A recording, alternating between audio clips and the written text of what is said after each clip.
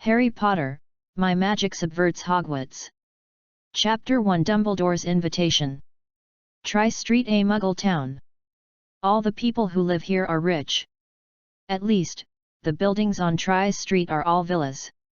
The houses are big and beautiful, and there is a very nice garden. In the dark night, a figure quickly passed through the air. Under the moonlight, it came from far to near, and then flew into the second-floor window of a villa. It was a crow. Interestingly, the crow then turned into a human. This is a boy who looks like an 18-year-old. His blue eyes are like the water of the Aegean Sea, dark blue and deep. His golden hair is not delicately groomed. Some are curled, and some are lazily hanging down, covering half of his handsome face. However, with the purple robe, the height of 1.75 meters, and the aristocratic temperament, Kate Lear has become the benchmark of Tri-Street. Kate Lear took off the robe on his body, revealing a European-style black and white suit. He snapped his fingers, and saw that the lights in the whole villa were all lit up. Then he came to the stove, and Catral pointed it at the stove. A stream of magic emerged, and the firewood in the stove began to burn. N. There was a gentle knocking sound on the glass of the window. Catral took a look, moved his fingers slightly, the window was opened, an owl flew in, and a letter floated into Catral's hands. Dear Catral, receive it. Catral looked at the handwriting of these words, smiled, and said, Dumbledore, this old guy, is he still unwilling to give up? Catral, whose original name was Sunning, was a complete time traveler. When he came to this world, he activated the Golden Finger, and inherited all the magic inheritance of the Magic Master of the other world, becoming a Magic Master. So, whether it was magic, potions, or even magic equipment, he could do everything. Yes, after he came to this world, he was invincible. Just 3 years ago, he had the honor to meet Dumbledore in a special place. It was also at this time that Dumbledore discovered his strength and was even shocked by his creation. He has been trying to invite him to join Hogwarts and become a teacher at Hogwarts. Dear Catral, as an old friend, I still solemnly invite you to join Hogwarts and become a great teacher of this school. I can give you enough rights as long as you are willing to show your talent and bring new magic to the magical world. Your old friend, Dumbledore. Catral looked at the contents of the letter, smiled, and then glanced at the owl that did not leave, and smiled, Little guy, are you waiting for my letter? The owl nodded and looked at Catral with a look of expectation. Catral smiled and waved his hand. A subtle magic emerged, and a pen floated up on the table next to him, and then quickly wrote on a piece of paper. In just a moment, the paper was folded up and put into an envelope. A red flame flickered on the envelope, but it did not damage the paper at all. The small envelope was sealed and then floated towards the owl. However, the owl took the envelope but still did not leave. Seeing this, Kate Lear smiled and said, You little guy, you don't want to see the rabbit before you release the eagle. Well, I'll reward you. A box was opened, and a thumb-sized bottle flew out of it, filled with blue liquid. The bottle stopper was opened under the cover of magic, and the liquid inside floated out. Seeing this, the owl quickly spread its wings and flew over as if it saw its favorite food. In 2 or 3 bites, it swallowed all the liquid. This is a bottle of magic potion, and it is a very high-quality magic potion. Ever since he did an experiment with this owl and let it drink the magic potion at some point, the owl liked it. At the same time, the owl also has magic in its body. An owl with magic, not transformed by a wizard, is very interesting and has never been seen before. Dumbledore is full of interest in this owl, and exclaims repeatedly that it is very magical. At least this owl looks smaller, but it is very fast and very powerful. Its claws and mouth can bring bad luck to people if you are not careful. The owl left, and Catral was reading quietly in the study. These books record all kinds of magic and taboo magic in the magic world, as well as various things about the magic world. Hogwarts. Dumbledore looked at the owl flying back and smiled. Haha, cute Caesar, you are finally back, let me see if you can bring me good news. Caesar is the name of the owl, which was named by Citral. It should have been loyal to Dumbledore, but since it benefited from Citral, it immediately turned loyal to Citral. Dumbledore was only a little sad for a while, and then he didn't care. Dumbledore caught the letter that flew in, took out the letter inside, and looked at the words on the envelope, and laughed. Oh, my God, I begged for 3 years, and Kate is finally willing to become a teacher at Hogwarts. Let me see, with a wizard as powerful as Kate, which college should I arrange him to? Kate is so powerful that it's unbelievable. That magical magic is very aggressive and destructive. Maybe Slytherin will be very suitable for him. But Harry is going to school too, and his personality will be assigned to Gryffindor. Well, maybe I can let everyone take Kate's class. Of course, it must be voluntary. This is a brand new magic. But I believe everyone will like it. Oh, poor who? Oh, it's Professor Quirrell, you have a competitor. The owl standing on a bookshelf looked at the excited Dumbledore with disdain and even a little irritation in his eyes. This old guy is too nagging. Finally, when the owl was getting impatient, Dumbledore gave it a letter. The owl couldn't wait to leave. After returning to Tries Street, the owl gave the envelope to Citral, and then stayed quietly in a corner, watching Citral quietly reading, looking at his handsome and aristocratic appearance. Sure enough, Citral's place is more comfortable and quiet. Dumbledore is still too naughty, like an old child who never grows up. Chapter 2: The Leaky Cauldron. Harry, that is a magical world, at least your parents think so. From now on, you will become a wizard. Of course, before becoming a formal wizard, you still need to prepare some things. All students who come to school must prepare equipment. For example, a standard number 2 Greek cauldron. If you like, you can also bring an owl. It can deliver letters for you and is very loyal.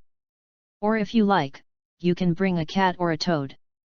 If you have to choose between the two, I suggest you choose a cat. At least, a cat is cuter than a toad. But I don't like cats. I'm allergic to them. On the busy street, 2 figures, one big and one small, walked among the crowd. The small guy, wearing glasses, looked cute and handsome. His name was Harry Potter. And the big guy with a scruffy beard was named Rubeus Hagrid. He wore a thick coat and looked like a homeless man on the streets of England. Hagrid found Harry and took him away from his uncle's house. Along the way, Hagrid talked a lot with Harry.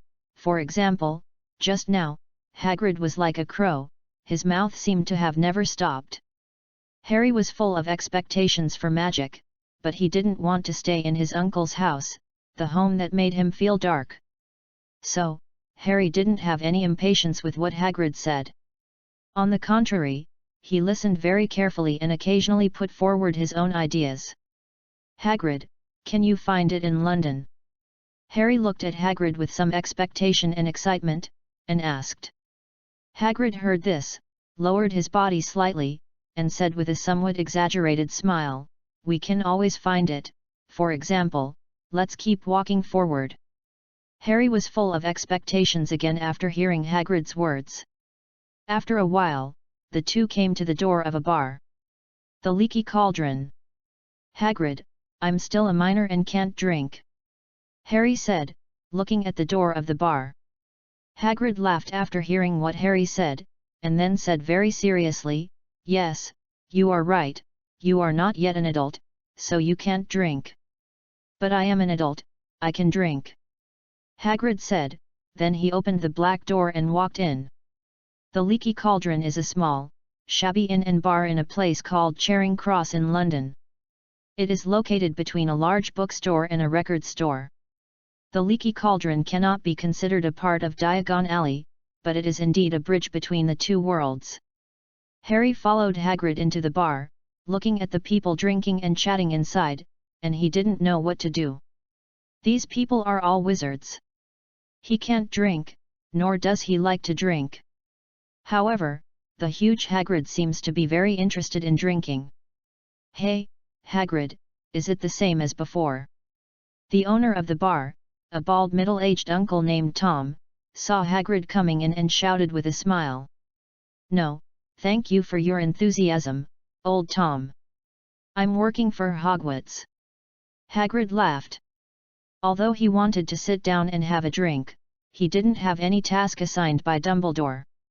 So, Hagrid looked at Harry, who was a little silly and didn't know what to do, and said with a smile, "This is Harry. I still need to buy some school supplies for him." Hagrid's voice sounded, and the whole bar fell into a brief silence. "Oh my God, he is Harry Potter!" The bar owner Tom was the first to react and was shocked. Then, others also looked at Harry Potter and whispered. Some people were very welcoming to Harry Potter, so they stretched out their hands to Harry, held them tightly together, and said welcome back. Some people were even excited to see Harry Potter. Harry Potter was even more confused at this time. What does welcome back mean? Why so enthusiastic? Do we know each other? At this time, the door of the leaky cauldron was opened. A figure also walked in and immediately attracted everyone's attention. Oh, my God, what a handsome and aristocratic gentleman this is! The woman who couldn't believe that she could see Harry Potter in the bar showed a crazy look on her face after seeing the boy coming in, and walked quickly. Came to the boy and said with a smile, "Hello, my name is Cordoli." Kate Lale looked at the woman in front of him, took off the purple tall hat on his head, buckled it on his chest, bowed his head slightly, maintained the etiquette of the nobility, and said with a smile, "Hello, Mrs. Cordoli." Cordoli listened to Catral's magnetic voice and looked at the handsome face that took off the hat at this time. For a moment, she was like a girl who was infatuated with her, holding her cheeks and falling to the side intoxicated. Kate Lale smiled, then nodded to everyone in the bar, and then put on the hat. Harry Potter looked at Catral and envied her handsome and mature face, as well as the aristocratic dress and behavior. This is simply the standard of a male god. Kate Lale walked towards Harry, stretched out his hand, and smiled, "The symbol of lightning, the boy who survived a disaster. You should be Harry Potter. Hello, my name is Catral." Harry Potter did not expect Catral to find him and call out his name. Although a little surprised, Harry was not panicked. Instead, he stretched out his hand and smiled cutely. "Hello, Mr. Catterall. Nice to meet you, you are brave and smart." Catterall said with a smile. "Thank you, you are very handsome and will become my idol." Harry Potter responded with a smile. For Catterall, especially when facing that spring breeze-like smile, the whole person also relaxed, and the mood inexplicably improved a lot. Hagrid looked at Catterall, thinking, always feeling that he had heard of this name. "Harry Potter, I am very happy to see you."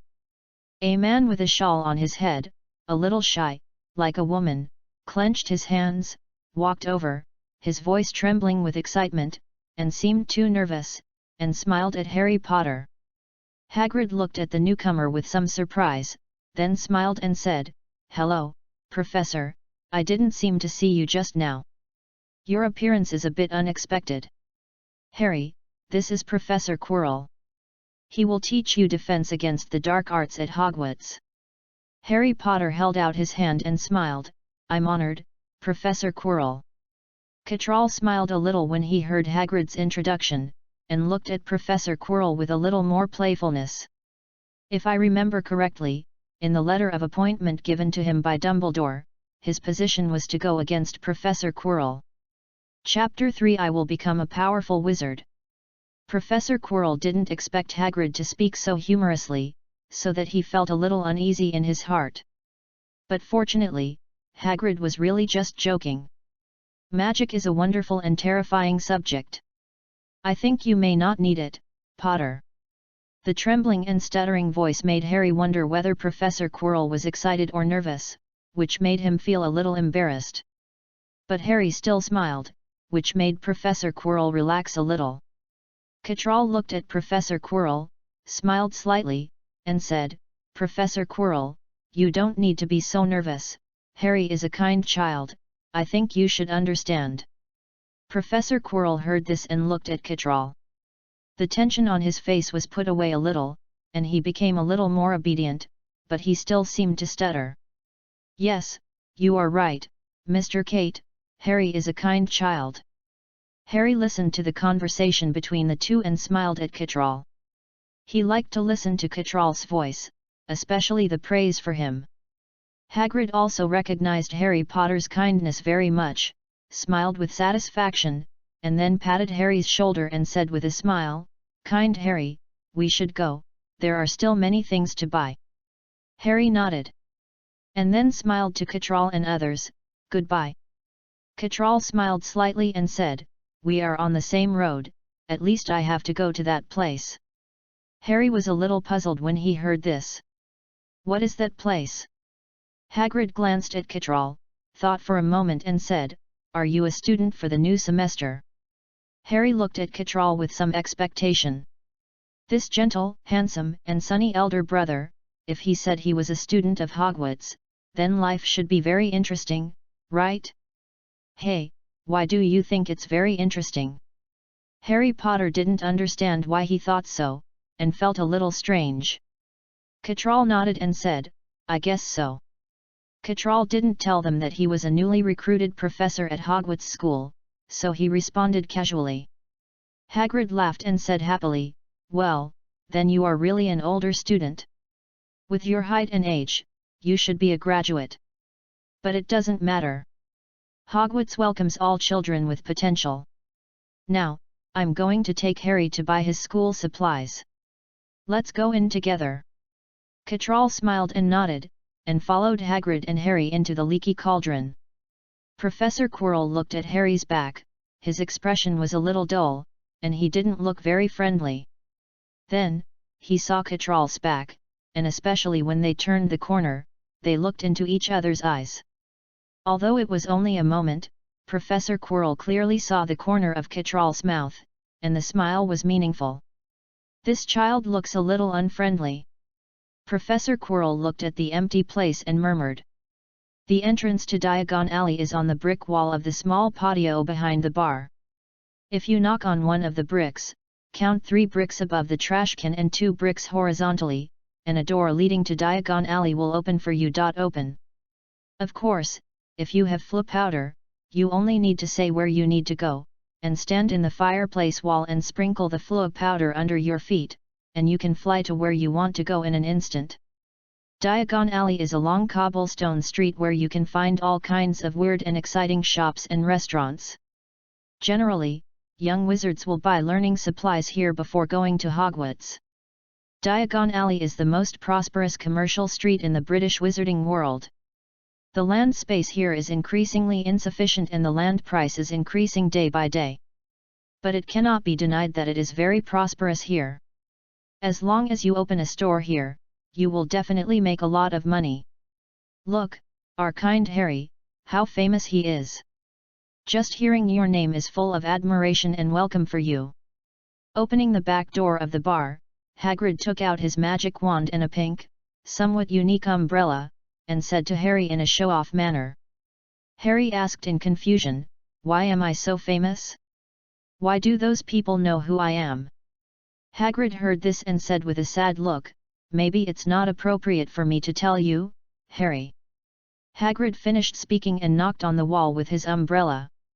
Cattrall walked in behind Harry and said with a smile, "Because you have a pair of parents who love you, especially your mother. In addition, you are also a lucky boy. Of course, they know you more from that title." Harry heard Cattrall's words and found that they were related to his parents, and was curious about what the title was, so he asked, "Mr. Kate, do you know the reason?" Hagrid, who opened the door, frowned when he heard Cattrall's words, and didn't want Cattrall to continue. But he didn't have time to stop it because Cattrall said it. "Yes, the most important reason why you are so famous is that you are the boy who survived Voldemort's killing curse, and you were just a baby at that time, so you are called the boy who survived." You are a miracle. Cattrall said to Harry with a smile. Voldemort. Harry's face was a little pale, and he trembled a little when he said these 3 words. He knew very well what the 3 words Voldemort meant to him, and he was afraid because of it. Hagrid looked at Harry at this time. Although he was a little dissatisfied with Cattrall, he still comforted Harry and said, "Harry, don't be too nervous. Although he is scary, he has been killed. Of course, you need to become stronger, so that those who know you will no longer pay attention to your identity, but your strength." Cattrall smiled slightly and said, "Mr. Hagrid is right, so, Harry, I look forward to the day when you become stronger. In a sense, you are still a savior. I hope your life in Hogwarts will not be very leisurely." Harry was comforted by Hagrid and Cattrall, and soon he calmed down. At the same time, he said to Cattrall seriously, "Hagrid, Kate, I will work hard to become stronger and become a powerful wizard." Hagrid listened to Harry's words and smiled with satisfaction. Hagrid, who laughed loudly, was a little heroic and very interesting. This made Harry laugh too. Cattrall smiled gently, without losing his grace and courtesy, and his aristocratic temperament was also fully demonstrated in him. "Well, welcome to Diagon Alley, Harry." Hagrid knocked the bricks accurately, and the gate of Diagon Alley appeared in front of Harry Potter. Cattrall smiled at Harry and said, "I need to go to Gringotts, how about you?" "We too, Kate." Harry heard this and smiled happily. "That's really fate," Cattrall said with a smile on her lips. Chapter 4 I don't think I will accept the hot kiss of a fire dragon. Diagon Alley is prosperous and bustling, full of the style of the old times, which is very different from the modern urban style, which makes Harry full of curiosity and interest. There are already many young wizards who are about to enter school here, accompanied by their families, and began to prepare their own school supplies. This gave Harry, who always felt that he had no friends, hope. Is this Diagon Alley? It's a little beyond my imagination, but it looks interesting. Hey, Hagrid, is this the cauldron I need to buy? Walking into Diagon Alley, Harry immediately found the closest Patchy's cauldron shop to the Leaky Cauldron. Looking at the cauldron at the door, he smiled and asked Hagrid. Hagrid laughed and said, "Yes, this is the cauldron you need to use when you make potions. But before that, we need to go to Gringotts, which is the second safest place in the world after Hogwarts. We need to go there to collect some galleons to buy supplies here. The money in the modern world cannot be used here, Harry." "What is a galleon?" Harry asked curiously. "Galleons are gold coins in the magic world. Merchants like this kind of golden things very much," Cattrall said with a smile. "After galleons, there are sickles, and finally nuts. Sickles are silver coins, and 1 galleon can be exchanged for 17 sickles. Nuts are copper coins, and 1 sickle can be exchanged for 29 nuts. Believe me, your parents left you a fortune. Very rich assets, enough for you to squander." Hagrid heard what Cattrall said, looked at Cattrall deeply again, and said unkindly, "Mr. Kate, excuse me, how do you know that Harry has a lot of assets?" Cattrall looked at Hagrid and smiled, "Mr. Hagrid, believe me, I have no ill will towards Harry. Although Hagrid is a rude man and a giant of 3 meters and 5, he is very careful. He still maintains a little vigilance against Cattrall, and at the same time, he is thinking about Cattrall's name in his mind, and always feels that he has heard of it somewhere. I believe Mr. Kate." Harry looked at Cattrall and smiled. Cattrall smiled and said, "Thank you for your trust, Harry." The bustle of Diagon Alley and some strange things made Harry's eyes light up and full of interest. Various kinds of owls, wizard hats, and Nimbus 2000 aircraft, etc. Gringotts. It is also the only magic bank in the wizarding world. As Hagrid said, it is the second safest place besides Hogwarts, so wizards are willing to deposit their gold and silver treasures in Gringotts. Gringotts is run by a group of goblins, and these goblins stipulate that only they can lead the way in the minecart that rotates underground to reach the vault, and only goblins can open the vault to take out the deposited property. They always have their own way to prevent intruders, and have their own rules to restrain each other to prevent their companions from leaking bank secrets. Welcome. At the gate of Gringotts, 3 goblin guards in scarlet and gold-studded uniforms stood on each side, bowing. They looked short, but there was a price to pay for underestimating these goblin guards. After passing through the second door, Harry had some special ideas about the bank. He also saw the words on the door and couldn't help reading them. "Come in, stranger, but be careful, what will happen if you are greedy, and you will be punished most severely if you just ask for it without working. Therefore, if you want to take away a fortune that never belonged to you from our underground vault, thief, you have been warned, be careful that you will not get treasure, but bad retribution." Catral stood beside Harry, listening quietly until Harry finished reading, and then smiled and said, "This is a warning from the elves of the magic bank to anyone who has unfriendly thoughts. It is said that there is a fire dragon living in the magic bank. He is very powerful. At least, he only needs a flame to easily burn you into dust that blows away with the wind." Harry's eyes sparkled when he heard what Catral said, and he was shocked and said, "Wow, so cool. I don't think I would accept a dragon's passionate kiss." Catlia raised her eyebrows when she heard what Harry said. "Passionate kiss? Harry, is this something you should say?" Hagrid turned around and walked over after hearing what Harry said, touched Harry's head, and said, "Harry, you are still a minor, you don't need those ideas, even if you are an adult, you can't accept a dragon's passionate kiss, it's very deadly. Unless you have more powerful magic than Dumbledore." Harry was a little embarrassed. He knew that what he said was misinterpreted by Hagrid and Harry. In the spacious marble hall, there were hundreds of goblins, dressed in the same way, sitting behind the long counter, registering carefully and seriously. They were very busy. Some were weighing coins with scales, some were testing gems with eyepieces, and some were checking certain information and stamping it roughly. Harry looked at these goblins and said in surprise, "Hagrid, there are a lot of elves here, but they are very busy." "Yes, they are elves, and they are also very smart, but they are not very friendly, especially when they are busy. So, you'd better follow me closely and don't disturb them." Harry nodded, followed Hagrid, and came to an elf. It was an elf with glasses, a long nose, and long big ears. Hagrid reminded Harry that they seemed really unfriendly. "Good morning, we need to collect some money from Mr. Harry Potter's safe, Mr. Elf." Hagrid smiled at the elf. The elf looked at Harry Potter and said, "So, Mr. Harry Potter, did you bring your key?" Although Harry had seen the elf before, the elf's face when he looked down at him, the tone of his voice, and the blood-red teeth when he spoke made Harry panic.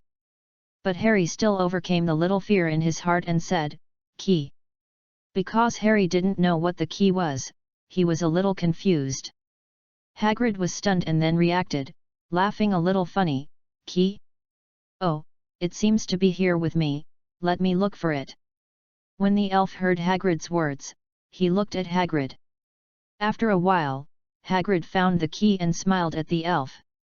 "It's so light that I ignored its weight and couldn't feel its existence. In addition, it's too small, and my big hands can't hold it." After a pause, Hagrid took out an envelope from his coat and handed it to the elf, saying to the goblin in a somewhat mysterious tone, "This is something Dumbledore needs my help with. It's about that thing in the underground vault No. 713. Chapter 5 Hagrid's Motion Sickness and Harry's Sudden Wealth.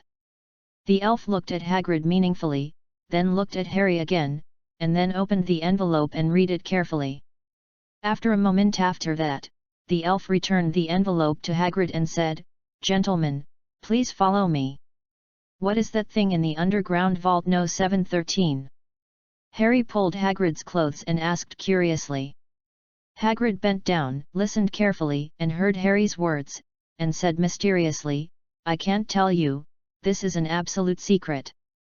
It's about Hogwarts. Dumbledore trusts me very much. This is my job. Do you understand? Harry heard it, oh, and didn't ask any more. The elf took Harry and Hagrid into a door and disappeared in it. Not far away, Catral, who was communicating with the elf, glanced in the direction of Harry and Hagrid, smiled, and said, "Rich child, I hope you won't suffer complaints from the Dursleys again. Stand up bravely and hit their heads with heavy galleons." "Mr. Kate, what are you talking about?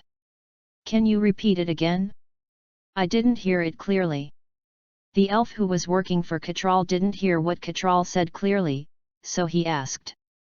Catral heard this and smiled, "It's okay, Mr. Elf." "Okay."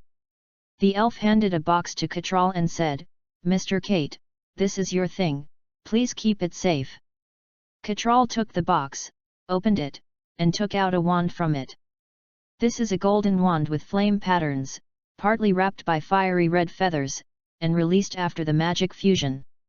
"Oh, my god, this is a very high-level wand. If I'm not mistaken, this is a wand made of dragon bones and phoenix feathers. It's amazing." After Catral took out the wand without concealing it, the elf next to him was stunned and couldn't help but exclaimed.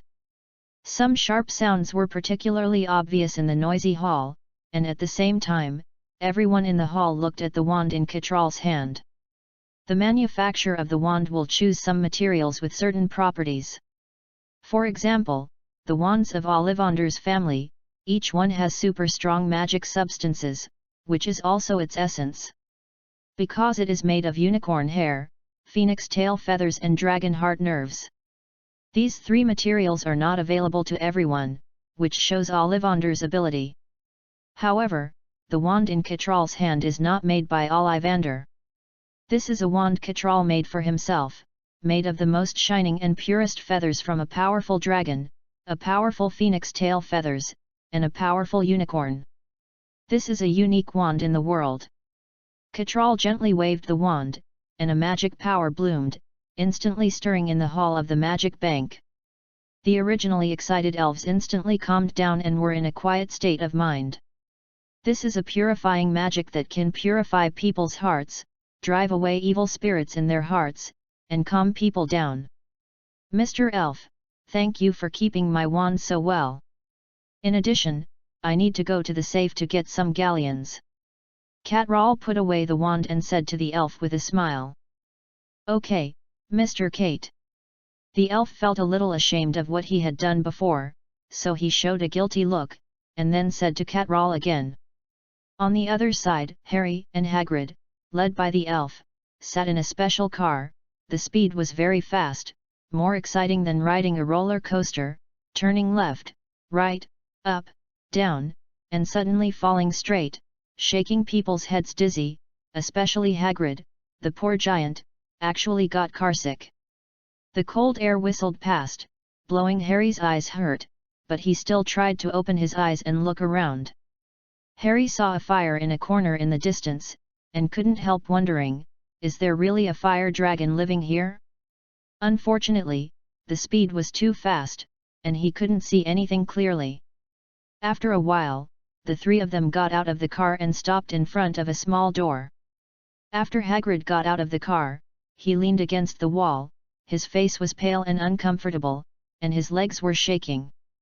Harry looked at Hagrid, smiled, and then asked, "Hagrid, are you okay?" "No, I'm very good." Hagrid resisted the urge to vomit and immediately said calmly. Harry smiled and said nothing.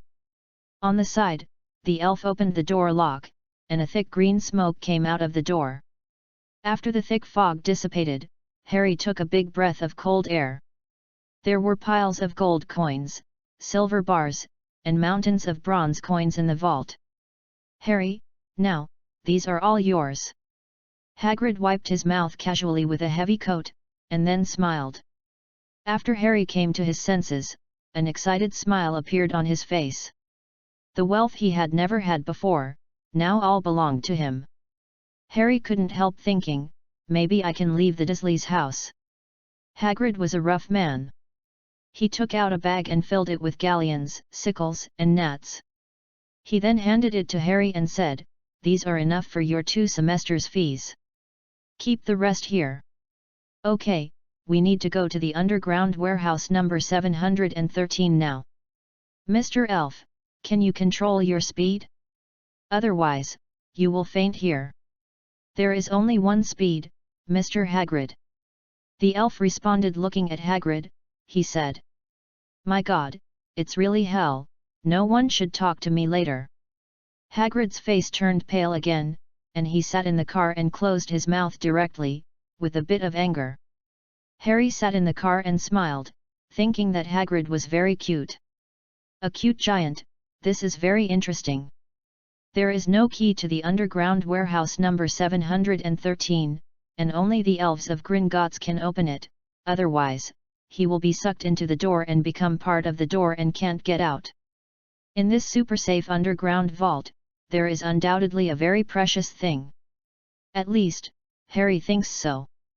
However, what surprised Harry a little was that there were no glittering jewelry and gold coins inside, and even no magical and strange things. It was just a brown, dirty little bag. After Hagrid went in and got it, he hid it in his loose clothes, which seemed a bit careful and solemn. Harry wanted to ask what it was. But Harry also understood that Hagrid would not tell him. He was the person Dumbledore trusted the most. Chapter 6. Do I have a chance to become your student? Ugh! This elf cart in Gringotts is so abominable. How can you drive it at will, and drive it so fast? It's more crazy and exciting than a roller coaster. It's too uncomfortable. I need to find the leaky cauldron to have a drink to refresh myself. Hagrid's face was very pale and he looked very weak, which was completely inconsistent with his huge physique. So, Hagrid, who was in urgent need of a glass of wine to refresh himself, just said a word and left. Harry took the enrollment list, picked up the purse, and walked into Madame Malkin's robe shop, feeling a little nervous. Madame Malkin was a short and fat witch, wearing a purple robe, smiling. She gave people a very friendly feeling. However, at this time, Madame Malkin's eyes were not on the new customers. "Oh, my God, Mr. Kate, I have to say, this robe looks so handsome on you. It's just tailor-made for you. You are the most handsome, young, and aristocratic teacher I have ever seen since my clothing store opened." Madame Malkin looked at Kate Lear, who was wearing a silver-white aristocratic suit with gold edges and full of sunshine, and praised excitedly. Kate Lear looked at herself in the mirror and smiled, "Thank you for your praise, Madame Malkin. Of course, your craftsmanship is also very good. This suit is very suitable. There is also this black suit. Please pack it for me." Madame Malkin smiled and said, "No problem, it's a great honor to serve you." "Harry, are you here to buy clothes?" Kate Lear smiled at Harry standing at the door. Harry heard this and smiled, "Yes, Mr. Kate. Well, I just heard from Madame Malkin that you are a teacher. Where is the teacher?" Harry was a little expectant and curious. The other party didn't look very old, but the other party was actually a teacher, which was a bit beyond Harry's expectation. "Hogwarts," Cattrall said with a smile. "Wow, great, so I have a chance to become your student?" Harry was very surprised, and then said with some expectation. Cattrall smiled and said, "Maybe. There are 4 colleges in Hogwarts, you should know this. But I don't know which college you will be assigned to." At this point, Cattrall smiled meaningfully, looked at Harry Potter, and said with a smile, "However, based on my understanding of Harry, you should go to Gryffindor." "Why?" Harry asked with some confusion. "Because you are brave, smart, chivalrous, and love adventure." Cattrall smiled. "Thank you." Harry showed a little shyness on his face, adjusted his glasses, and was a little happy. "Madame Malkin, this is my friend Harry Potter, he needs 3 sets of Hogwarts school uniforms, please help him prepare them." Cattrall smiled at Madame Malkin who was packing on the side. Madame Malkin heard this and looked at Harry Potter, a little surprised and shocked, and said, "So it's that, Harry, it's really an honor to see you in person. The matter of clothes is very simple, leave it to me." Madame Malkin's enthusiasm made Harry a little unnatural, but under Madame Malkin's sharp eyes, he still selected 3 sets of clothes suitable for Harry. Then, under Madame Malkin's warm greeting, he left the robe shop. "Harry, is there anything you haven't prepared yet? Maybe I can take you to prepare?" Cattrall asked with a smile. Harry heard this and smiled happily. "Really? That's great. I need to see if there is anything I haven't prepared." With Cattrall by his side, Harry felt very relaxed, and at the same time, he had an incredible sense of trust in Cattrall. Harry looked at the long list of school supplies and said, "There are so many. It seems I need to trouble Mr. Kate." The textbooks are Elementary Standard Spells, History of Magic, Magic Theory, Beginner's Guide to Transfiguration, 1000 Magical Herbs, Magic Pharmacy and Potion, Dark Arts, A Guide to Self-Defense. Equipment, a wand, a crucible, a set of glass and crystal vials, a telescope, a brass scale, and an owl, or a cat or a toad. Cattrall took Harry to visit each house, and soon, Harry was carrying a lot of things. Seeing this, Cattrall bought a suitcase in a store and said to Harry, "Put all your things in the suitcase, Harry." Harry looked at the little small suitcase could barely hold 3 sets of clothes, so he said, "Mr. Cattrall, this suitcase is too small. Let's change to a bigger one." Cattrall smiled and said, "It doesn't matter. Believe me, this suitcase can hold all your things." After that, Cattrall cast a magic on the suitcase, and then Cattrall used the magic wand to wave around Harry's books, equipment and clothes, and saw that all these things were put into the suitcase. "Wow, what kind of magic is this? How did you do it?" Harry, who didn't know magic yet, was full of curiosity and excitement about the magic cast by Cattrall. After his things were put into the suitcase, they shrank 10 times, and then they were very mini and neatly placed in a corner of the suitcase. "This is a size telescopic spell, a more advanced spell. If you want to learn it, you can come to me." Cattrall smiled slightly. "Now, lift it up and take a look." Cattrall gestured. Harry Potter heard the words and lifted the suitcase, and then he was surprised to find that the suitcase was very light. "How did you do that?" Harry asked in surprise. "Because I cast a levitation spell on the suitcase. When you pick it up, it will be very easy. This magic is attached to the suitcase permanently unless someone removes it." Cattrall smiled. Harry saw the magic of magic again, and happily carried the suitcase and spun around, saying, "So cool." Then Harry said with great anticipation, "Mr. Kate, I want to learn magic from you." Cattrall chuckled, "I hope so. I wonder how that old guy Dumbledore will arrange my work." Hagrid squeezed through the crowd and walked over. He still smelled of alcohol and smiled, "Hey, you are here."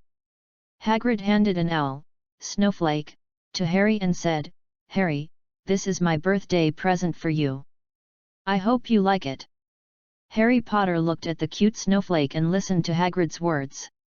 He was very moved and smiled, "Hagrid, thank you, this is the best gift I have ever received. Harry Potter's birthdays are very dull every year. The Dursleys will not prepare any birthday gifts or parties for him. So, this is also the first gift Harry received. Let me see, you have prepared all kinds of information. Well, there is still one thing missing. Now, you have one more very important thing to do, that is to buy a wand that suits you. Only a wand that suits you can bring your power to its fullest." Hagrid looked through Harry's suitcase and smiled happily. Harry heard this and thought that he could have his own wand and release magic, so he smiled excitedly, "Great, I will have my own wand." Chapter 7 Joining Hogwarts. Hagrid came back, and Cattrall was not with Harry, because, next, Harry still had his own journey and got his own wand. His acquaintance with Harry was enough. He was looking forward to the future development of the chosen son of this magical world. After leaving Diagon Alley, Cattrall returned home. He was about to leave this home and go to Hogwarts, so he needed to clean up here. At least, for a long time, he didn't want anyone to break into his home. Cattrall picked up a briefcase and took out a puppet from it. As Cattrall took it out, the puppet kept growing bigger and finally reached a height of 1.8 meters. The puppet was wearing a suit, a bow tie, and a mustache, and looked very smart. Cattrall took out his own magic wand and said to the puppet, "Give you a soul, be loyal to me, and perform the divine descent." A ray of light flashed out from Cattrall's magic wand and fell on the puppet. The next moment, the puppet came to life. He was no longer a puppet, but a body with flesh, blood, and soul. The puppet moved his body, and then saw Catlear, and said to Catlear very gentlemanly, "Master." Catlear looked at the person in front of him and smiled slightly. "From now on, your name is Kate Weiss, and you are my housekeeper. When I am not at home, you will take care of my home. You can read all the books in the house, but you can't go into the basement, understand?" Kate Weiss heard this and said to Catlear very gentlemanly, "Thank you very much for the master's gift." Weiss will try his best to do the duties of a housekeeper. Catlear nodded and smiled. "Okay, now you can do what you should do. I will leave here for a while in a few days." "Yes, master." Kate Weiss smiled slightly, then turned and left, quickly entered the role, and began to take care of the house. Catlear returned to his room with satisfaction. Although he often used magic to take care of the house, it was also relatively clean and tidy, but when he was not at home, if no one took care of it, it would be very dirty. Besides, this family needs a little popularity. At least it might be better if the housekeeper is here. God's Descent, this is a magic that Cattrall has inherited from magic. It is a very advanced, forbidden light magic. This is a forbidden magic that can be barely cast by the Grand Mage and easily cast by the Saint Mage. In the next few days, Cattrall stayed at home for a few days and then left Hogwarts. Using the Flow powder, Cattrall easily came to Hogwarts and appeared in Dumbledore's room. At this time, in addition to Dumbledore, there was also Vice Principal Minerva McGonagall in the room, and they seemed to be talking about something. Cattrall's sudden appearance surprised Vice Principal McGonagall, and then she looked at Dumbledore. Cattrall could appear in the office. Obviously, Cattrall had been there and was familiar with Dumbledore. Dumbledore saw Cattrall coming out of the chimney, smiled, stood up and said, "Kate, you are finally here. I am very happy that you can accept my invitation." After shaking hands with Dumbledore, Cattrall smiled and said, "I just think that my magic needs someone to carry it forward. Although its destructive power is very strong, I think this is the beginning of subverting the magic world." Dumbledore listened and laughed, saying, "The magic world is still very dangerous and very dark. I think he needs a new power to calm the magic world in the turmoil. Hogwarts is a very good stage. In addition, I can use my personality and my honor to assure you that those messy guys will not interfere with your teaching." Cattrall looked at the serious Dumbledore, smiled slightly, and said, "Albus, I hope you can understand that my magic will be targeted by those guys in the Ministry of Magic. Hogwarts will become a powerful school in the future." Dumbledore heard this and helped. He adjusted his glasses, smiled, and said, "There are too many Death Eaters. They are secretly planning a war. Hogwarts may be affected. The children have strong self-protection ability, which can prevent Hogwarts from encountering a greater crisis." Cattrall smiled at Dumbledore, thought for a moment, and smiled, "Albus, in my eyes, you have always been a wise and great white wizard. You can always find something worth cherishing in others, no matter how miserable and insignificant that person looks on the surface. In addition, you always prepared for a rainy day. I believe in your vision and wisdom. I am very honored to be a teacher at Hogwarts, but I am very curious about what position I will hold in Hogwarts now." Minerva McGonagall, deputy headmaster, was puzzled when she heard the conversation between Citral and Dumbledore, and then she was a little surprised, but still said, "I am sorry to interrupt your conversation, but, Albus, shouldn't you introduce who the boy in front of you is?" Minerva McGonagall looked at the happy Dumbledore, full of curiosity. "Is this young man the one?" Dumbledore laughed when he heard this, which was completely different from his usual calm style. "Professor McGonagall, my name is Citral. It is an honor to meet you. I often pay attention to the papers you published on Animagus. It is said that you have also written a book. I hope to have a chance to read it." Citral glanced at Dumbledore and took the initiative to introduce herself to Professor McGonagall. Professor McGonagall heard what Citral said and learned that Citral was still her fan. She immediately smiled and confirmed Citral's identity.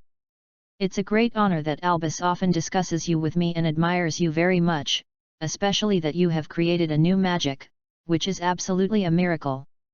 If possible, I hope to become your student and learn this new magic. In addition, you are also welcome to join Hogwarts." Citral smiled and shook hands with Professor McGonagall, and then said, "We learn from each other.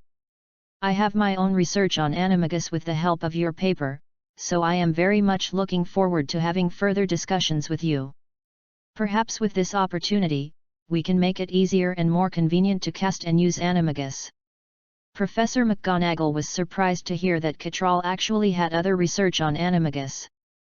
Time became interested, and said, "Professor Kate, if possible, I hope to discuss Animagus now." Dumbledore saw this scene, laughed, and then interrupted the conversation between the two, saying, "Hey, Professor McGonagall, Citral is new here, we need to give Citral a welcome party. Now, the new students are about to arrive, and you should have your own work." Professor McGonagall heard this and said with some regret, "Albus, you are undermining my enthusiasm, you should give this job to someone else to host." Dumbledore ignored Professor McGonagall, took Citral and left the office and said, "We need to go to the hall now to hold a welcome ceremony for the new children and Citral." Chapter 8 Sorting Ceremony. Are you Harry Potter? It seems that the rumors are true. I think we should get to know each other. My name is Draco Malfoy, and these two are Goyle and Crabbe. After getting off the boat, Malfoy brought Goyle and Crabbe to Harry Potter and smiled condescendingly. Harry Potter looked at Malfoy in front of him, smiled slightly, and said, "Harry Potter." Harry Potter's response made Malfoy feel good, so he looked at Ron and Hermione beside Harry and smiled, "Harry, you should understand that our wizard family is superior to some wizards, and not just a little bit. Although you are a beautiful girl, but a muggle is a muggle. No matter how beautiful you are just a vase. Even if you become a wizard, you are just a wizard with no strength. Look at him, red hair, old robes passed down from the family, this is the child of the Weasley family. Such people are very different from us. I hope you can stay away from them. This is a stain on us. Now, we are the same kind of people, we are friends." After saying that, Malfoy stretched out his hand to Harry Potter and gestured to Harry Potter. Hermione and Ron were very dissatisfied with Malfoy's words. However, they also knew what advantages and pride Malfoy had as a pure-blood family. Harry Potter was taken care of by Hermione and Ron along the way. At platform 9 3/4, Ron's family was very friendly to him and told him how to enter platform 9 3/4. Hermione, she repaired his glasses, and she was also very cute and knowledgeable. She knew a lot, although a little wordy. "They are my friends. On the contrary, your words disgusted me very much. You should apologize to them." Malfoy seemed to have heard a big joke, opened his hands, and showed an exaggerated and disdainful smile on his face. He shook his body, looked at Crabbe and Goyle, and laughed. "Listen. What funny joke did I hear? He actually wants me to apologize to them." At this point, Malfoy suddenly turned around, looked at Harry, and said seriously, "Harry, I can tell you very seriously that this is impossible. How can a gentleman from a pure-blood family bow his head to apologize to a Muggle, a Weasley? Harry faced Malfoy and said seriously, "You don't look like a gentleman at this moment." Harry didn't know the specific difference and status between purebloods and Muggles, but when it comes to gentlemen, Harry believes Kittrall, who is a true noble gentleman. Malfoy sneered, then glanced at Ron and Hermione, and left with Crabbe and Goyle. Because Hagrid was walking towards this side. He didn't want to provoke Hagrid, even though Hagrid was just a warehouse manager. But Hagrid was too big, they couldn't beat Hagrid, this was a children's game, adults shouldn't get involved. In front of the Great Hall, Professor McGonagall wearing emerald green robes, black hair, an exquisite dress, she walked slowly in front of the stairs, looking a little serious. This made the freshman who came from the corner of the stairs stop and quiet down after seeing Professor McGonagall. Because Professor McGonagall's expression was a little serious, making them feel that they were not easy to get along with. Harry, Hermione, and Ron stood together, looking at Professor McGonagall, and they all closed their mouths and dared not speak. However, Ron looked at Harry and teased him a few times, "This woman is so fierce, we will be miserable." Harry looked at Ron's eyes, reached out and touched his eyes to resist Professor McGonagall's eyes, and blinked at Ron, "Yes, he is very fierce, and we may be miserable if we fall into his hands." Hermione looked at Ron and Harry, her delicate little face full of disbelief, "You are such people." Hagrid saw Professor McGonagall, still with a cheerful smile on his face, and said, "First-year students, this is Professor McGonagall, a great master of transfiguration, and Professor McGonagall will teach you transfiguration." Harry and other freshmen applauded after hearing this. Facing such a serious teacher, I hope that the sound of applause can melt his smile and make us feel more relaxed. It seems that this effect is good. Professor McGonagall showed a little smile on her face, a little gentle, but still a little serious, because the smile only lasted for a second and then stopped. "Thank you, Hagrid, leave it to me next." Professor McGonagall still had a good impression of Hagrid, and he made a good start. "No problem, Professor McGonagall." Hagrid made a gesture of invitation and said with a smile on his face. Professor McGonagall nodded, turned around and opened the door behind her. The door was very large, very high, and even very heavy, but in front of a slender woman like Professor McGonagall, it was easily pushed open. Such a group of people like Harry who have not really come into contact with magic exclaimed. Of course, there are more children who are called Muggles, such as Draco Malfoy, a pure-blood family child whose parents are wizards. They treated the scene in front of them calmly, and looked disdainful at the excited Muggles. The interior of the hall was very wonderful and magnificent. There were already seniors from other grades sitting at a long table. Above the table, thousands of candles were floating in the air, illuminating the entire hall. What surprised Harry even more was the twinkling stars on the ceiling, as if the ceiling did not exist. The whole hall looked very sacred, especially under the gaze of everyone, which seemed a bit serious. Hermione saw Harry looking up at the ceiling and showing surprise, and whispered, "This place has been enchanted, so it looks as beautiful as the sky outside." Harry nodded to show that he understood. Because it is hard to believe that there is really a ceiling above, and it is also hard to believe that the hall is open air. "Welcome to Hogwarts." Professor McGonagall stood on the stage, and next to her was a black hat, which was placed alone on a high table. This is a pointed wizard hat, with patches on it, old and rotten, and it looks a little dirty. However, it is placed here, very obvious, and it seems a little out of tune with the magnificence of the auditorium at this time. Before the opening banquet begins, you must first determine which college you will be assigned to. This is a very important ceremony, and everyone must participate in it. Because, during your time at school, the college is your home in Hogwarts. You will go to class with other students in the college, live in the college dormitory together, and spend your spare time in the college library, garden, and Quidditch field together. There are 4 major colleges in Hogwarts, namely Gryffindor, Hufflepuff, Ravenclaw, and Slytherin. Each college has its own glorious history, and many powerful wizards have come out of it. I hope you will be as good as them and even better than them. Okay, now the sorting ceremony officially begins. I hope you will adjust yourself well when you accept the sorting. This may be related to which college you will be sorted into. Professor McGonagall said a lot, and a group of freshmen listened carefully. They didn't dare to speak casually at this time and disturb Professor McGonagall. Of course, it was mainly because there were other professors and the principal watching them here. They didn't breathe a sigh of relief until Professor McGonagall finished speaking. However, Harry's mood was very good after entering the hall and seeing Cattrall standing next to Dumbledore. Mr. Cattrall is really here, he didn't lie to me. Cattrall also saw Harry, and faced Harry's gaze. Cattrall smiled. Harry looked at Cattrall and clenched his hands. While he was excited, he was also curious about which college he would be sorted into and whether he would become Cattrall's student. Wow! A cry of surprise made the quiet and solemn auditorium suddenly become restless, and also made a group of children scream. They were scared. It turned out that behind them, more than 20 ghosts suddenly emerged from the walls, ceilings, and even the ground, and passed through their bodies.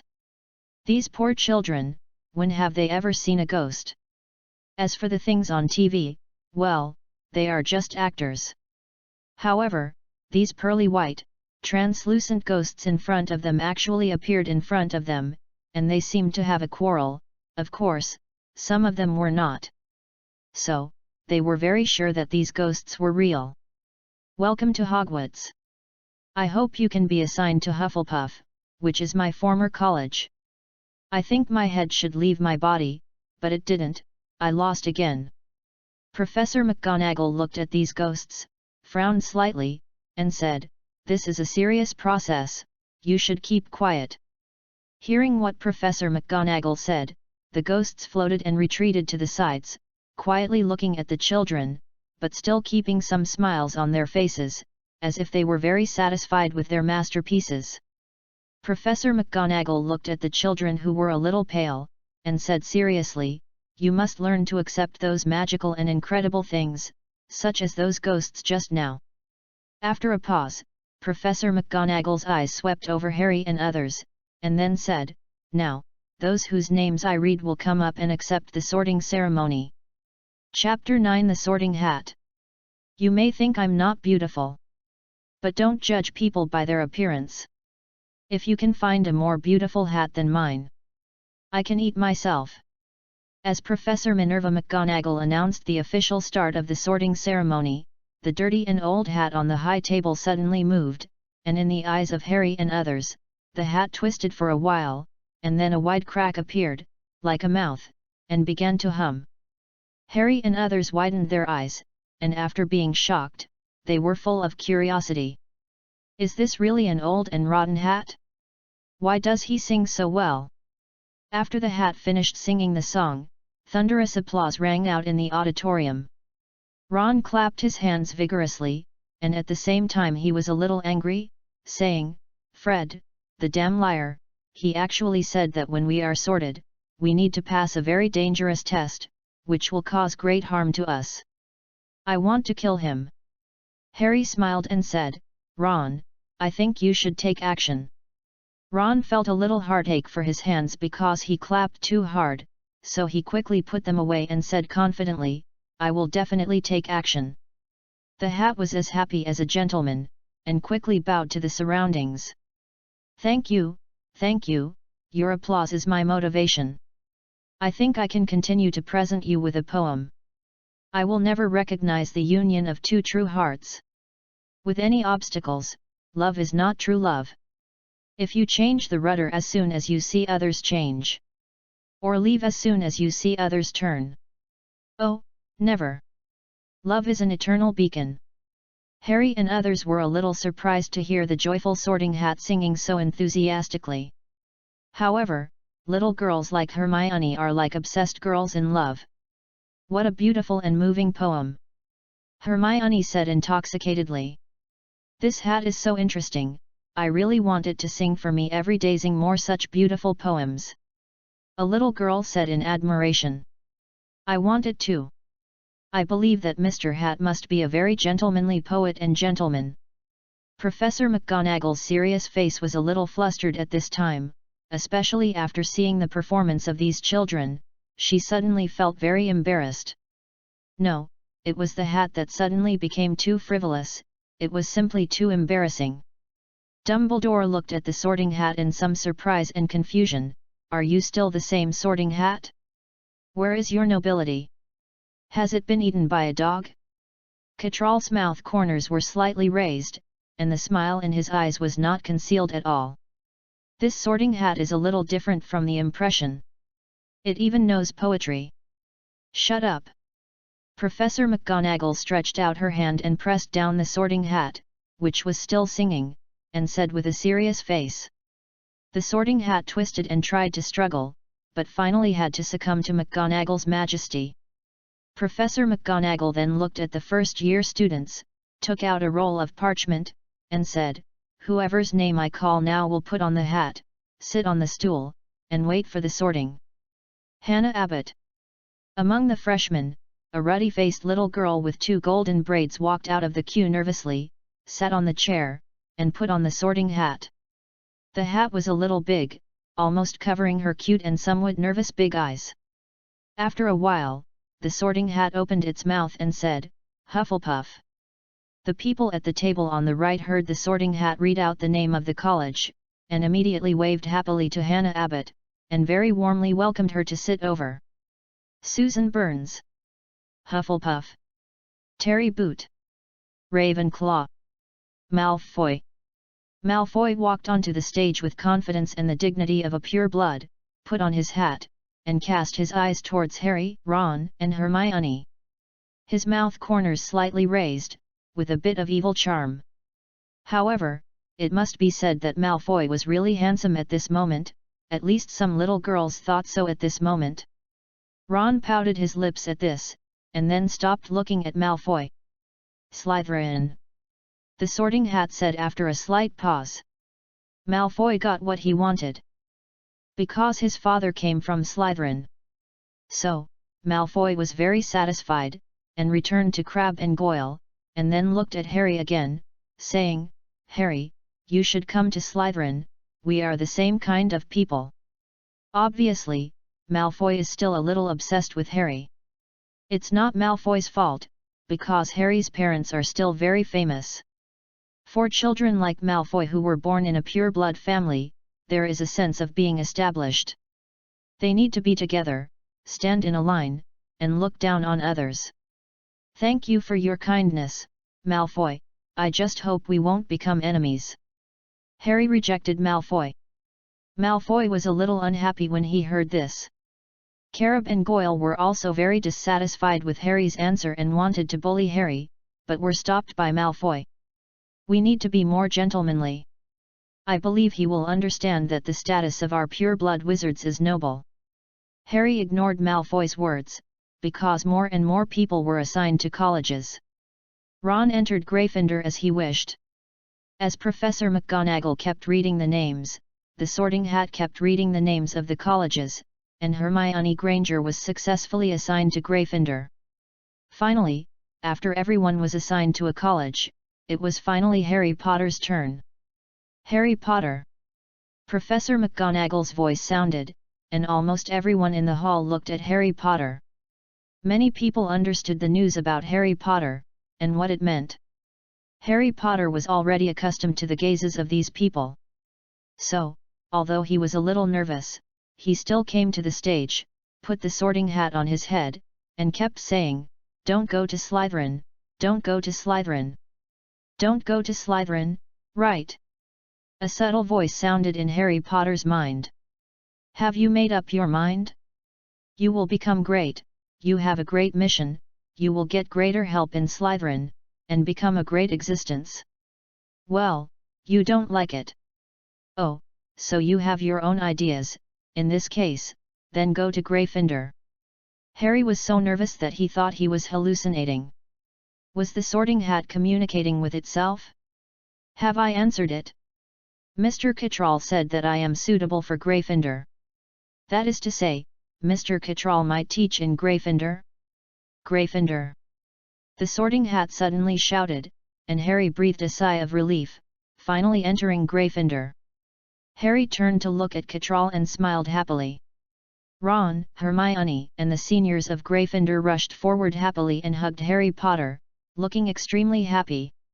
Dumbledore looked at the cheering children, stood up tremblingly, with a smile on his face, and smiled at everyone. Welcome everyone to Hogwarts and start a new school year. Before the banquet begins, I have something very serious to announce to everyone. Chapter 10 Elemental Magic. According to the procedure, after the new students were sorted into their houses, the Principal Dumbledore gave a simple welcome speech and then the banquet began. However, Dumbledore's words puzzled all the teachers and students. Some people who have noticed Catlet have already had an idea. This may be related to him. As the headmaster of Hogwarts, I must make due contributions to this school. Similarly, I must also provide due protection for the safety of teachers and students in this school. For example, to improve the means of survival of wizards, they need to be exposed to more magic. So, I solemnly announce. At this point, Dumbledore paused for a moment, looked at the professors around him and the students in front of him, and said, "Add a new magic class. This magic class is called Elemental Magic." Everyone was stunned when they heard Dumbledore's words, and then they were all extremely surprised and shocked. Since the establishment of Hogwarts, it has maintained 7 magic classes, namely potions, herbology, divination, charms, astronomy, defense against the dark arts, and protection of magical creatures. Dumbledore is going to break the old rules and add a new elemental magic, which is something they have never heard of.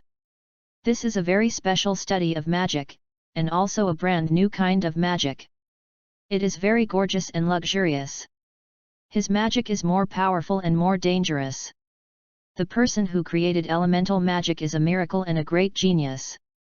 I have invited him for many years, and not long ago, he finally agreed to join Hogwarts and become a professor of elemental magic, and teach elemental magic to everyone. Now please welcome the creator of elemental magic, Cattrall.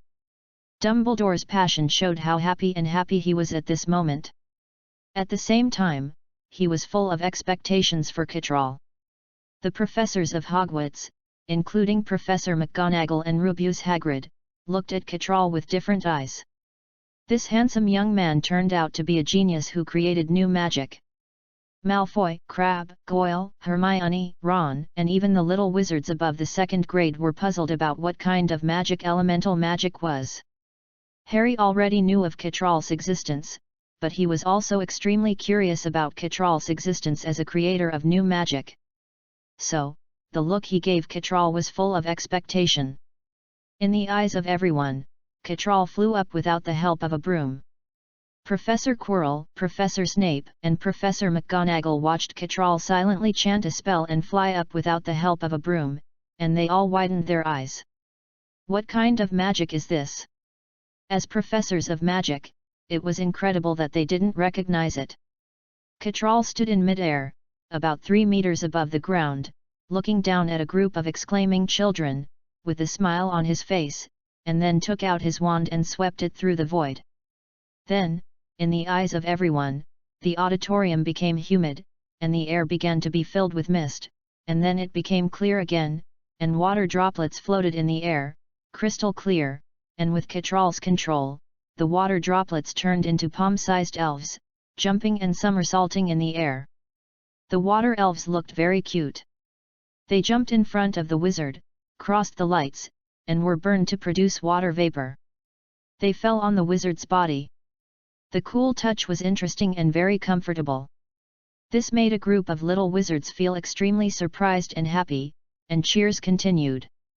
Cattrall waved his wand again, and the damp and somewhat cool auditorium became agitated. Fist-sized flames appeared in the void, and it felt like mushrooms struggling to break out of the ground.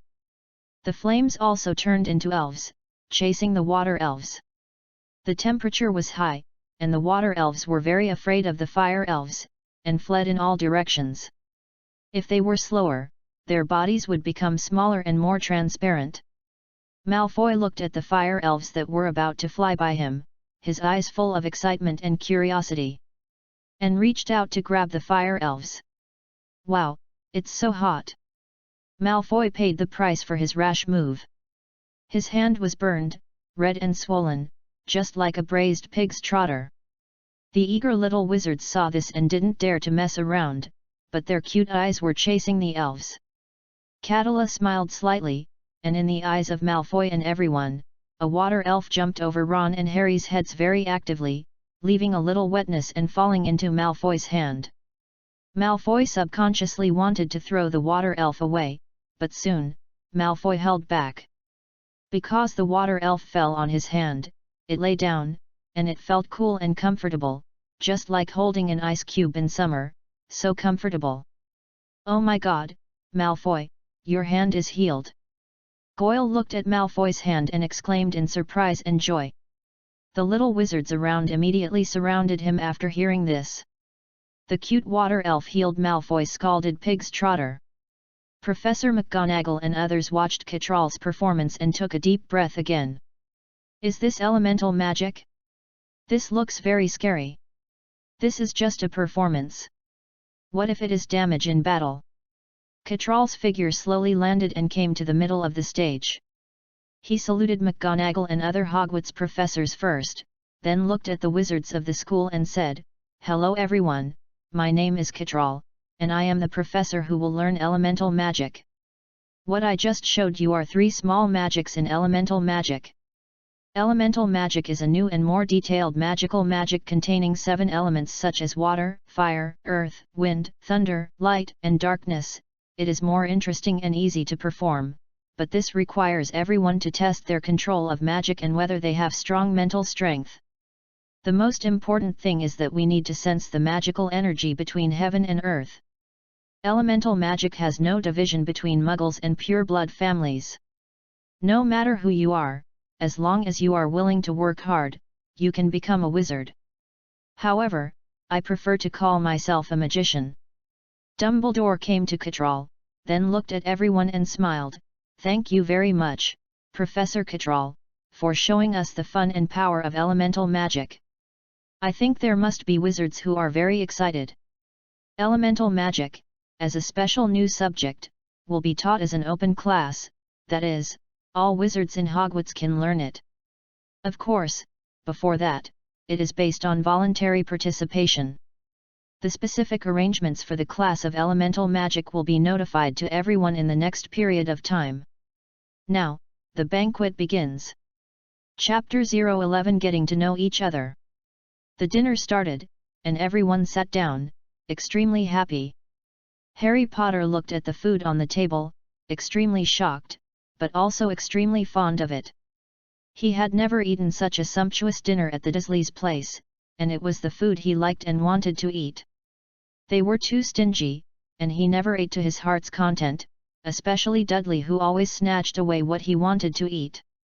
Dudley was also very barbaric and domineering, and at the same time very rude, without any gentlemanly style. Roast beef, pork chops, lamb chops, sausages, boiled potatoes, fried potato chips, etc. were too many, and the sight was dazzling. Harry couldn't wait to take a little of the various delicacies onto his plate, and then began to chew them. "It's delicious!" Harry Potter couldn't help but exclaimed. "Harry, your eating style is very ugly." Hermione heard Harry Potter's sigh, looked over, and said with disdain, "I believe Harry has never eaten such delicious food." Ron said jokingly. Harry Potter heard this and smiled. "Ron, you are so smart, congratulations on your guess." Ron felt incredible and said seriously, "Oh my God, Harry, have you really never eaten it?" "Yes." Harry Potter smiled slightly, and did not feel pitiful or wrong about it. Hermione and Ron looked at each other and then started to move. They quickly packed some of the various delicacies and placed them in front of Harry Potter. Harry Potter looked at the mountain of delicacies and was a little stunned. Then he looked at Hermione and Ron and smiled, "Thank you, but I can't eat so much by myself." "Harry, you deserve it, eat slowly. If you miss this opportunity, you may have to wait until next semester or next year." Percy Weasley came behind Harry Potter at some point, patted his shoulder and said with a smile. As he spoke, Percy said to Ron, "Ron, you too, eat more. You may not be able to have such a big meal at home." Ron rolled his eyes at Percy and said, "Yes, brother." Hermione and Harry Potter were stunned when they heard Ron's words. They looked at Ron and Percy and said in unison, "Are you brothers?" Percy smiled slightly and said, "Yes, he is my brother." "Didn't Ron tell you that he has several brothers?" Harry Potter and Hermione both looked at Ron. Ron smiled awkwardly and said, "Maybe I should introduce myself again." "You should do this." Hermione stared at Ron, wrinkled her nose and said. Ron was a little embarrassed by Hermione's look, and a little shy. Neville Longbottom sat on Ron's left. Seeing this, he said a little silly, "Maybe, you can start with me. I was raised by my grandmother, she is a wizard. Interestingly, I have always been regarded as a muggle by my family because I have never cast magic. Maybe my talent is limited. My uncle always wants to take advantage of people's unpreparedness and let me cast magic. He even threw me into the Black Lake Pier and almost drowned me in the end. I didn't release a single magic. But when I was 8 years old, my uncle came to drink tea. He hung me on the edge of the window. Later, because he was eating cake, he didn't hold me firmly, and I fell from the second floor. Do you know what happened at this time?" Listening to Neville Longbottom's words, Harry Potter, Hermione, Ron, and Percy couldn't help but be curious. "I guess Neville fell into the pool." Ron laughed excitedly. "Ron, is there a swimming pool downstairs in your house?" Hermione asked curiously. "No, but there is a huge lake in front of my house, and we can play in the water all year round." Ron laughed. "So, I guess Neville was saved by his uncle's magic." Hermione rolled her eyes at Ron and said. Percy chuckled and said, "I think Neville must have fallen to the ground, and it was very painful, so he must have cried miserably at the time." Ron, Hermione, and Harry Potter all laughed when they heard this. Neville couldn't help laughing when he heard what they said, and then said, "You are all wrong. I floated up by myself. I flew over the garden. It felt great. My uncle didn't help me, but his expression was wonderful. My family was very happy. They thought I didn't have enough magic to enter Hogwarts. But now, I'm here chatting with you. My uncle also gave me a toad." Harry and others heard this and laughed, and also congratulated Neville, which made Neville have some confidence and not so humble. Then Harry and others introduced themselves and got to know each other. Here at the professor's seat, Catrawle became the object of the professor's chat. Professor McGonagall wanted to discuss Animagus with Catrawle, but she was always disturbed by a group of ghosts, so she simply gave up the opportunity. Sir Nicholas surrounded Catrawle and smiled, "Professor Catrawle, can your elemental magic allow me to have a body?" "The Bloody Baron, Mr. Catrawle, I think I can go to hell, do you believe it?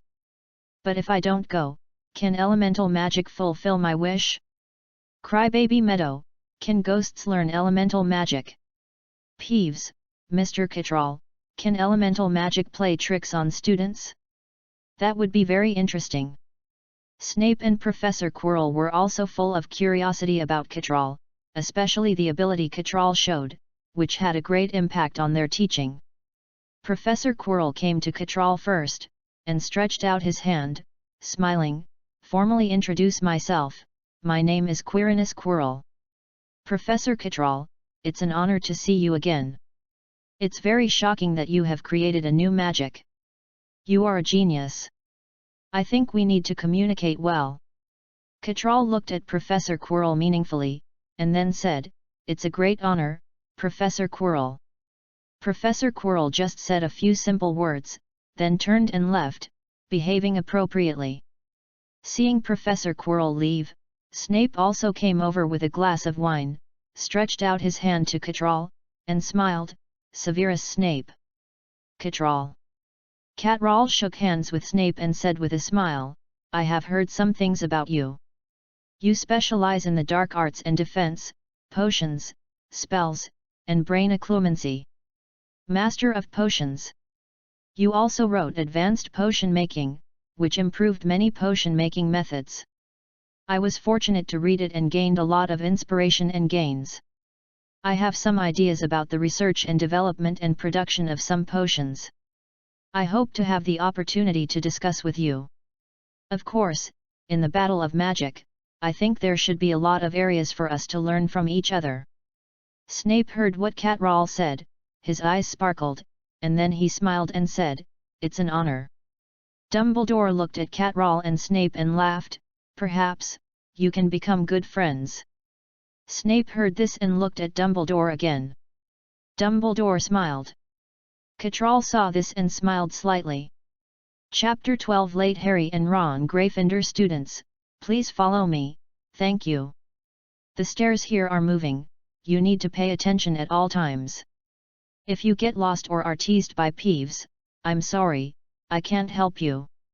Unless you can invite the Bloody Baron, that is Peeves' nemesis. After the dinner, Percy, as a senior, led Harry and others through the corridor, climbed the stairs, and said. Harry, Ron, Hermione, and others were shocked and excited when they saw this. If Percy hadn't urged them, they would have wanted to stay and carefully look at the moving stairs, and then where they would take them. These portraits can actually move. Oh, they can talk. Ron, he is looking at you, very affectionately. No, Harry. She is looking at you, I think she must miss you. Will she come out of the portrait and go to your room? Oh, Harry, your idea is really too exciting. After a while, they came to the end of the corridor, where a portrait was hung. The portrait was a very plump woman in pink clothes. Password. The woman in the painting said with a smile. Dragon scum. Percy said. Then the painting shook and opened a door, and inside was the Gryffindor common room. This is a very comfortable round room, full of soft armchairs. Gather here. Welcome to the Gryffindor common room. The boys' dormitory is upstairs on the left, and the girls' dormitory is upstairs on the right. Your luggage has been sent upstairs, everyone have a good rest, and your study will officially begin tomorrow. Percy smiled at Harry Potter and the others. Everyone responded and dispersed. There were 5 people in the dormitory. Harry Potter, Neville, and Ron were in the same dormitory. Everyone was very tired, and Ron and the others fell asleep when they came back. Harry Potter did not sleep, sitting by the window, accompanied by the owl hideaway, under the moonlight. Harry Potter looked a little lonely and desolate at this time. But Harry Potter knew very well that this was his home now. If possible, he did not want to return to the Dursleys' home. The next day, in a corner of Hogwarts School, construction was underway, and a huge building was on the way to completion quickly. Catrall was using her magic to help build the Department of Elemental Magic. It was very much like the Colosseum in Rome, and it was also a stepped classroom. Catrall's magic accelerated the construction of this classroom by a lot. I believe it will be completed in a short time. I'm very sorry, Kate. You need to wait for some time for the place where you teach. I have asked people to speed up the construction of a special place for you to teach. If you like, I can also arrange your dormitory there. Although it was arranged immediately after receiving Catrall's reply, Catrall's teaching venue was still not ready, so Dumbledore expressed great regret and apology. So, seeing Catrall helping to speed up the construction of the classroom, he stepped forward and said. Catrall smiled when he heard it, and said, This is a good idea, Albus, and you also need to build a garden for me. Dumbledore smiled when he heard Catrall's words, and said, No problem at all, for a genius like you, I can give you a special exception. So, during this time, you will be wrong to live in the dormitory for the time being. Cattrall smiled, these things are nothing to him. Kate, how old are you? Dumbledore was about to leave, but then he remembered that he had never been very clear about Cattrall's age. Cattrall looked like this 3 years ago, and Cattrall still looked like this 3 years later. Age seemed to have not changed much for Cattrall. I'm only 18 years old, do you believe it? Cattrall said without a clear answer to Dumbledore. Dumbledore laughed and left, saying, maybe I really believe it. Cattrall did not continue to talk to Dumbledore. Age changed very slowly for him. In fact, he was already 28 years old, but he still looked like an 18-year-old. Hogwarts Castle is located on a cliff. The castle has 9 floors including the basement, and there are 4 towers. There is something strange inside Hogwarts. Some of them are big and wide, some are narrow and small, and they are shaky. Every Friday, it leads to a different place. When you are halfway up, a step will suddenly disappear, and you have to remember where to jump over. In addition, there are many doors here. If you ask them to open politely or poke them in the right place, they will not open for you. These doors are not real doors at all, but solid walls that look like doors. It is difficult to remember where things are, because everything seems to be constantly moving. Can you imagine it? The people in these portraits will also visit each other constantly. That is to say, an hour ago, the portrait was still a fat woman, and an hour later, he might be an old man reading a book, or a fat woman and an old man reading a book. So, if you are not careful, you may get lost. It is not surprising that first-year freshmen get lost. At least, Harry Potter and Ron, who had their first class today, got lost. So they had to run until they finally found their own classroom.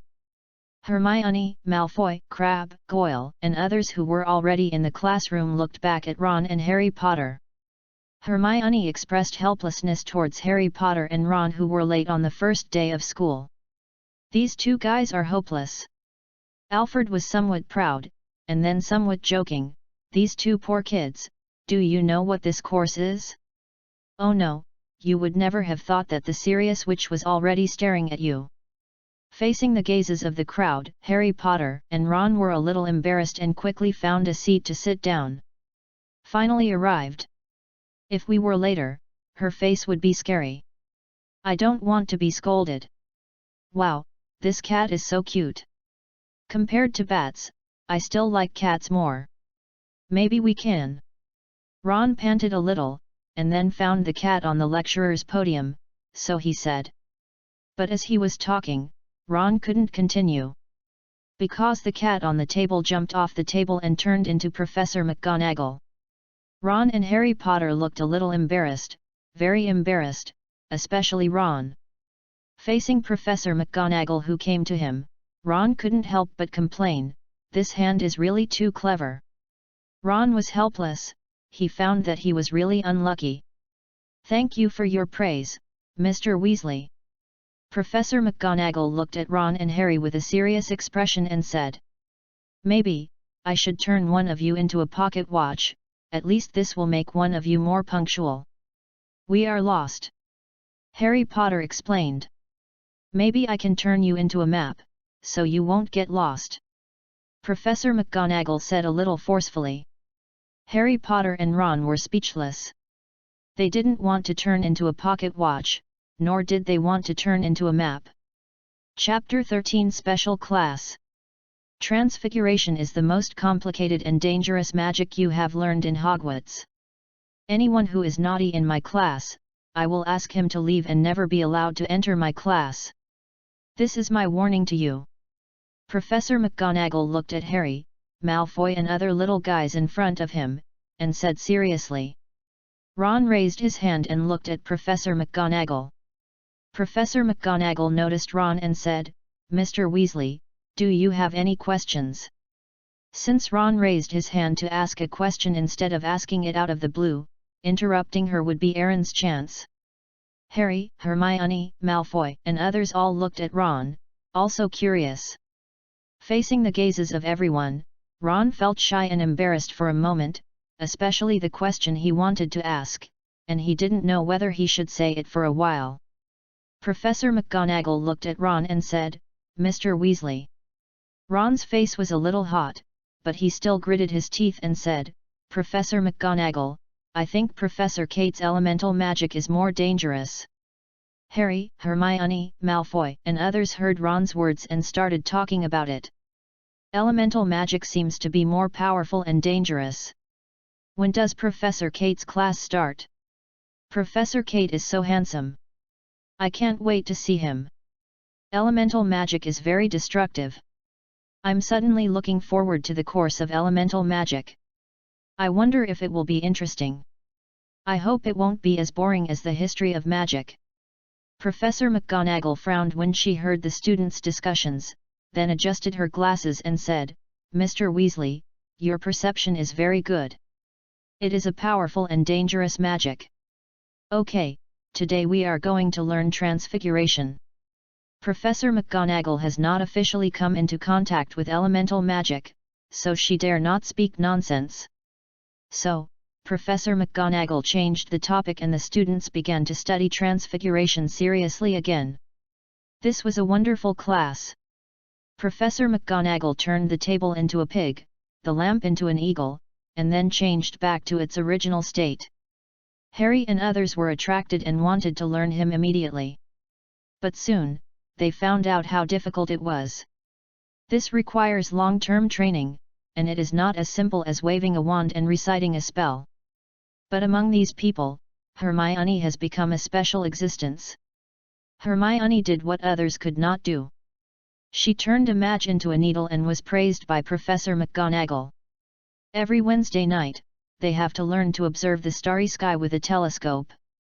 Learn the names of different stars or the orbits of planets. They also have to follow a fat witch named Sprout to learn herbal medicine, learn how to cultivate strange plants and fungi, and understand their uses. What Harry hates most is the history of magic. There are many things to remember, and they always make a mess of what they remember. One of the magic courses they look forward to most is Defense Against the Dark Arts, but Professor Quirrell is a complete joke. Whether it is the way he speaks or the experience he tells, it is a joke in the eyes of Harry and others, and no one believes it is true. The one who teaches spells is a surprisingly short wizard, Professor Levi. During class, he had to stand on a pile of books to make his head above the podium so that students could see his head. Interestingly, in the first spell class, Professor Levi seemed to have a special fear of Harry Potter. No, it was excitement. He actually screamed excitedly, and then fell down with a myocardial infarction. Of course, he didn't die, he was just too excited.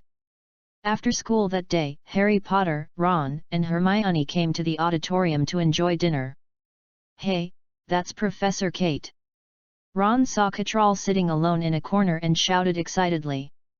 Harry heard this and looked over quickly, a little excited. "Maybe we can sit with him and ask about elemental magic." Hermione looked at Cattrall gentlemanly and elegantly enjoying steak, and said with some admiration, "That's a good idea."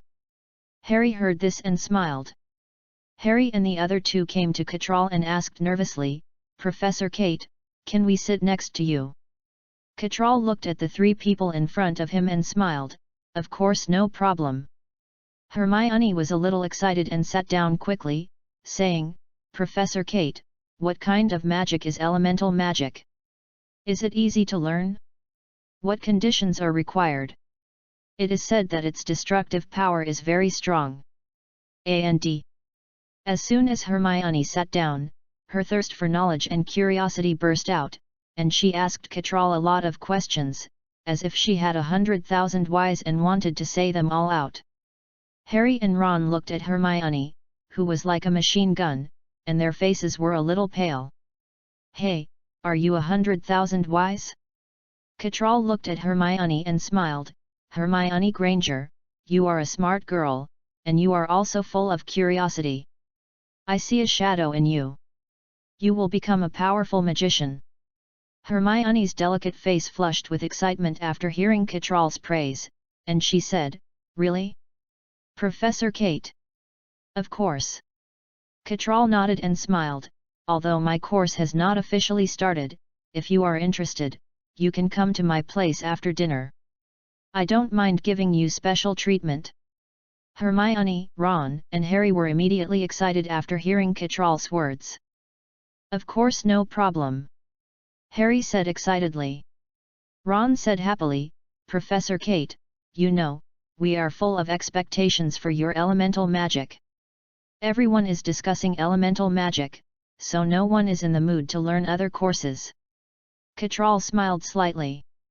In the past week, he has heard such news a lot, and even some professors have begun to joke and complain about him. Of course, they were also curious, Kate Layersh, when will the class officially start? Harry and the other two ignored the fact that they couldn't go out at night.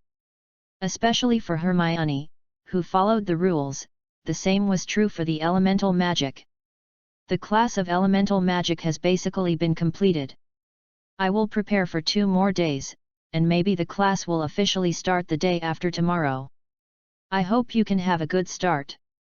Catral smiled at Hermione and the other two. During this time, Catral didn't do much. When he had time, he would have afternoon tea with Dumbledore. When Professor McGonagall was resting, he would discuss animagus. Of course, what Catral was most interested in was discussing potions with Snape. Finally, he followed up on the elemental magic class in his own single-family house.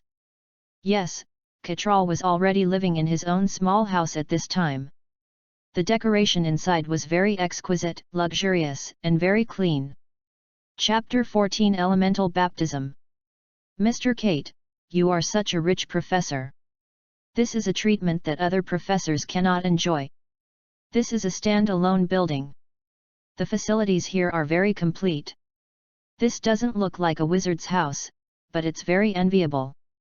Hermione, Ron, and Harry Potter followed Catral to his stand-alone villa and exclaimed in amazement. These days, they have also been to Professor McGonagall's office, Snape's office, and even their dormitory, but none of them can compare to Catral's. At the same time, they have to sigh that Catral's aristocratic temperament is so admirable no matter where he goes, and it's not without reason. Because his life is well planned everywhere. "What do you need to drink? Drinks or coffee?" "For drinks, there are Coke and soda." Catral smiled.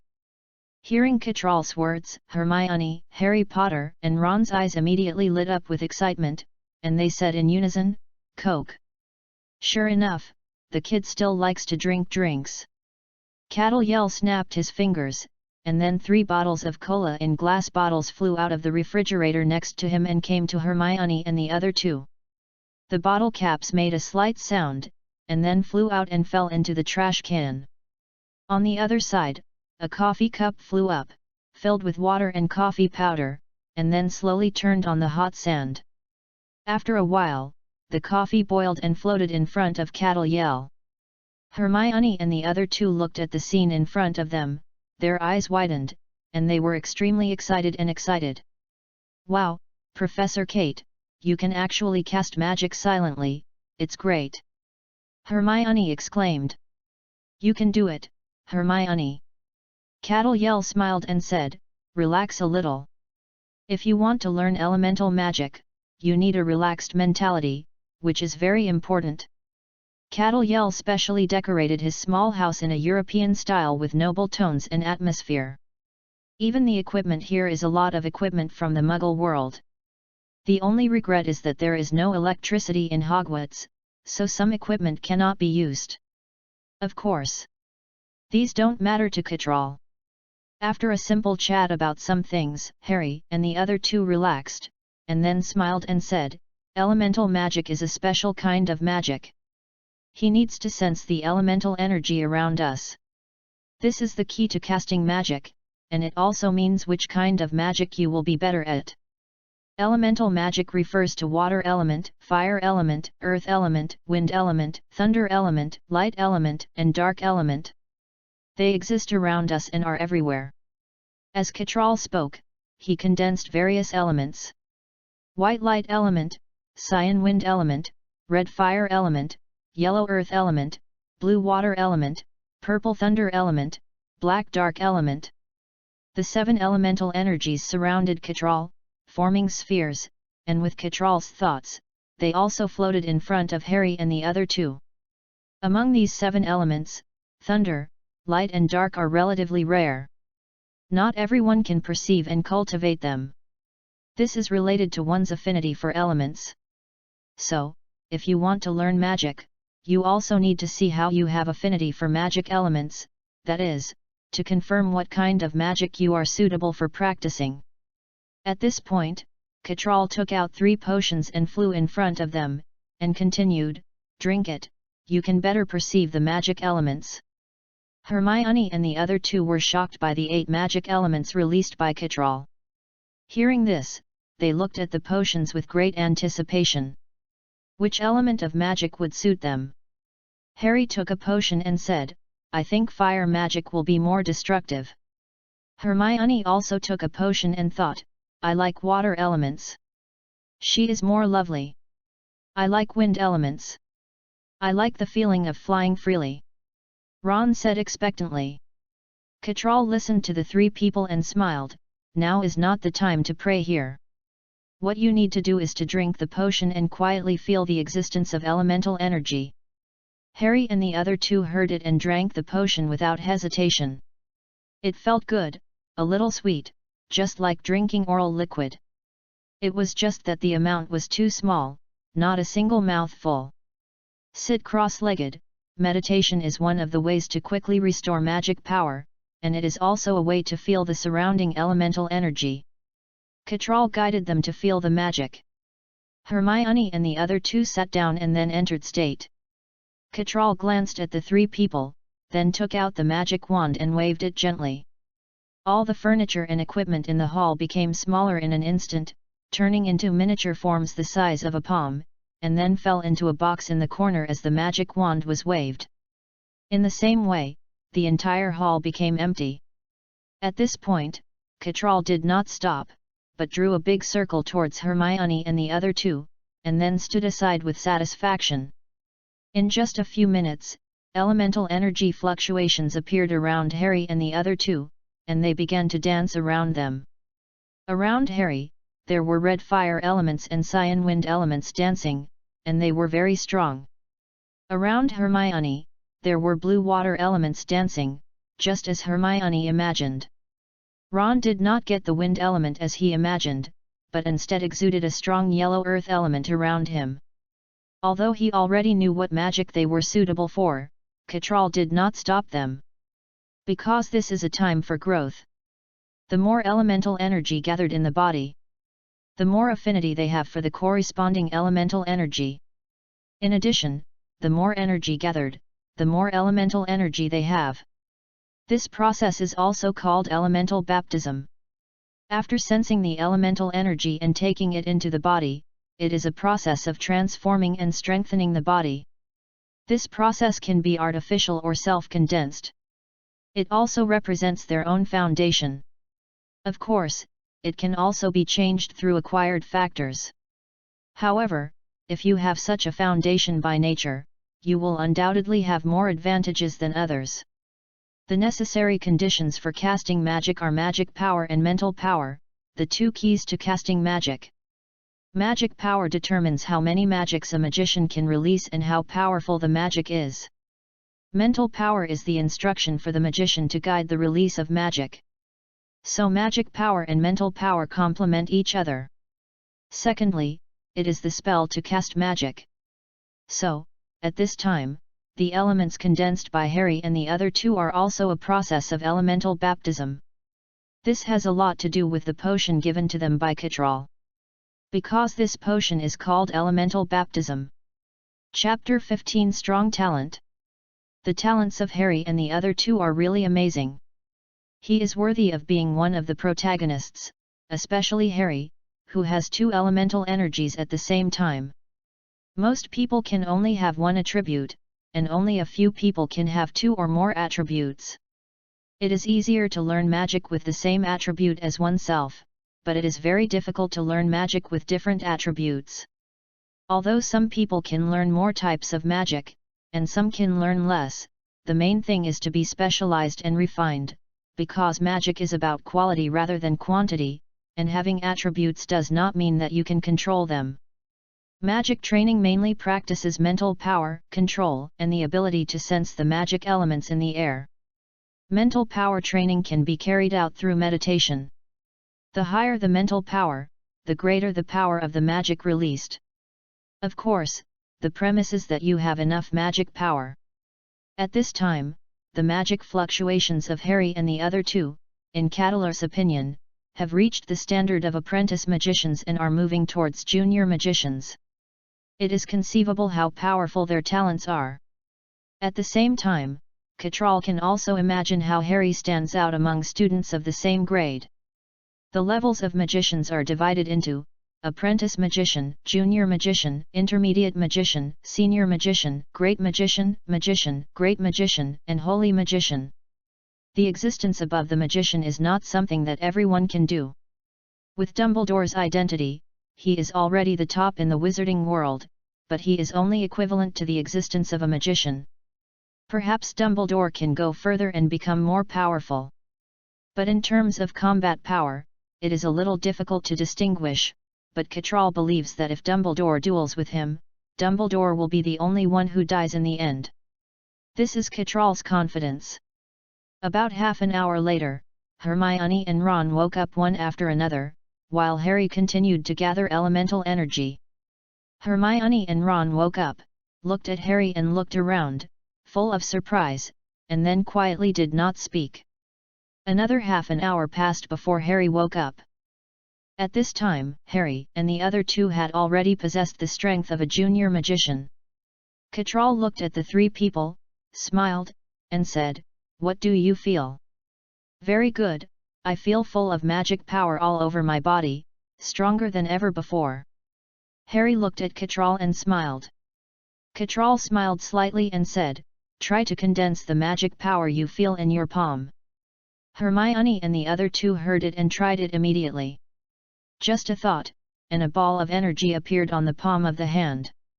"I want the wind element." Ron looked at the yellow energy in the palm of his hand and shouted with disgust. "Hee, mine is blue, it's the water element I want, it's really great." Hermione jumped up excitedly, and the energy in her hand also dissipated. Hermione was a little flustered and even a little at a loss when she saw this. "Don't be so nervous, this is a normal phenomenon.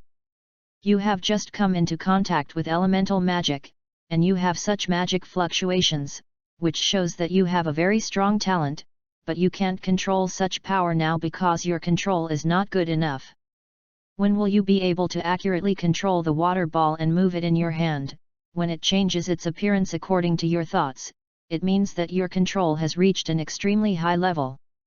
While speaking, Catral condensed a water element ball in his hand and kept changing its appearance. Sometimes it turned into a little man, sometimes it turned into an apple or a banana, etc., and it could even simulate a small villa. Various changes were made in his hands at will. Harry and the other two opened their mouths wide, extremely shocked, and then full of expectations. "Harry, you have mastered the two elements of wind and fire, which is very rare. Most people can only have one magical element, but you have two, which shows that your talent and physique are extraordinary. In addition, wind helps fire, which can make your fire element magic more powerful. If you need it, I can give you special training." Catral then looked at Harry and said with a smile. Harry Potter was slightly stunned when he heard what Catral said, and then said happily, "I am very happy, Professor Kate." Catral nodded, then looked at Ron and said, "Ron, although you have comprehended the earth element, don't underestimate it. The earth element magic has an average attack power, but its defense is super high.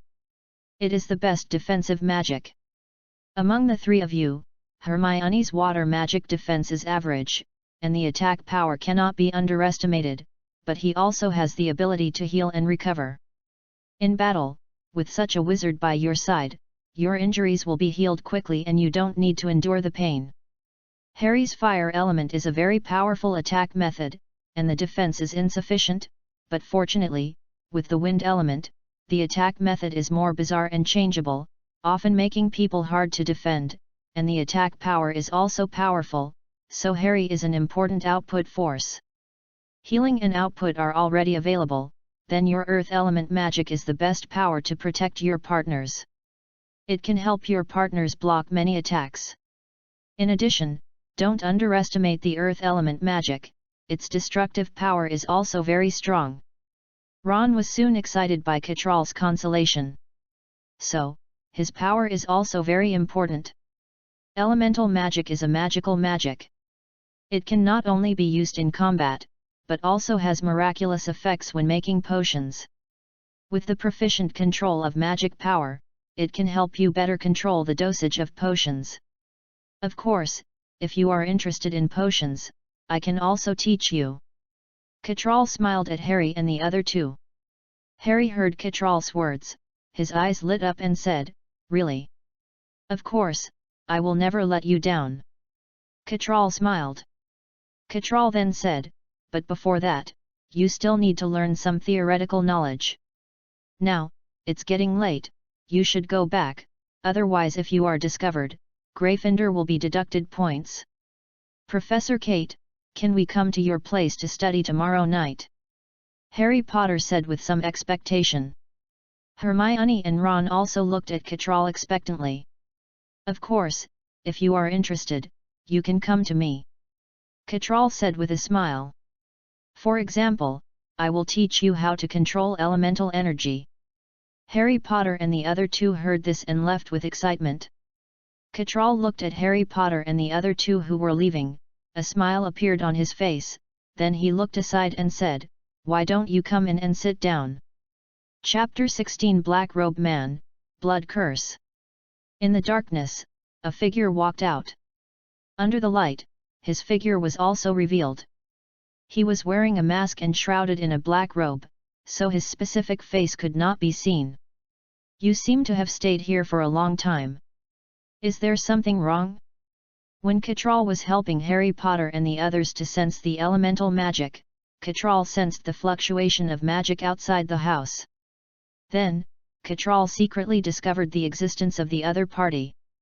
After Harry Potter and the others left, the other party did not leave, which made Catral interested. "Is this coming for me? I found something interesting. Is the magic just shown what you call elemental magic? In this case, you should be very powerful. Are you interested in going with me?" The hoarse voice and the tone that made people feel a little dissatisfied made Catral frown slightly. However, he also understood what the other party meant.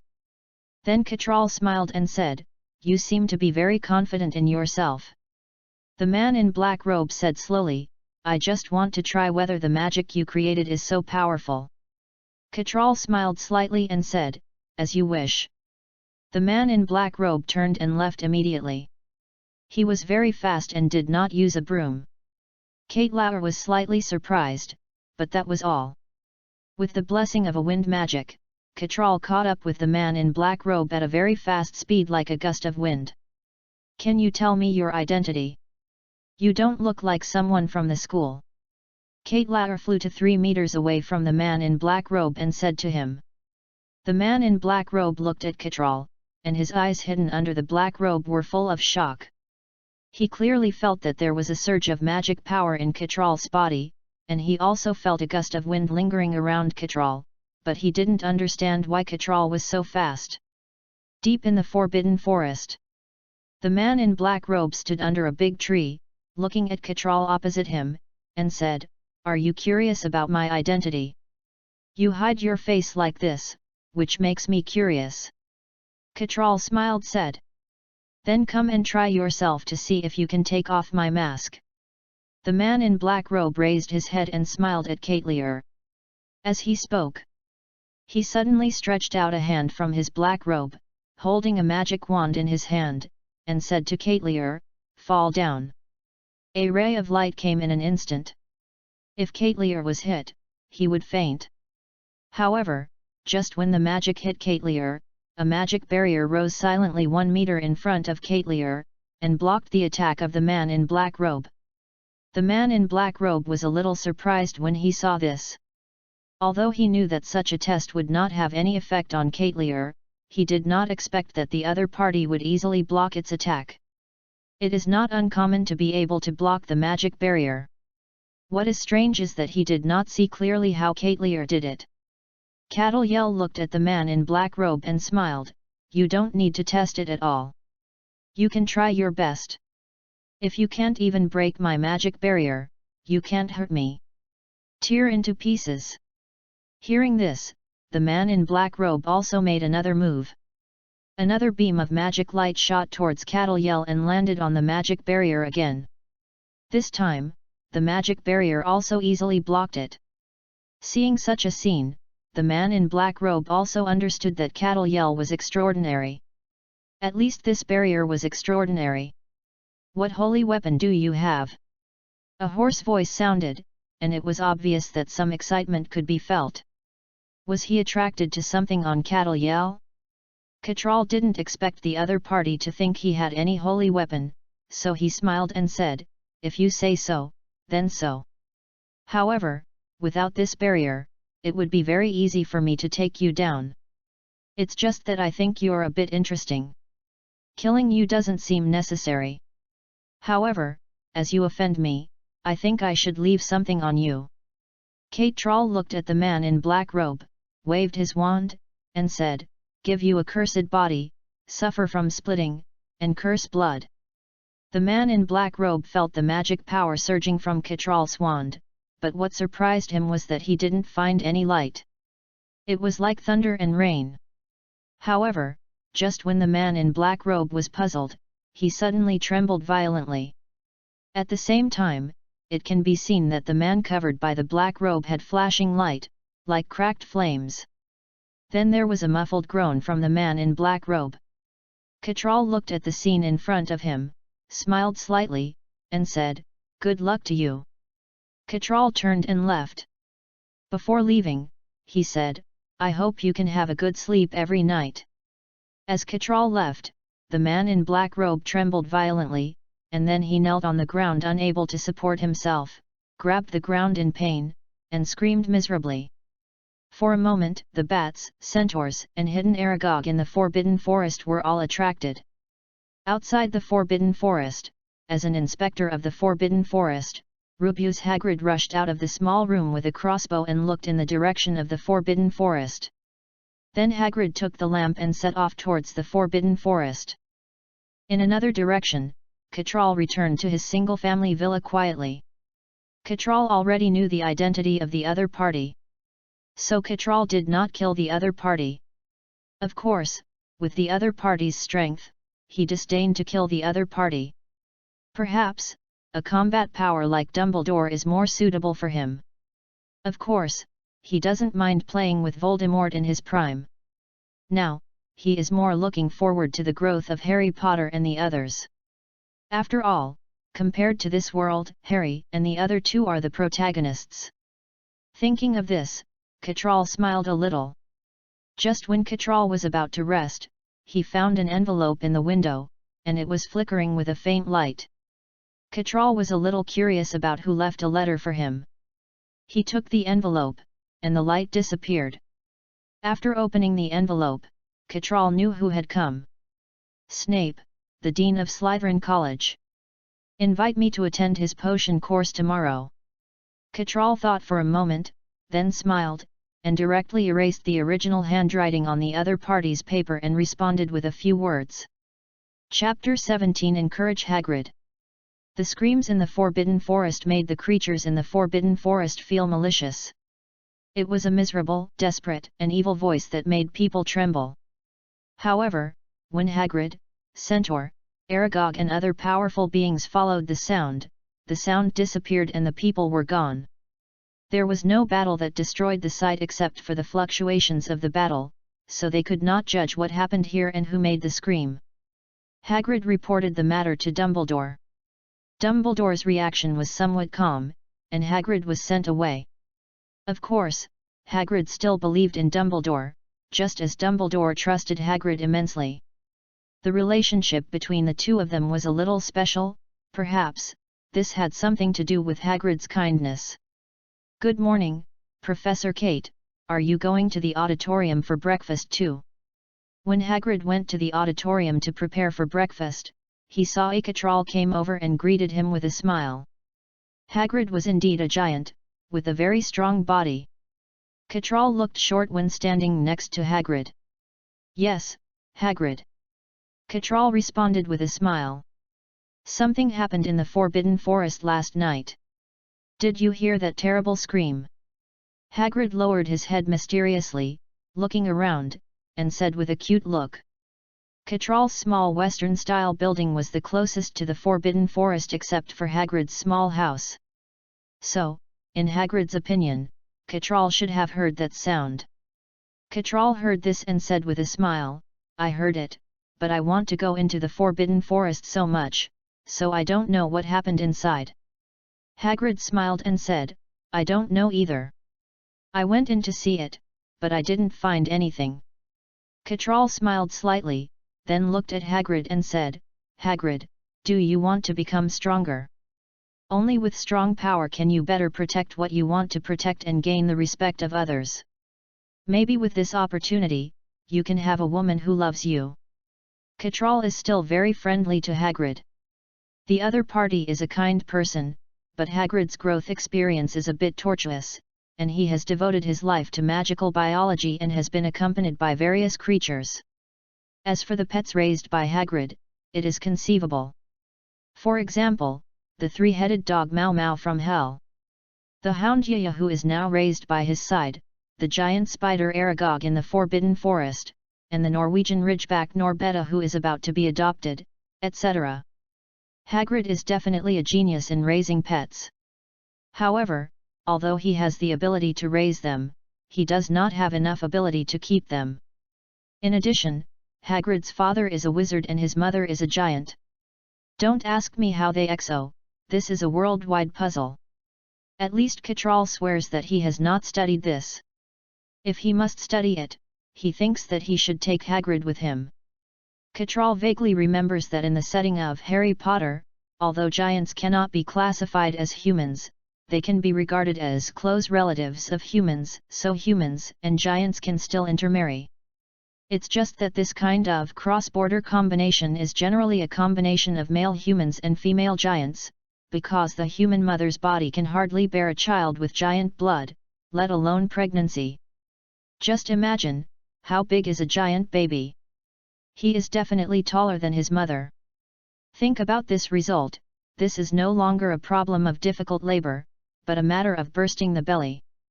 As for the topic of male giants and female humans combining, Catral trembled at the thought of it. Once upon a time, Catral saw such a website, which was a group of Harry Potter fans who created various topics, including the topic of humans combining with giants. They argued fiercely, and wrote all kinds of long articles, more than 10,000 pages, but they were still very interested. This is definitely a topic full of fun and imagination. Back to normal topics. Rubeus Hagrid, the shit shoveler of Hogwarts, is a tall half-blood giant. But half-blood giants were once disliked by the magic world.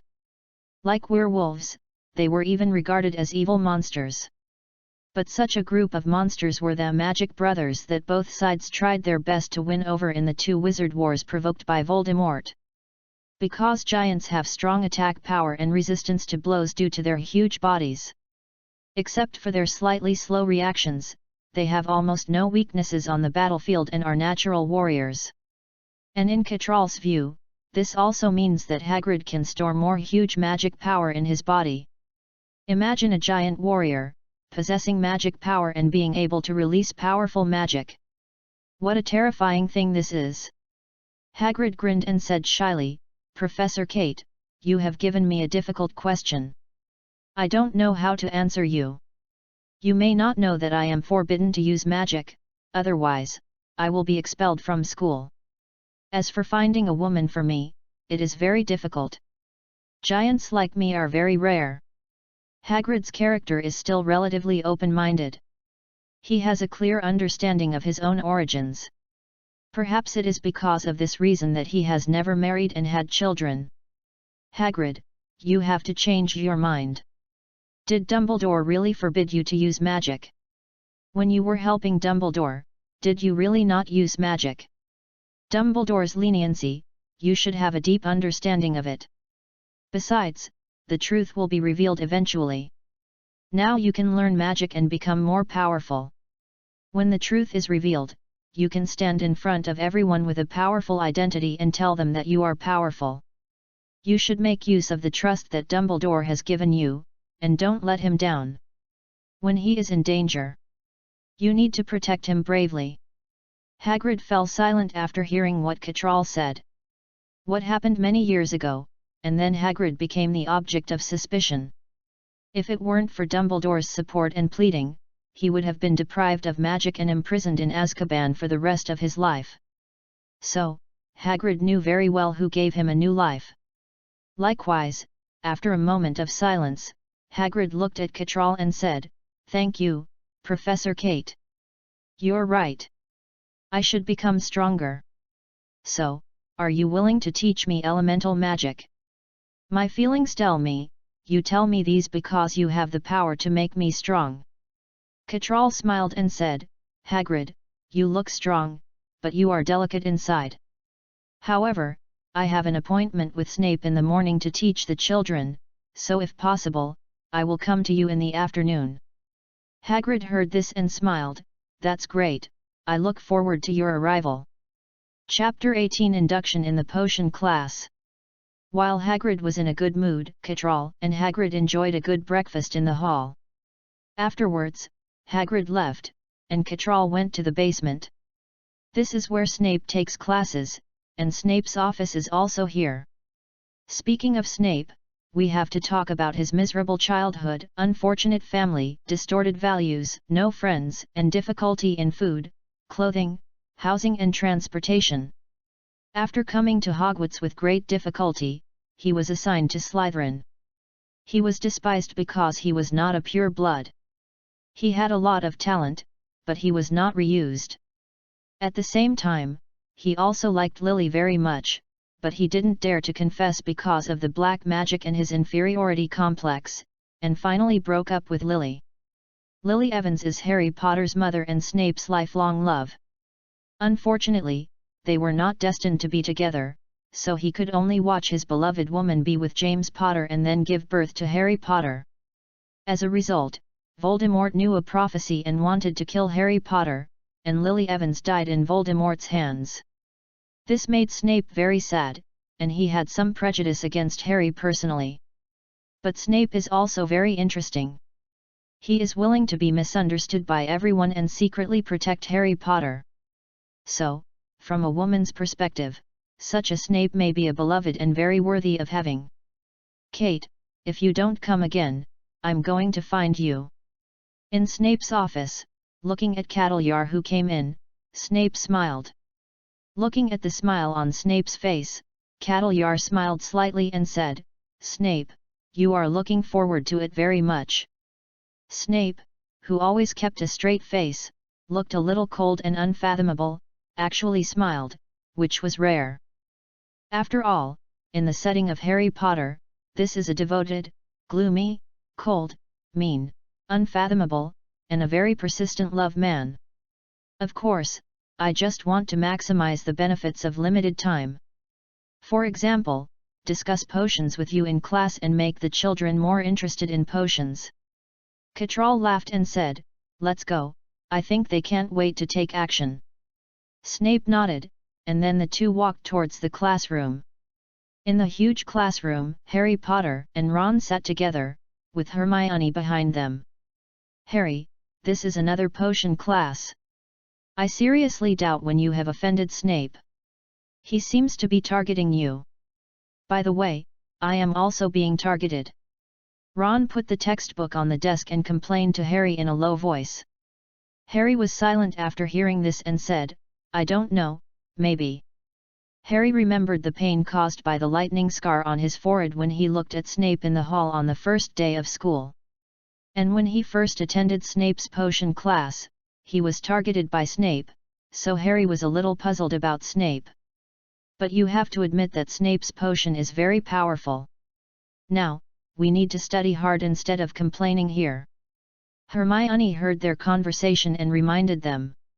On the other side, Malfoy looked at Harry and the other two who were whispering to each other, frowned slightly, and then smiled. He wanted to befriend Harry Potter, but Harry Potter didn't know how to appreciate it.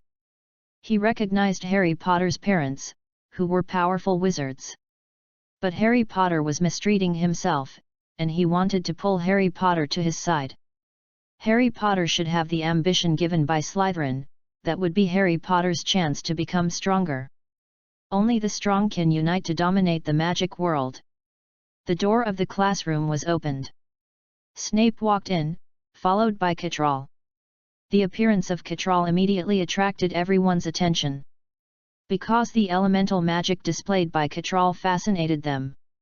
However, because the class of elemental magic has not been built yet, they have not taken the class of elemental magic for a week after the start of school. Fortunately, their day and night expectations have made the dwarves speed up the construction, and they can take the magic element class in a few days. However, what surprised them even more was that Catral appeared in their class. Harry Potter, Ron, and Hermione looked at Catral with some excitement and expectation. Last night, Catral reminded them, but they didn't expect that Catral would appear in their class the next day. "This is Professor Kate, I think everyone is familiar with her," Snape said calmly at the podium, looking at the first-year students in front of him, looking at their expectant and joyful eyes. "I invited Professor Kate here today because Professor Kate is also a potion master, and she is very powerful and has magical research. Today, we will teach you a different way in the form of discussion. Same potions. Now, Professor Kate will tell you about a different kind of potions." In the eyes of everyone, Catral stood in front of the podium and smiled slightly. "Good morning, students." Subconsciously, Catral said the words that the teacher always said before class in his previous life. Now that he said it, he inexplicably found it interesting. Harry Potter, Ron, and Malfoy and other children were all stunned. After all, this is a magic academy. Not the outside world, which makes them somewhat uncomfortable. But fortunately, Hermione is a smart and kind girl. She reacted immediately and pretended to be serious and said, "Hello, Professor Kate." When Hermione shouted, she also poked Harry and Ron. Harry and Ron reacted and said, "Hello, Professor Kate." So, everyone understood and hurriedly said, "Hello, Professor Kate." Catral smiled and said, "You are very gentlemanly and polite. I like students like you. This means that you are receiving a good education. Today is destined to be an interesting course. I hope you have a good mood and study hard.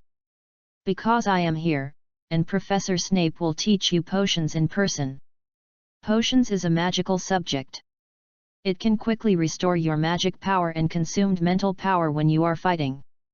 It can also heal your body faster than magic and gain powerful strength. It can even make you rich. You should know that the current potions are very expensive. If you can learn and skillfully prepare potions, you will have great wealth. You can even get immortality through potions." At this point, Catral's eyes swept over Harry and Ron, and smiled meaningfully. "Learn it, it can bring you unexpected gains." Chapter 19 Dark Elemental Magic, Snape's Expectation. Wow, I found Professor Kate's lectures very interesting, unlike Professor Snape who is so cold. Handsome Professor Kate, very interesting. I can look at such a handsome face and listen to such interesting classes. I also wrote down everything Professor Kate taught. Hehe, it's so relaxing, this feeling, I can go to heaven. I didn't expect Professor Kate's potion science to be so powerful. Professor Snape seemed to have failed just now, but Professor Kate completed it instead. I didn't expect the transformation potion to be so interesting. As long as you drink the transformation potion, you can maintain the transformation for a long time. This is much better than practicing animagus, mainly because it is more convenient. As Snape announced the end of Get Out of Class, Harry Potter and others rushed out of the classroom and headed for the auditorium. They were hungry, but also very excited, and even couldn't wait to communicate. For a moment, Hermione, Ron, and Harry Potter's eyes were shining, especially Ron. Ron remembered Kitral's words deeply. If you learn potions well, you can make a fortune. This is simply the code of wealth. Harry, I think we should try it. For example, we will find Professor Kate tonight and let him teach us potions. Ron put his arm around Harry Potter's shoulders and whispered. Hermione looked at the two people whispering, patted their shoulders, and said, "What are you talking about? Is there anything you can't let me know?" Ron smiled when he heard Hermione's words, and said, "I found a way to make a fortune." "You want to make potions to make money?"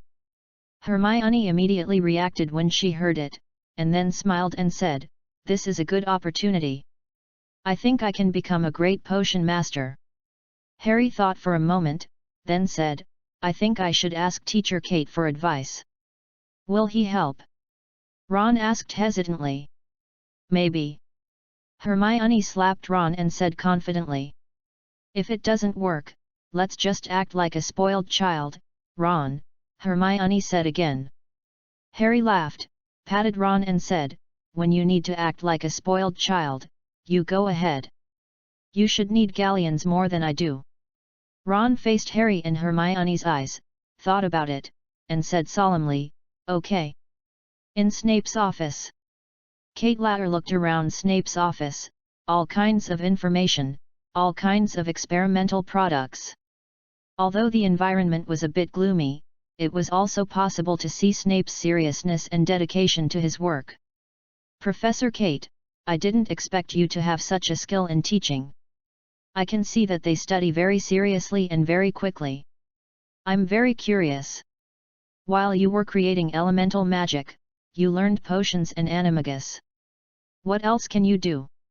Snape was full of affection for Kitral, not only because of Dumbledore's reminder and care, but also because of Kitral's affinity and thoughtful etiquette, in addition to Kitral's powerful ability. Snape liked black magic, and at the same time, he was also very interested in the dark element magic proposed by Kitral. Therefore, when Snape discussed potion science with Kitral, he would also ask about the dark element magic. "Alchemy." Kitral smiled. Snape heard Kitral's words and smiled bitterly. He said, as expected, "I'm afraid his attainments in alchemy are not simple." General. Kitral smiled slightly. "Professor Kate, I'll ask you about the dark element magic when I have time," Snape said solemnly. "We have been discussing it not long ago. Have you discussed it?" Kitral said with a smile. Snape shook his head and said solemnly, "I want to learn dark element magic. I feel that this is very suitable for me." Kitral thought about it, then took out the magic wand, waved it in the air, and landed on the globe beside him. Then the globe emitted light and turned into a crystal ball. If you want to learn dark element magic, it depends on whether you have dark elements in your body. Now you have such an opportunity, pour the magic power into the crystal ball, don't release it too fast, slowly. After hearing Kitral's words, Snape came to the crystal ball, looked at it for a while, and then looked at Kitral and asked, "Can this test my magic attributes?" The word magic attribute was heard from Kitral, so Snape quickly understood it. "Yes, but now he is a disposable item and can only be tested once," Kate Latter explained with a smile. Snape nodded and put his right hand on the crystal ball, and input magic power as Kitral said. The magic power flowed in the crystal ball, and then the crystal ball was seen emitting light. After a moment, the whole crystal ball turned black. Just a moment later, the crystal ball turned back into a globe, and the globe shattered. Snape was shocked by the scene in front of him. What was going on? Kate Latter glanced at Snape and smiled, "Don't worry, it's just because your magic power is too huge, so this globe can't withstand your power and is damaged." "Professor Snape, your feeling is really accurate. Your magic contains a huge amount of dark elements. You are very suitable for practicing dark element magic. This is a miracle. Light element magic and dark element magic are very rare magic. I firmly believe that it is very good to find such a person among millions. Snape heaved a sigh of relief after hearing this, and then he solemnly said to Cattrall, "Professor Kate, please teach me the dark element magic." Thinking of Cattrall's battle with the black-robed man last night, Snape's heart was a little excited. As a bystander, he followed Cattrall and the black-robed man by chance, and witnessed Cattrall's strength and the desperate screams of the black-robed man. That kind of curse magic must be dark element magic. At the same time, Snape also firmly believed that Cattrall had more dark element magic means, and in Snape's view, those means must be more powerful. Therefore, Snape was also full of expectations. Cattrall looked at Snape, who bowed his head slightly, and the corners of his mouth curled up slightly, which was a bit meaningful. "Professor Snape, I feel very honored to be able to help you. This is a process of mutual learning.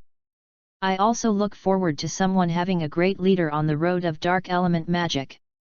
I created elemental magic, and I hope that elemental magic can become a dazzling light in the magic world." Snape heard what Cattrall said, his eyes sparkled, he controlled his trembling body, looked at Cattrall, stretched out his hand, and smiled. "This is a very interesting and meaningful proposition, I like it very much." Chapter 20 Earth Magician, Hagrid. Cattrall did not stay in Snape's office for long. However, he still taught Snape a book on how to practice dark element magic. Cattrall believed that with Snape's talent, it would be very easy to get started. As for the use of magic, Cattrall did not need to worry at all. Snape's seriousness and strength, as well as the means of channels, were not less. Therefore, after Cattrall left, Snape could not wait to meditate and practice in the office. A small house on the edge of the Forbidden Forest. Cattrall came outside with a bottle of wine and knocked on the door gently. The door opened, and the big Hagrid opened the door. Seeing Cattrall at the door, he immediately smiled and said, "Professor Kate, you are finally here. I have been waiting for you for too long. Come in quickly." Cattrall smiled, and entered the house under Hagrid's enthusiasm. Hagrid said shyly, "Professor Kate, have you eaten? If not, I made some sandwiches here." Hearing this, Cattrall subconsciously looked at the table, and the smile on his face twitched a little. That sandwich was simply unbearable to look at. It was unimaginable how delicious it would be. Cattrall had already heard about Hagrid's cooking skills. It was really hard to say. In this regard, Cattrall firmly believed that Harry Potter and the other three definitely had a deep understanding. Cattrall's smile returned to his face and said, "Thank you, Hagrid, I'm full. In addition, I brought you something good." As he said, Cattrall handed the bottle of wine to Hagrid. Hagrid looked at the wine handed over by Cattrall, and his face suddenly showed an excited smile. He said, "Hey, Professor Kate, I really love you too much. Oh my god, this is Mrs. Rosmerta's mead, my favorite." After Hagrid took the mead, he unscrewed the lid while speaking, and couldn't wait to drink it. "Good, this tastes really great." Then seeing Cattrall across from him, Hagrid said apologetically, "Oh, I'm sorry, Professor Kate, I should have shared a cup with you, but I love it too much." Cattrall smiled and said, "You're welcome. Chi, I prepared this for you. So it belongs to you." Hagrid smiled, and felt more at ease. Cattrall took out a crystal ball, put it on the table, and said to Hagrid, "Hagrid, before teaching you magic, first of all, I need to know what kind of magic properties you have." Speaking of business, Hagrid immediately put away the mead and put it in his coat pocket, and then listened to Cattrall teaching him magic with peace of mind. "What do I need to do?" Hagrid looked at the crystal ball and asked. "You just need to put your hand on it and input magic into it," Cattrall explained. Hagrid did as he said, and his huge palm held the crystal ball, and magic poured in, and then he saw a yellow light emerging from the crystal ball. "Professor Kate, what does this mean?" Hagrid looked at the yellow light and asked curiously. Catral smiled slightly, and then said, "Yellow energy represents the energy of the earth element. Earth element magic, I have to say, this is very suitable for you, Hagrid. As a giant, you are obviously slower than others in movement, so you are easily hit by magic. But after you learn earth element magic, you can summon earth armor on your body to arm your body and give you stronger defense. In addition to earth armor, earth walls are also good means of defense.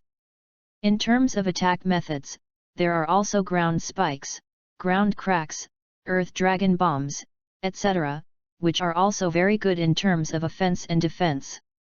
Hagrid listened to Kate Lear's words, and his breathing became rapid, and he was full of expectations. As a giant, he is undoubtedly very short. However, giants are powerful warriors, wielding huge weapons, and charging into battle is instinct. If there is earth element magic blessing, his combat power will undoubtedly become stronger. "Professor Kate, you are simply my god. Please teach me earth element magic, I can't wait to become stronger." Catral laughed and said, "Hagrid, don't worry, we need to take it step by step. First, you need to learn to sense the power of the earth in this world, that is, the energy of the earth element. Otherwise, you will not be able to release the magic of the earth element even if you have magic power. This is very important. When you can feel the energy of the earth element and control it, you can construct magic." Catral showed enough patience in teaching Hagrid to learn magic. For a giant, learning magic is not an easy thing, which has a lot to do with their physique. Fortunately, as a half-blood, Hagrid is a little special. So, after spending some time, the kind Hagrid finally felt the existence of the power of the earth and condensed the energy of the earth element in his palm. Until the night was about to fall, Catral left Hagrid's hut. At this time, Hagrid, like Snape, studied very seriously. For example, at this time, Hagrid was trying very hard to control the magic power and turn a pile of sand into various shapes without falling apart. "Kate, you are finally back. If you don't come back, I thought you left." Catlia returned to his small mansion and immediately found the pumpkin lantern hanging on the railing at the door. There was a small flame burning inside the lantern. With the arrival of Catteryaer, the small flame suddenly swelled and turned into a fist-sized fireball, which turned into a human face and said to Catteryaer excitedly. When Catteryaer heard the voice, he picked up the lantern, walked inside, and said with a smile, "Dumbledore, what do you want to talk to me about?" Dumbledore responded, "I heard from the first-year students that you and Snape discussed potions in class today. Those little guys admire you very much and say that your teaching quality is even better than Snape. They really want to listen to your potions course." Catteryaer smiled and said, "Dumbledore, I think you should give up those ideas. Teaching elemental magic courses is enough for me to be busy. Snape is a genius, and his potions are completely enough for those freshmen to learn." Catral understood Dumbledore's idea, so she decisively declined. Dumbledore said with some reluctance, "Well, I just think you have such a talent, it should not be wasted.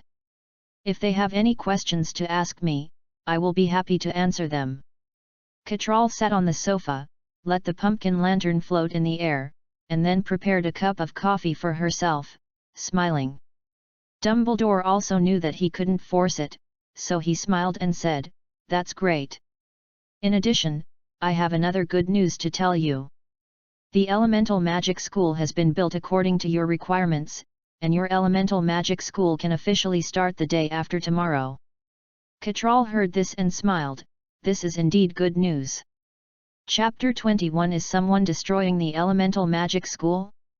Elemental Magic School. It has been completed and all the decorations have been completed. It must be said that the dwarf's craftsmanship is very good. In less than half a month, a school that can accommodate 500 people and is similar to the Roman Colosseum was completed. At this time, Kate Lear came to the elemental magic school and looked at the school that he had helped build with his own hands. This is a semicircular Roman Colosseum, or you can call it a theater. Because there is a field the size of a football field here, Kate Lear calls it a practice field. Learning elemental magic, since you have learned it, you must learn to release it, so this requires a sufficiently open venue. The elemental magic school is a semi-enclosed magic school. The 30-meter high school is enough for these little wizards to fly and fight. The ceiling of the elemental magic school can be opened and closed according to his requirements. When the weather is good, the ceiling is opened. When it rains or the weather is cold, the ceiling can be closed. Kate Lear looked at the scene in front of him, with a smile on his face, and then took out the magic wand, waved it, and magic emerged, saying, "Light of Hope." The magic flew out of the magic wand, an array of light flew out, floating in the air, forming a small sun, illuminating every corner of the elemental magic school. "Spirit of the wind, linger around me." Another magic, Kate Lear's figure was like the wind, floating in the air, standing above the training ground, overlooking the entire elemental magic school. Catral held the wand and continued to cast magic. Each magic contained powerful energy, covering the entire elemental magic school. Flashes of light and energy flashed over the elemental magic school. Professor McGonagall felt this energy and immediately came to the window from her desk and looked at the elemental magic school. Snape, who had just walked out of the basement, also looked at the elemental magic school, feeling the huge magical energy flashing, and his eyes were full of shock. As expected of Professor Kate, who created the elemental magic school, such strength can be compared with the principal. Not far from the elemental magic school, a figure was hidden in the darkness, standing behind a tree, half of his body was exposed, looking at the elemental magic school, and not far from him, there were 3 figures. "Harry, such a powerful magic fluctuation!" Ron exclaimed as he felt the powerful energy and the flashing light in front of him. "It seems that the elemental magic school is being built over there." Hermione looked at the elemental magic school and said seriously, "Do you think there are people fighting here?" Ron suddenly whispered. Harry and Hermione were stunned when they heard this, and then the 3 of them looked at each other, nodded, and said, "I doubt it very much. It is also possible that someone is deliberately destroying the school to prevent us from learning elemental magic." Hermione seemed to have thought of something and suddenly said, "Why?" Harry asked with some confusion. Hermione said solemnly, "Didn't you find that Professor Quirrell has been acting strange recently?" "What does this have to do with the elemental magic school?" Ron asked in confusion. Hermione rolled her eyes at Harry and Ron, and then analyzed in a serious manner, "Think about it, Professor Quirrell teaches defense against the dark arts, but how well does he teach? This is simply a joke. Fred and George can use snowballs to deal with Professor Quirrell. Oh, the defense against the dark arts he teaches us is not as good as learning it ourselves. Professor Kate's elemental magic is so magical and so powerful. If you are given a choice, whose magic class would you choose?" Harry and Ron heard this, then nodded and said in unison, "No need to think, definitely choose Professor Kate." "Why are your actions so consistent?" Hermione looked at Harry and Ron and said, "That's not the key. What do you think will happen next?" Ron patted Harry's shoulder, a little proud, and then said to Hermione again, "Do you think Professor Quirrell will accept it?" Hermione shrugged and spread her hands. "Does this require thinking?"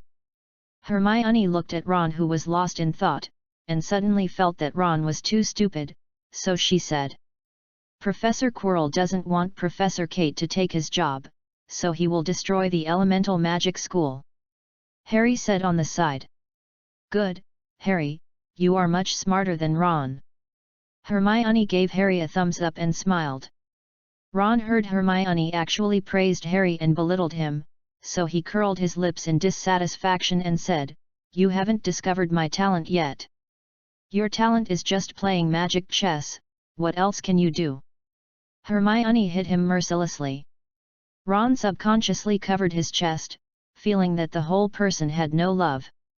Cute Hermione, actually disliked my IQ, and even disliked my talent. So, now in the elemental magic school, Professor Quirrell is destroying it. Harry said worriedly. It's very likely, we must stop him.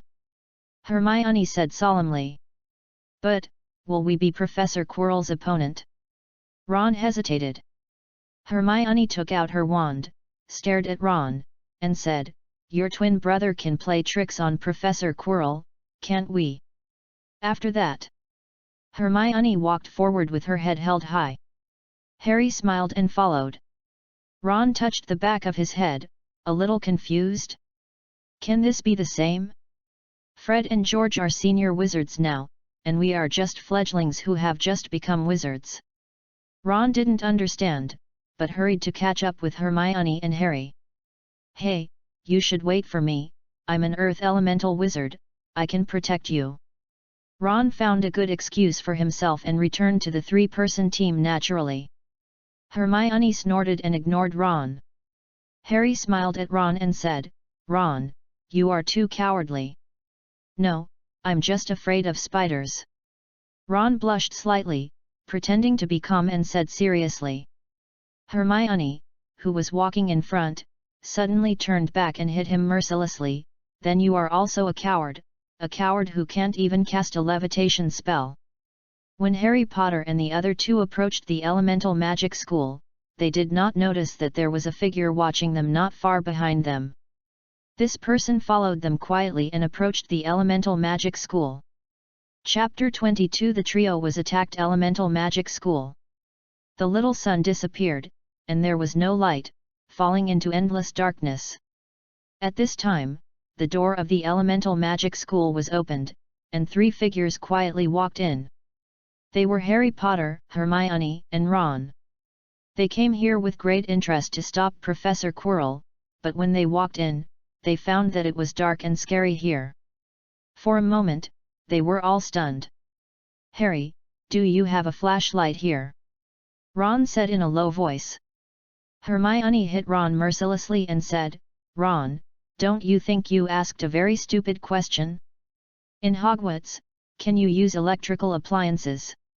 Modern equipment cannot be used in Hogwarts and is prohibited from being brought in.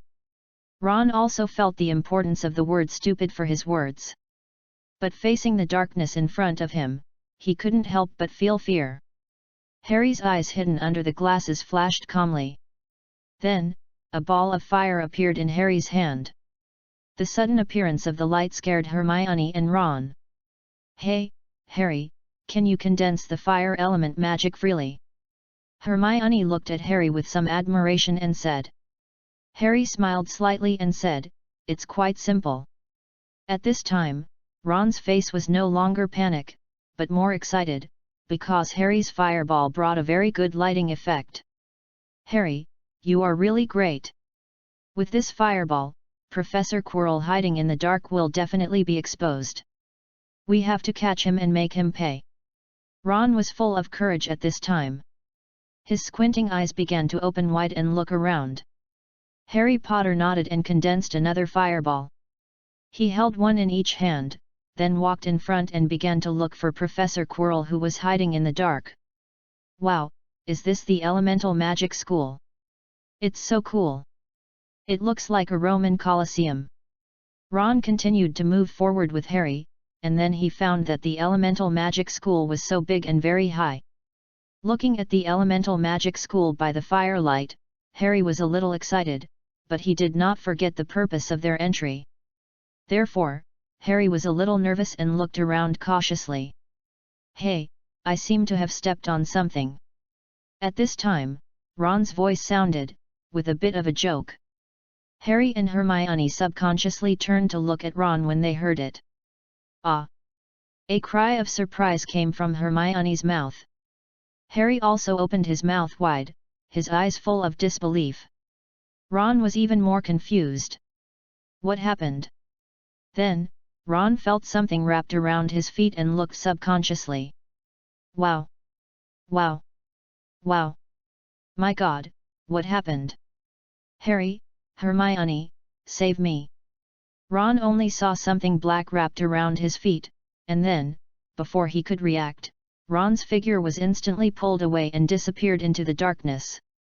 However, Ron's voice still echoed in the elemental magic school.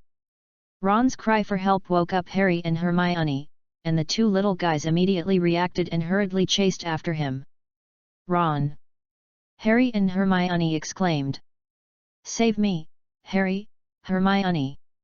Ah, it hurts, I feel my bones are going to break. Ron responded in panic, very hastily, and somewhat miserably. Harry and Hermione only chased a few meters and lost their direction. At the same time, more vines rushed out of the darkness and attacked Harry and Hermione. Harry dodged the attack of a vine, and seeing that Hermione was about to be attacked by the vines behind, he immediately grabbed Hermione and rushed to the side, but the fireball in Harry's hand also disappeared. The elemental magic school fell into darkness. In addition, there was the rustling sound. Harry! Hermione's voice sounded in panic. In the darkness, Harry breathed rapidly, stood up, grabbed the wand tightly, and released a fireball, saying, Hermione! The fireball flew out and stopped only 2 meters above Harry's head, serving as a light for illumination. It was also the illumination of this fireball that made Harry suddenly discover that there were many vines with thick arms around him. They were like snakes, giving people a very dangerous feeling. Hermione, Ron! Harry was very anxious.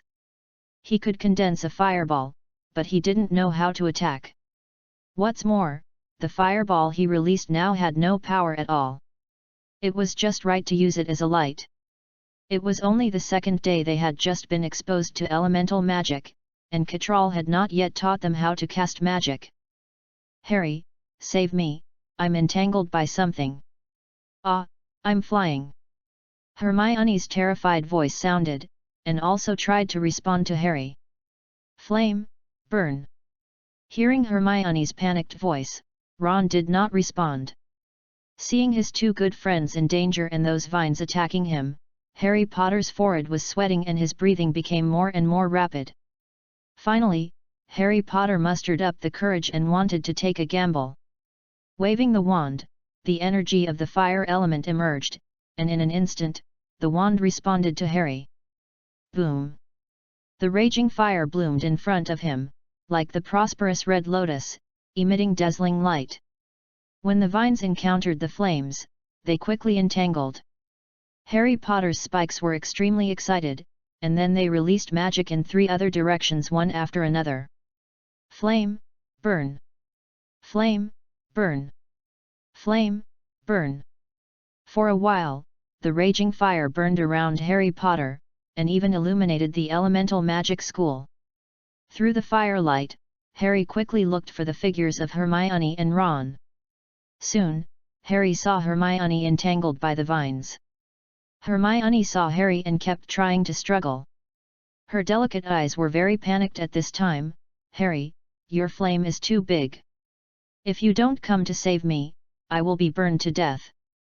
The flames burned very quickly, and the vines were afraid and painful because of the flames, and they were shaking constantly. So, Hermione was dizzy at this time. Harry, I will not only faint, but also be burned to death.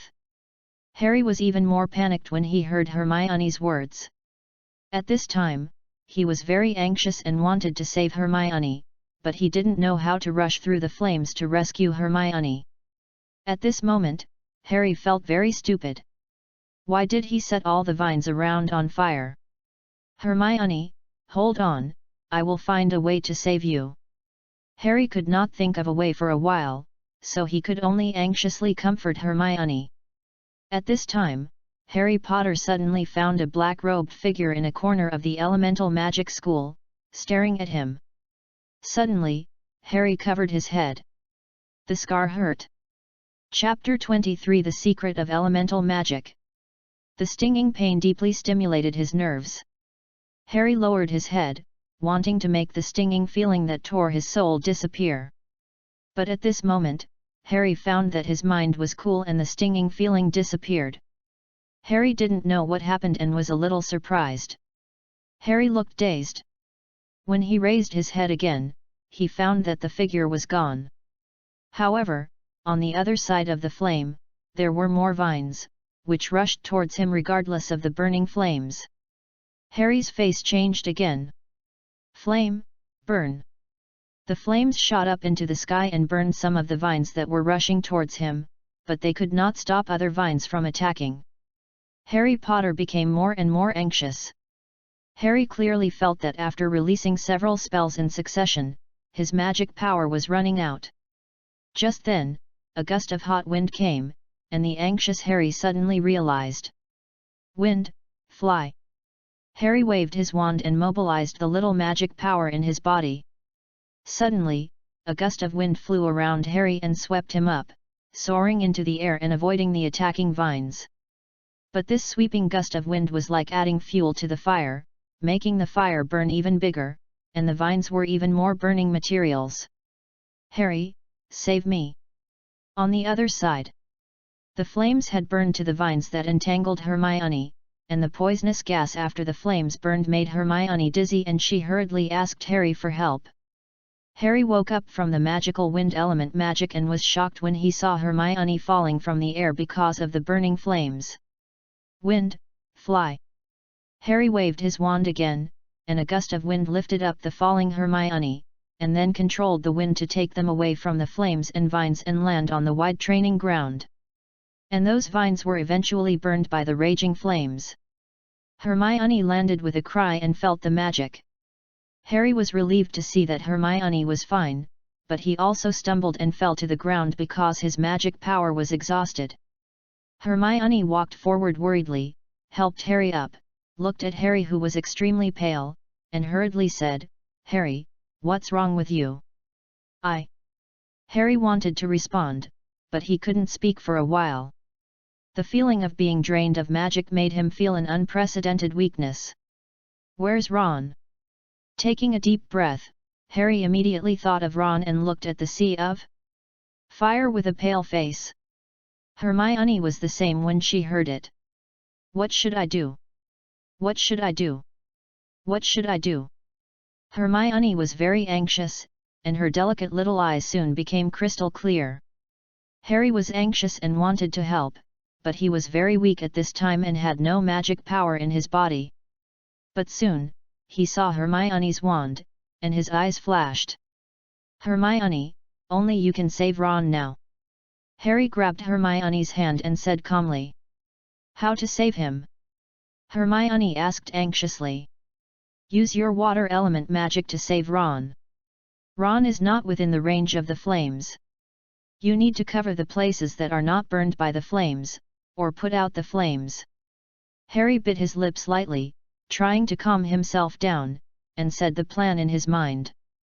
"But I don't know how to use water element magic," Hermione said with a pale face and some embarrassment. Hermione wanted to help, but she had not learned the magic spell from Kitral. "No, you will." Harry looked at Hermione firmly and said. "I won't."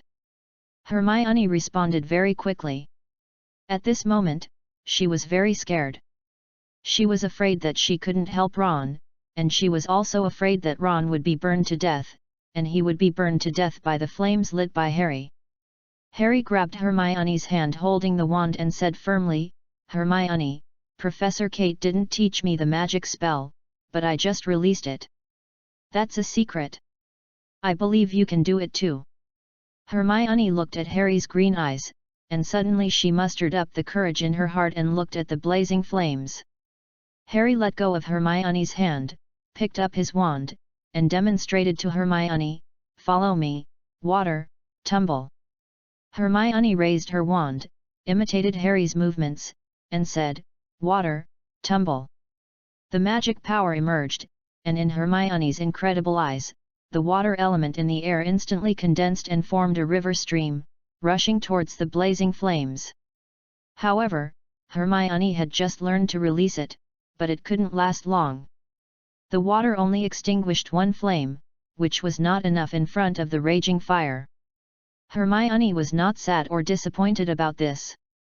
She waved her wand again and said, "Water, churn." This time, it lasted a little longer for 2 seconds, barely extinguishing half of the flame. Hermione took a deep breath and wanted to continue casting, but then a feeling of dizziness came over her. She staggered and was about to fall to the ground, her face pale. "Hermione, what's wrong with you?" Harry asked. "No more magic power," Hermione responded weakly. Harry was stunned when he heard this. He had only cast 2 spells and he had no magic power. "Why don't we try harder? As long as we put out one more place, we can cross the Sea of Fire to save Ron," Harry said hesitantly. Hermione bit her lip when she heard Harry's words, trying to suppress her magic power, but in the end it was in vain. "It still doesn't work," Hermione said bitterly. Harry felt desperate when he saw this. "You two's performance is somewhat beyond my expectations." At this moment, a voice sounded, and Harry and Hermione were shocked. Looking at Catral who fell from the sky, they were immediately surprised. "Professor Kate!" "Ron!" Catral held the unconscious Ron and landed beside Harry. He put Ron on the ground, then took out his wand and waved it, saying, "Water dance." In an instant, heavy rain fell and the fire was immediately extinguished. What surprised Harry and Hermione was that they had a magic barrier on their bodies, which blocked all the falling rain outside and did not wet their clothes. Catral smiled slightly, released another magic, and said, "Light of Hope." A small sun illuminated the entire elemental magic school and saw everything in the elemental magic school at this time. The chairs that were originally new were now mostly burned along with the vines, and the others that were not burned also turned black. In addition, the entire elemental magic school was also wet, and the scene was terrible. Just then, the door of the elemental magic school was pushed open, and Professor McGonagall and Headmaster Dumbledore both pushed the door open and walked in. Harry and Hermione's faces suddenly turned pale. At this moment, Harry and Hermione were extremely convinced that they were going to be unlucky. Chapter 24: A Sudden Turn of Events. "Oh my God, what happened here?" Professor McGonagall looked at the burned elemental magic school in front of her, with a look of shock and disbelief. Dumbledore was also a little stunned, holding his robe and walking by, as if he was afraid that the bad environment here would dirty his clothes. Dumbledore looked at a vine on the ground, then picked it up to check, and couldn't help saying, "Devil vine. This is a black vine with strong toughness, afraid of fire, and will attack enemies who break into its territory, then entangle the enemy to death, and finally be buried beside it, secreting some liquid from the body to decompose the enemy. Demon vines are also a means that some dark wizards like to use to frame or attack others. But why are there demon vines here? Professor Kate, what happened here?" Professor McGonagall came to Catral and asked. Catral smiled slightly, glanced at Harry and Hermione, and said, "I don't know either. When I came here, Harry and Hermione were trying to put out the fire." McGonagall did not doubt Catral's words, so she looked at Harry and Hermione and said seriously, "Harry Potter, Hermione Granger, you two need to give me an explanation." Professor McGonagall immediately found Ron who was unconscious, so she asked anxiously, "Oh, there is another poor guy here, what happened to him?" "He is unconscious, nothing serious." Catral smiled slightly, then waved his wand, and said, "Light elf, heal his wounds and soothe his heart." A beam of light shot out, and then a light elf was seen wandering around Ron, and finally sank into Ron's head and disappeared. Harry, Hermione, Professor McGonagall, and Dumbledore, who were walking over, were all attracted by the elemental magic performed by Catral and were full of curiosity. Then, seeing Ron wake up, Professor McGonagall and Dumbledore had a gleam of light and smiles in their eyes. Light elemental magic actually has such benefits, not only can it heal, but also can heal the soul. Harry and Hermione watched Ron wake up and sat up, and then they happily stepped forward and hugged Ron with cheers. The experience just now seemed to make the friendship of the three little guys even stronger. They were all worried and concerned about each other. Catral smiled at this, but there was a meaningful smile in the corner of his mouth. Harry, Hermione, Ron, you three need to answer my question now. What happened? Professor McGonagall stared at Harry and the other two with a serious look. In an instant, the smiles on Harry and the other two's faces disappeared. Facing Professor McGonagall's serious expression, Harry and the other two could not be happy. Silence. Does it mean that you have admitted that you have done something wrong? Professor McGonagall said coldly. In this case, in view of the seriousness of the matter, Gryffindor will deduct 10 points from each person. Professor McGonagall said seriously. Harry's face changed slightly. This week, because Professor Snape seemed to be full of hostility towards him, Gryffindor had been deducted 10 points. Now, each of the three of them would be deducted 10 points. This was really terrible. Speaking of Professor Snape's potions class, Harry and Ron had all kinds of bad thoughts in their hearts, not knowing whether to say it or not. Before entering Hogwarts, he studied hard and even read all the textbooks, but could he remember everything in such a short time? No. Harry was not stupid, he just didn't have the ability to remember everything. Moreover, Snape hadn't taught the class yet, but after a few words of serious warning, he asked him about something he didn't know. Wasn't that a bit too much? And Hermione clearly tried very hard to raise her hand to answer, but was ignored. Oh my God, he was so partial to Malfoy. Malfoy was a bastard, he was always so domineering, he was always so bad, even more disgusting than Dudley. Professor McGonagall, we were attracted by the magic fluctuations here. We suspected that someone was going to destroy the elemental magic school, so we planned to come here to find out.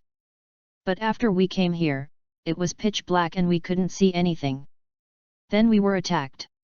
It was obvious that someone was going to destroy this place. Harry concealed the fact that he had set fire to the vines and explained the reason seriously.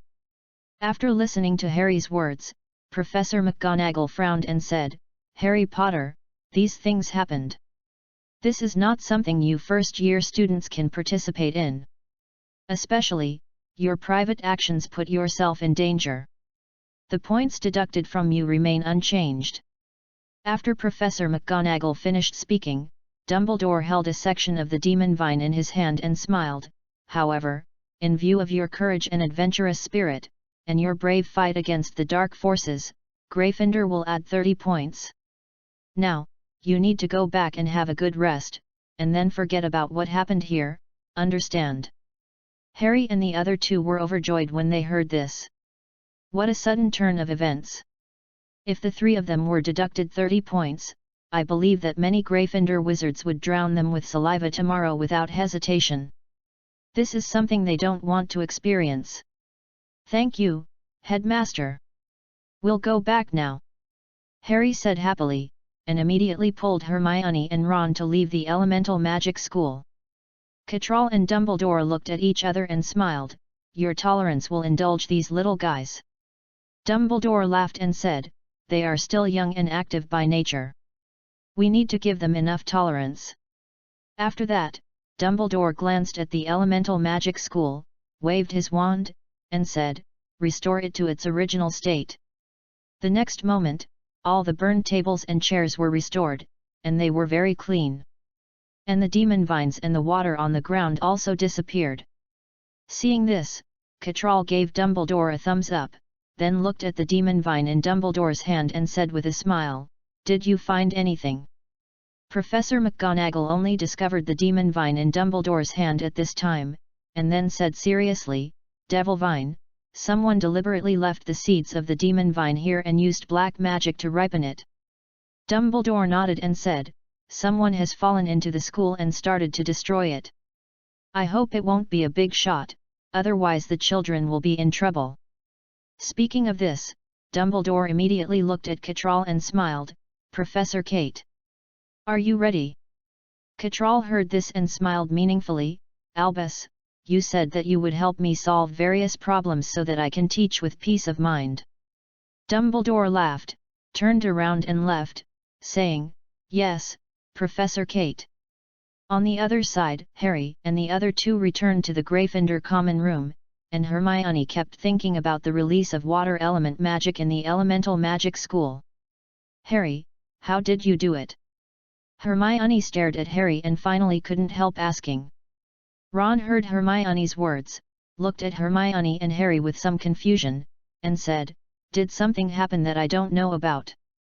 Harry understood what Hermione meant, so he said, "This is a secret I discovered by chance."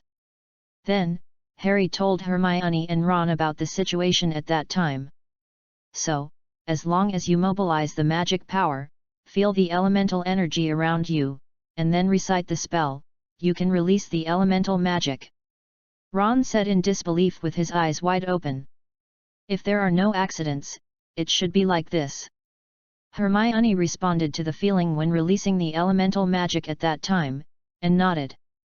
"This is just one of the things we released. It's just a magic. I believe there are more powerful elemental magic spells," Harry Potter said seriously. "I believe it too, but now we have to go back, otherwise, if we are discovered, we will still be deducted points," Ron said worriedly. "Then go back first, we will find a chance tomorrow to consult Professor Kate and ask about potions." Harry nodded. Chapter 25 Snape is full of hostility towards me. The cabin on the edge of the Forbidden Forest. Harry received a letter from Hagrid in the morning and invited him to visit. Harry agreed without hesitation. In addition, he needed to vent with Hagrid about what happened during this time.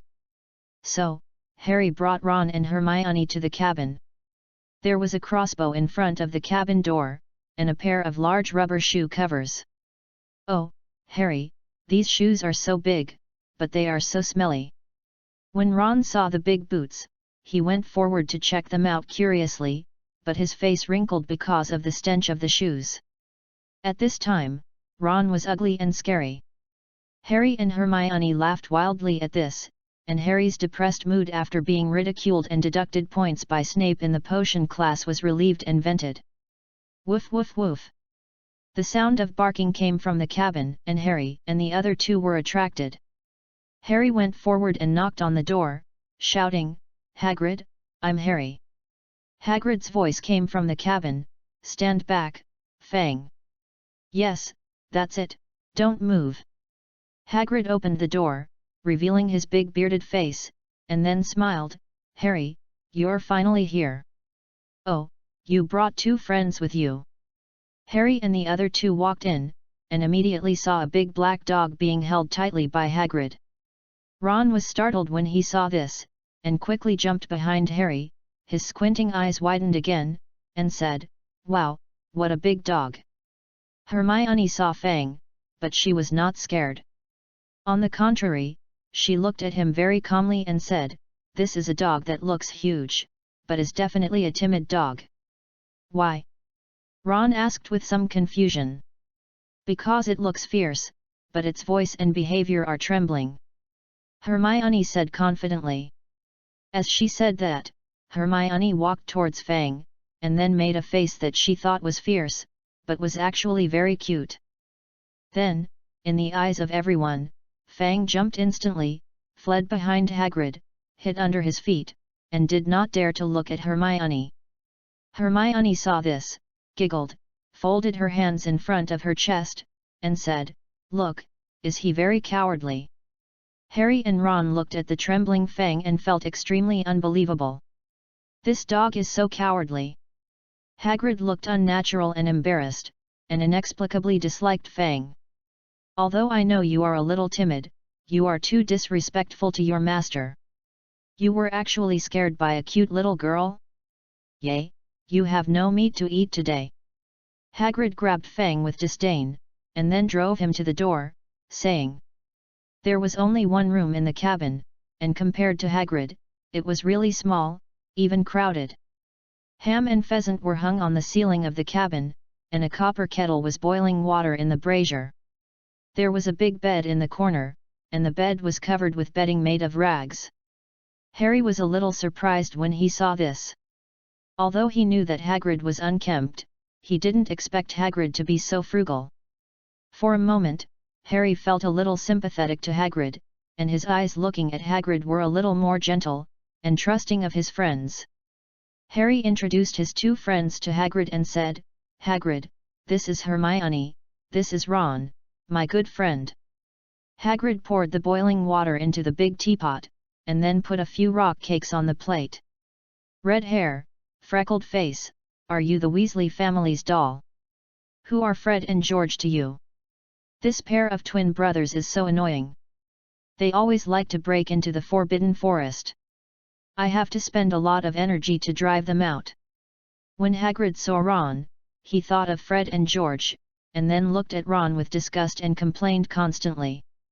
Ron heard this and smiled wickedly, saying, "Hagrid, they are my brothers. Of course, if possible, I don't mind you taking a frying pan and slapping their butts hard. They will learn their lesson. At least my mother taught them that way." Harry listened from the side, looked at Ron, and smiled. "Hey, Ron, have you been beaten like this by your mother?" Ron showed embarrassment on his face. It was an unrecallable memory. "Wow, this rock cake is so hard, I feel like my teeth are going to fall out." Hermione was curious when she saw the rock pancake that Hagrid had put out, so she picked it up and grabbed it, widened her eyes, and then opened her mouth and bit it. Suddenly, Hermione felt desperate. The toothache was unbearable. "This is definitely the hardest rock pancake I have ever eaten. Even if you put it in a frying pan and fry it again, it will be more delicious and softer than it is now." Harry and Ron heard this and looked at the rock pancake on the table, and actually tried it out of curiosity. The result is... Looking at Harry and the other two who were covering their cheeks, Hagrid was extremely embarrassed. As a half-giant, his teeth were very good. The rock pancake that looked very good and chewy to him was not as good as Harry's. In front of these three normal human children, rock cake is a stone. Seeing Hagrid's embarrassed look, Harry quickly changed the subject and told Hagrid what happened in the class in the past few days. Hearing Hagrid call Filch, the guy who looked a little gloomy and strong, that old glutton, Harry and the other two laughed unscrupulously. Because Filch is the gatekeeper of Hogwarts. He is a bad-tempered and annoying person. His hobby is to go against students. In addition, Filch has a cat named Mrs. Rawls. He is really annoying, just like Filch, and he is still haunting. Harry also told Hagrid about Snape's class. "Harry, you don't need to worry at all. He just has a special personality.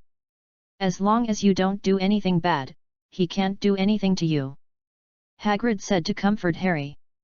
Harry touched the scar on his head and said seriously, "But I have a feeling that he really hates me. On the day of the welcome dinner, he looked at me and my head hurt a lot." Hagrid smiled and said, "Harry, you must be hallucinating. Why does he hate you?"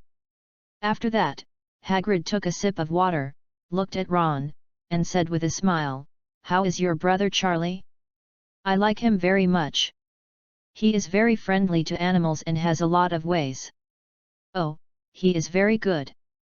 He is studying dragons," Ron responded with a smile.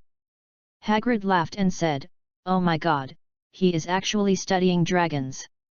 You know, how much I hope I can raise a dragon." Harry looked at Hagrid who was talking to Ron, and always felt that Hagrid was deliberately avoiding him and was unwilling to continue talking to him about Snape. Harry couldn't figure it out, but Harry was very sure of one thing, that is, when Snape looked at him at that time, his head really hurt. This can't be wrong. Snape was targeting himself and was full of hostility.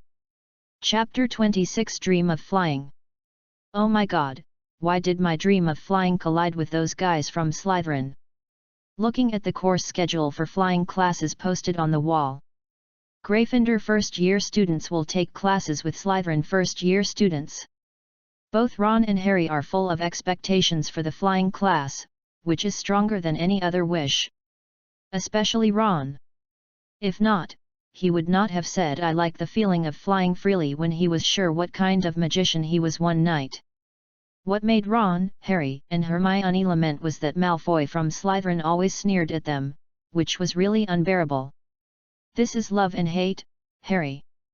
Malfoy, that bastard, looked down on us so much, but he had a special liking for you, but you rejected him for us, and he was taking revenge on us. Ron suddenly grabbed Harry's clothes and said with a look of despair. Harry was stunned by Ron's words. What the hell is this? What the hell is love turning into hate? Ron, what on earth is in your head?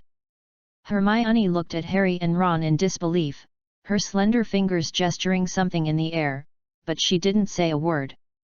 She was too cute, and Ron was a little stunned. Hey, red-haired Weasley, you seem to be afraid of me. Haha, don't be so nervous, we will take good care of you in the flying class. By the way, I will let you know who is the best flyer. Malfoy happened to pass by with his two big followers Goyle and Crabbe. When they heard Ron's wailing, they stopped and turned to look at Ron and the other two, laughing contemptuously. Ron's face looked a little ugly when he heard this, but he still said firmly, "Humph, I'll let you know that you are nothing in front of me." Malfoy sneered at Ron's words, then looked at Harry and said, "Harry, I'll let you know that your choice is wrong. Being with them will only lower your status and taste." After Malfoy finished speaking, he took Crabbe and Goyle away. Crabbe, Goyle, in the afternoon flying class. They must learn a lesson and let them know that we Slytherins are the most powerful. Malfoy told Crabbe and Goyle. Crabbe and Goyle nodded and smiled foolishly. It's a bit troublesome. Seeing this, Harry said helplessly, I hope the afternoon flying class will not be too embarrassing. Harry has never ridden a flying broom, but he knows that this is a not easy course. Ron looked at Malfoy's back as he walked away, muttering, this guy really deserves a beating. He's a big mouth, always bragging about how good he is at Quidditch. Believe me, if he embarrasses himself, he will definitely be more embarrassed than you. Hermione rolled her eyes when she heard what Ron said, and said, you really know how to comfort people. Harry smiled when he heard this, and then he calmed down again. Who will embarrass himself in the afternoon flying class? It's still unclear. Malfoy would brag about his heroic deeds in front of his younger brothers almost every day, and even when he was in class with them, Gryffindor, he would always speak a little loudly so that Harry and others could hear him, and then let others cast envious eyes, so as to satisfy his little vanity. For example, he always complained that first-year freshmen were not eligible to join the Quidditch team. He also often told some wonderful stories, the protagonist of which was naturally Malfoy. Interestingly, he always ended with a thrilling escape from a Muggle helicopter. This is a contest of speed and courage to show his love for flying broomsticks. Of proficiency and superb skills. Of course, no one believed that Malfoy could do it. Others who like to brag like Malfoy include Seamus Finnegan and Ron. For example, Seamus Finnegan always said that in his childhood, he spent most of his time riding a flying broom in the wilderness, feeling extremely comfortable and excited. This made many first-year students who had not yet ridden a flying broom very envious. There will be flying lessons in the afternoon. Do you have any secrets? Neville Longbottom asked nervously, holding food and sitting next to Ron. Harry and Ron did not expect Neville to ask them such a question. Ron looked at Neville's figure, then rubbed Neville's belly with his hand and said, Neville, with your figure, are you sure the flying broom can take you to the sky? Neville smiled awkwardly when he heard this. Although my family has a flying broom, my grandmother never lets me get close to it. Neville was trying to explain. Hey, Neville, I think you can give up on him. Your grandma is right. You shouldn't have the dream of flying. Ron said with a smile. But I want to try it. Neville said seriously. Ron looked at Neville's serious eyes, then looked at Harry, and finally both of them looked at Hermione. If there is any secret, you should ask Hermione, she is a learned and talented woman. Facing the eyes of Harry and the other two, Hermione cleared her throat and said, "Since you are looking at me, I will tell you reluctantly." In fact, Hermione was as nervous as Neville. Because it is not as simple as seeing it from the tree and then memorizing it carefully, it requires a flying broom to test it. But even so, Hermione still showed off the knowledge she saw in a book called Magical Quidditch to Harry and the other two. Harry and Ron were a little confused, especially Ron. Although he liked to brag occasionally, he had flown on his brother Charlie's broomstick, but the process was not ideal and the result was tragic. So, facing Hermione's words, Ron felt incredible. "Hermione, you can say that?" Neville didn't know what Ron was thinking. Neville only knew that he would have his first flying class in the afternoon and would realize his dream of flying on a flying broomstick, so he listened very carefully, fearing to miss any word. Because it was related to whether he could finish the first flying class easily and ensure that he would not embarrass himself in class, otherwise it would hurt his self-esteem. Just as Neville was listening attentively and Hermione was talking clearly and devotedly, a noisy sound also sounded. The wizards who were eating in the hall all raised their heads at this time. A group of owls flew in, and then saw packages and envelopes falling from the sky and being caught by the wizards. Chapter 27 Confrontation with Malfoy. "Hey, Malfoy, did your mom send you some delicious food again?" Crabbe looked at Malfoy, who received the package, and shouted with great anticipation. "Of course, let me see what it is this time." Malfoy was very pleased with Crabbe's tact, so he raised his voice without hesitation and said while holding the big package, "BB multi-flavor beans. Nice, there are many flavors I like here: bacon flavor, French bouillabaisse flavor, chocolate flavor, curry flavor, oh my god, there is even my favorite French beef casserole flavor. Do you know how hard it is to get French beef casserole and French bouillabaisse flavored multi-flavored beans?" Malfoy took out 2 bags of multi-flavored beans and showed off with cheers, his eyes intentionally or unintentionally looking at Gryffindor and Harry's side. Ron was attracted by Malfoy's voice and cast an envious look at him at the same time. He had the honor of having tasted the 2 kinds of multi-flavored beans that Malfoy mentioned once, and the deliciousness was simply indescribable. Harry had never tasted them, but he had to look forward to it at this time. It is said that there are more than 700 flavors of BB multi-flavored beans, and some of them are extremely special. For example, vomit flavor, earwax flavor, and snot flavor. Harry had eaten some on the train, but fortunately, he had never tasted those disgusting flavors. In addition, when sharing with roommates in the dormitory, he could not eat less. "But I have never tasted the flavors that Malfoy mentioned. Because they are rare, you need luck to taste these flavors. Of course, if you have the ability, you can also get them specifically." "Hey, Neville, you actually have a small package, open it and see what it is." Ron withdrew his envious eyes from Malfoy and was ready to continue eating his food, and then saw a small package fell into Neville's hands. Neville was a little excited. He opened the package with his chubby little hands. There turned out to be an egg-sized glass ball inside. "What is this? Why is it filled with white mist? It looks pretty," Harry asked with some confusion. "This is a memory ball, Harry," Neville explained with a smile. Speaking of Grandma, Neville's face was full of lovely innocence and happiness. "Because Grandma has always taken good care of him. Grandma knows that I always forget something, and this memory ball will tell me whether it is something has been forgotten.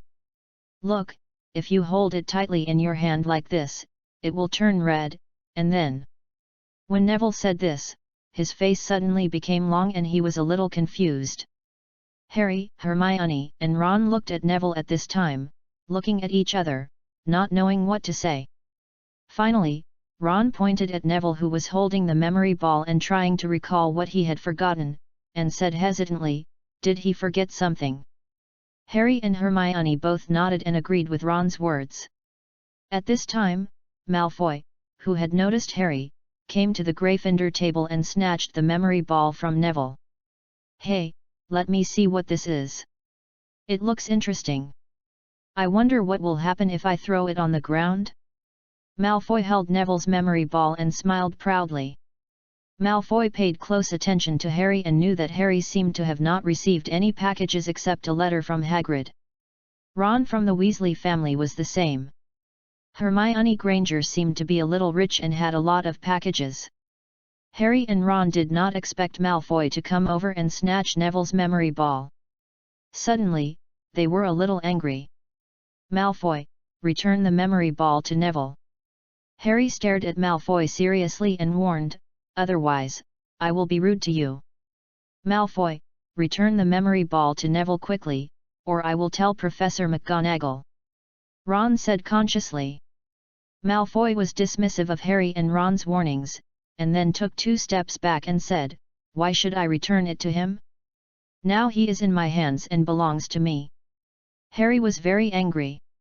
He felt that Malfoy was too unreasonable and always bullied others by relying on his so-called pure-blood family. So, Harry took out his wand and prepared to give Malfoy a good look. Malfoy smiled when he saw this, and then snapped his fingers.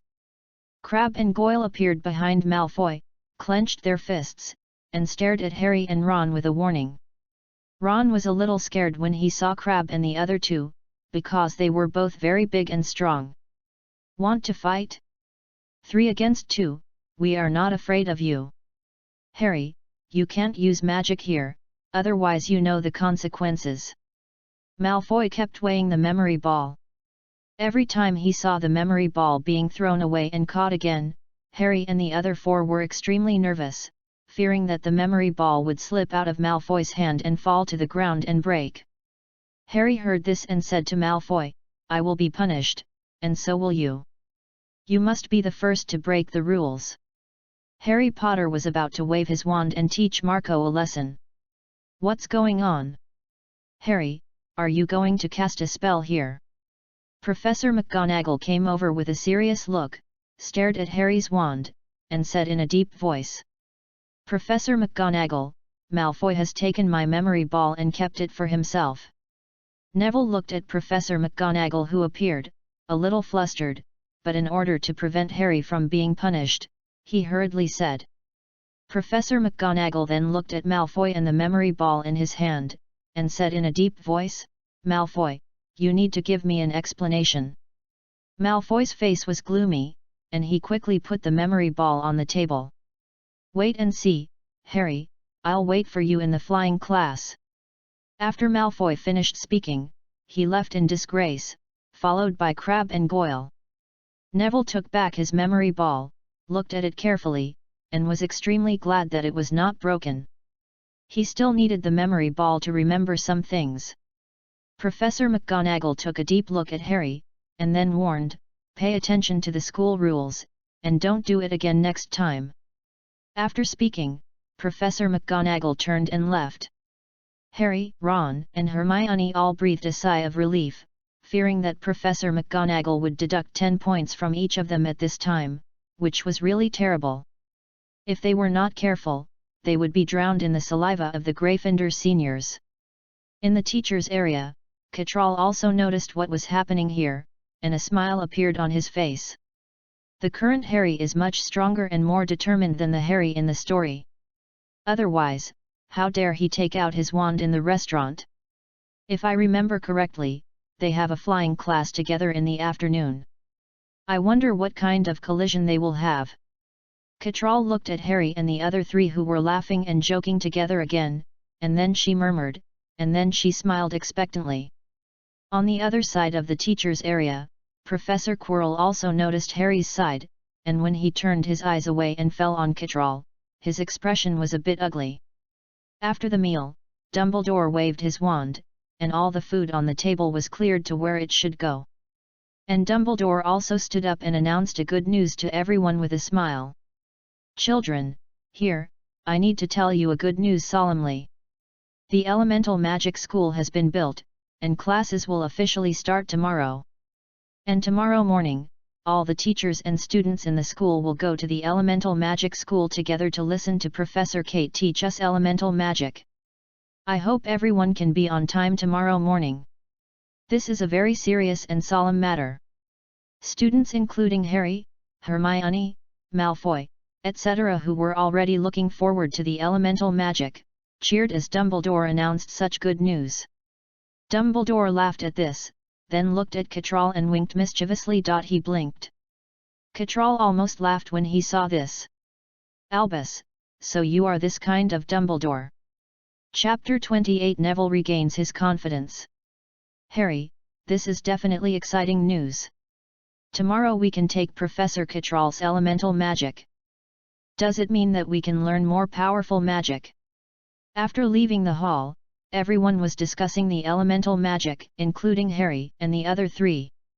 For example, Neville was extremely happy and expectant at this time. Harry, Hermione, and Ron, who had already determined their elemental magic attributes, looked at each other and then smiled. They were students who had come into contact with magic and realized the magic attributes earlier than others. This also means that they will go further and faster than others. What's wrong with you? You don't seem very excited. Neville looked at Harry and the other three and asked with some confusion. No, Neville, we are very excited, more excited, and looking forward to it than anyone else. However, at this time, we still have things to do. Ron stepped forward and hooked his arm around Neville's neck, saying very familiarly. Neville is not a fool, he understood what Ron meant. But Neville knew that Harry and Ron came back very late these 2 nights. They were out at night, and I don't know what they were secretly planning. So, Neville looked at Harry and Ron seriously and said, "Are we classmates?" Ron was a little uncomfortable with Neville's serious look, because he usually looked a little cowardly and timid, and he always forgot something. "Of course we are classmates," Ron responded hesitantly. "Are we roommates?" Neville said again. Ron looked at Neville with some doubts, not knowing what he was thinking, but still said, "Of course." "So, do you regard me as a friend?" Neville said again. After a pause, Neville whispered, "I know you guys come back to sleep very late at night." Harry and Ron looked at each other, and this time, they understood. Ahem. Ron coughed a few times, not knowing how to answer. Harry looked at Neville, stretched out his hand, and smiled, "Harry Potter." Ron and Hermione looked at Harry, and then looked at Neville. Neville looked at Harry's outstretched hand, and a silly smile appeared on his round face. He stretched out his hand and held Harry's hand, and smiled, "Neville Longbottom." Ron and Hermione looked at the two of them, and then smiled on their faces. "Neville, we are going to see Professor Kate to ask about potions. Do you want to go with us?" Harry asked. Neville heard this and smiled, "Okay." So the 4 of them quickly came to the small Western-style building where Catral was. It was Neville's first time here, and he was surprised to see such a beautiful small Western-style building in front of him. "Professor Kate."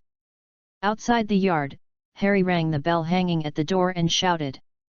Katlia opened the door and walked out, smiling, "Come in." Katlia looked at Neville following the team and smiled, "Isn't this Neville Longbottom?"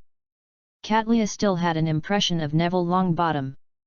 Throughout the entire Harry Potter series, Neville Longbottom also played an important role. When he grew up, he became a professor of herbology at Hogwarts and always maintained a deep friendship with Harry Potter and others. In addition, although Neville Longbottom looked a little weak in character, he was a fat boy with a soft exterior and a strong interior. He had his own firm stance and was deeply respected by Gryffindor students, so he was often protected by them. Just like when Harry and Ron were having dinner in the hall just now, they protected Neville. Neville didn't expect Catral to remember his name. So he was a little touched and said quickly, "Professor Kate, my name is Neville Longbottom." Catral smiled and said, "Welcome to my place." When the group entered the house, Catral asked with a smile, "Coke or Sprite?" "Coke." Harry, Hermione, and Ron answered without surprise. Catral nodded, and then looked at Neville who didn't speak. Neville faced Catral's gaze and responded weakly, "Can I have a cup of coffee?" "Of course, you and I have a common hobby, Neville." Catral smiled and said, "Don't be so restrained here, I'm not Professor McGonagall, I won't deduct points for every turn." Ron patted Neville who was sitting next to him and smiled, "Don't be nervous, Professor Kate is a very friendly professor." Neville listened to what Ron and others said, then nodded seriously, and the whole person felt a little relaxed. After a while, Coke and coffee were served. Catral held the coffee, looked at Harry and the other three and said with a smile, "Why did you come to see me?" "Professor Kate, we want to learn potions." Ron drank half a bottle of Coke in one gulp and responded excitedly. "Why?" Catral asked curiously. "I believe what Professor Kate said, potions can make you rich," Ron said with a firm look. Catral didn't expect that this was the reason why Ron wanted to learn potions. The corners of his mouth curled up slightly, and then he looked at Hermione. "I want to get full marks on my test paper and graduate with full marks in all subjects." Hermione smiled confidently. "Good idea," Catral said. Trailer smiled. Catrail really believed in Hermione. Hermione had a smart mind, was calm in the face of things, and liked to read. Most importantly, she had a kind and helpful heart. She was a girl who dared to call Voldemort by his name. Catrail looked at Harry and asked, "Harry, what about you? Although I have the wealth left to me by my parents, I want to create wealth through my own efforts and help some people." Harry glanced at Ron, and thought of Hagrid again, and responded. Catrail smiled. In that story, Harry's potion learning was not very good. Like Ron, it could only be considered barely. "Neville, what about you?" Catrail immediately looked at Neville and asked. Neville didn't know how to answer Catrail, because his potion learning was very bad. During these times, he was humiliated by Snape, and he also implicated his partners because of his operational errors. Neville was a little anxious when facing the gazes of the crowd. His mouth opened and closed from time to time. Finally, he mustered up the courage and looked at Catral and said, "I want to learn potions well and don't want to be looked down upon by Professor Snape and my classmates." Catral was stunned when he heard this, and then laughed. "Snape is really a bit of a character. It seems that he is only kind when facing himself. In front of other people, he is always cold and mean." Poor Neville was scared by Snape. "Well, since you like it, I will teach you potions. This is a very test of patience. At the same time, you also need to have enough knowledge of herbology. Of course, I hope you can persist. For those who give up halfway, I will give severe punishment." Harry, Ron, and the other four were stunned when they saw Catral's eyes suddenly become serious. Suddenly, there was a bad feeling. Chapter 29 Malfoy, you must apologize. The lunch break is only 1 hour, but for Harry and the other four, it is a tiring and exciting thing. And in this hour, they only did one thing, that is, controlling magic. According to Catral, in order to mix a potion, you need to have precise control. And the precise control of magic also means that they can speed up the speed of casting magic, and even the accuracy of casting magic. Compared with Harry and the other three, Neville's magic attribute has also been tested, Earth Element Energy. This is in line with Neville's character. Although he is soft on the outside and strong on the inside, and often forgets something, he can always stick to the things he decides, and he is very resilient and steady. After sending Harry and the other four away, Catral looked to the side, and Dumbledore came down from the second floor. "Professor Kate, what do you think of Harry?" Dumbledore came to the sofa and asked Catral. Catral smiled and said, "He is a genius, and at the same time, he is adventurous and helpful. But his heart is not very peaceful." Dumbledore nodded, touched his glasses subconsciously, and then said, "Who do you think did what happened last night?" Catral stretched out a finger, and a flame appeared on the finger and burned. He said, I don't know, maybe my magic has threatened someone. I hope tomorrow's elemental magic will have a good start. Are you reminding me, Professor Kate? Dumbledore heard this, he laughed and said, don't worry, those troublesome people will not disturb the spread of your magic. In addition, if possible, please help take care of Harry, he is very important. Catala thought for a while and said, okay, for the sake of genius, I don't mind him making my elemental magic shine in the magic world. Dumbledore laughed and left immediately. When he was about to leave, he said again, if you want to become an eagle, you still need to be tempered in the wind and rain. I just hope that the young eagle can grow up quickly. Catala looked at Dumbledore's back as he left, touched his chin, and thought about it. According to the plot, what was old Dumbledore calculating?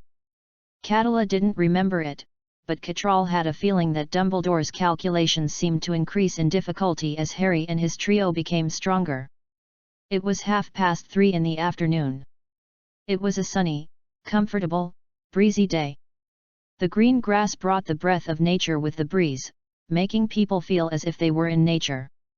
Harry, Ron, Hermione, and other Gryffindor students hurried to an open space outside the castle. They will have their first flying lesson here. When Harry and the others arrived, Slytherin students were already waiting there, and dozens of flying brooms were neatly placed on the ground. However, Harry still remembered that Ron's brothers Fred and George had complained to him about the flying brooms in the school, which were like a drunkard.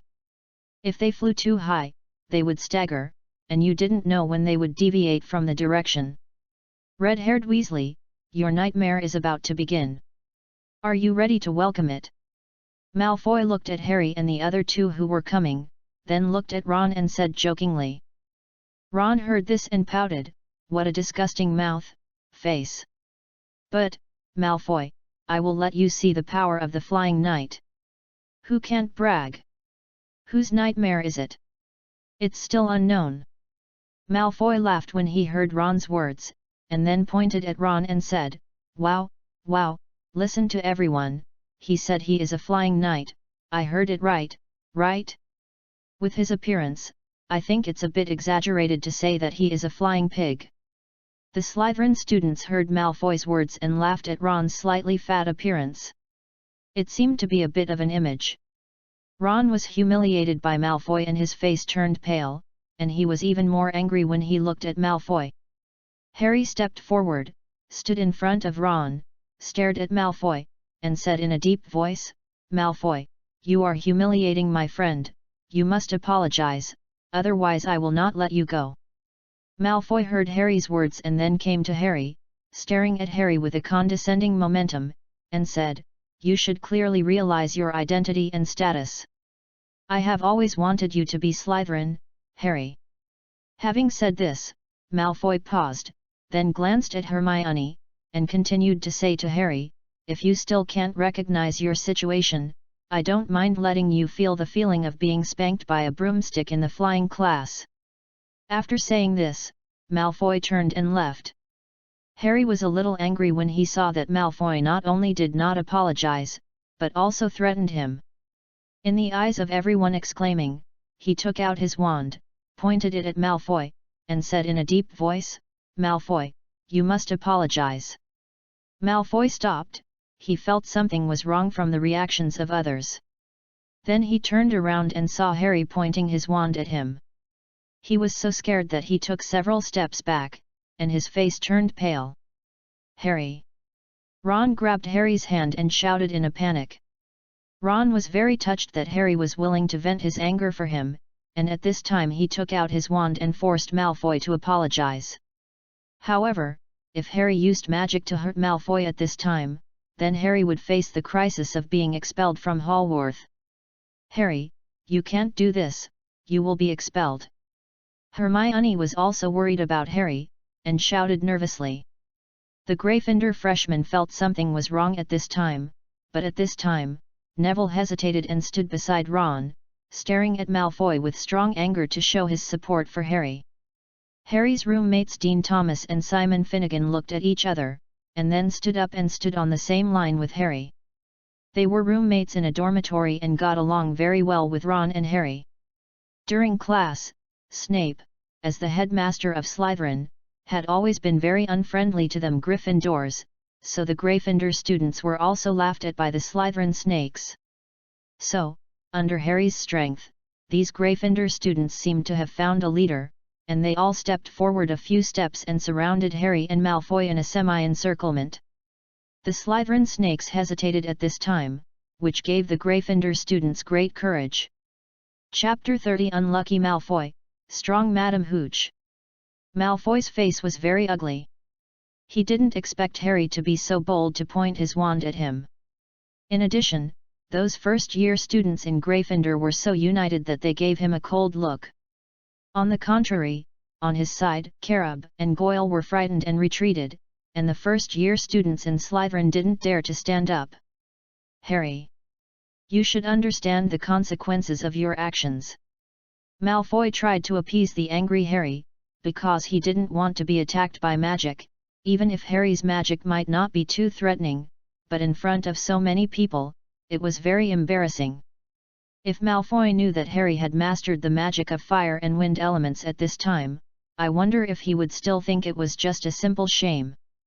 Malfoy, I have been very tolerant of your disgusting face. Today, you must apologize to Ron. Harry's attitude was very firm, and his eyes staring at Malfoy were full of hostility.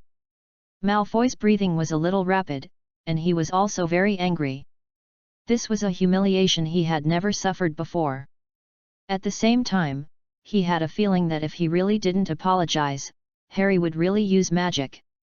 Malfoy swallowed his saliva, and finally chose to compromise, saying, "Okay, I'll apologize to Ron." Just then, a girl's voice sounded in Gryffindor, saying, "Harry, Madam Hooch is here." Hermione and Ron heard the words and immediately stepped forward, one controlled the hand, and the other took away Harry's wand. At this time, magic must not be used, otherwise, the result will be very bad. Without the wand, Harry could not cast magic, which made Malfoy suddenly lose any sense of crisis, and a smile appeared on his face. Arrogance, pride, and disdain for Harry. "Harry, I remember your humiliation of me. Later, I will make you look good." After threatening Harry, Malfoy returned to Slytherin and was very dissatisfied with Clough and Goyle, and also expressed dissatisfaction with the freshmen of Slytherin. "We are Slytherin, we should have strong ambitions and desire for strength. What did you just do? Facing the little lions of Gryffindor, we should be aggressive enough to scare them, instead of being scared by them like a hamster and hiding away." Malfoy's voice continued to ring among the Slytherin students. He was venting, establishing his own leadership image, and stirring up emotions. Sure enough, under Malfoy's venting, some Slytherin snakes looked at Gryffindor with a different look. Harry was comforted by Ron and Hermione, and now he heard Malfoy's words, and his eyes changed again. But soon, Harry and others laughed, and laughed happily. "Draco Malfoy, I heard your declaration. But this is very unfriendly. In view of your remarks, Slytherin will be deducted 5 points. Madam Hooch came over, staring at Malfoy with an unfriendly look, and said in a deep voice. Madam Hooch had short grey hair and 2 yellow eyes, but they looked like an eagle's eyes. Undoubtedly, she was a capable woman. Madam Hooch warned Malfoy and deducted points, and his pale face was actually flushed. No one believed that Malfoy was excited and happy at this time, because this was very abnormal. But this also made Malfoy's hostility towards Harry more intense, and even the Slytherin freshmen looked at Gryffindor with some unfriendly eyes. Malfoy's words worked. Of course, the lions of Gryffindor would not give in at this time. Madam Hooch clearly felt the smell of gunpowder in the air, and then said sternly, "What are you doing blocking? Are you standing here like a stupid statue? Now, everyone stands next to a flying broom. Hurry, hurry, hurry, hurry up. If anyone is slow, please leave here, because it shows that you don't love flying lessons at all." Faced with Madame Hooch's seriousness and the anger that was vaguely revealed, both Slytherin and Gryffindor students immediately came to the flying broom. Slytherin and Gryffindor stood on both sides, forming a confrontation. They all looked at the opposite side, with different expressions, but they were all targeting each other. Harry looked at the flying broom beside him. It was broken and old, with some branches lying all over the place, looking very messy. Thinking of Fred and George's words, Harry always felt that there was something wrong with the flying broom beside him. For example, if it was like a drunk, staggering out of control, it would be really embarrassing, especially at this time. Malfoy would definitely not miss this opportunity and sneer at him. "Stretch out your right hand and put it above the broom." Madame Hooch stood between the students of the two colleges and shouted, "Then say get up. Get up." Harry and the others were shocked and said quickly, "Swoosh." Harry's broom immediately jumped into his hand, very fast. Harry was a little happy and relieved at the same time. Then Harry looked at Hermione, Ron, and Neville. Thank God, they also successfully caught the flying broom in their hands. Malfoy also easily called the flying broom into his hand, so the look he gave Harry was also a bit provocative. In response, Harry smiled faintly and ignored Malfoy's disdain. The Gryffindor students performed very perfectly, but things were a bit bad for Slytherin. The scene that Fred and George described happened in Slytherin.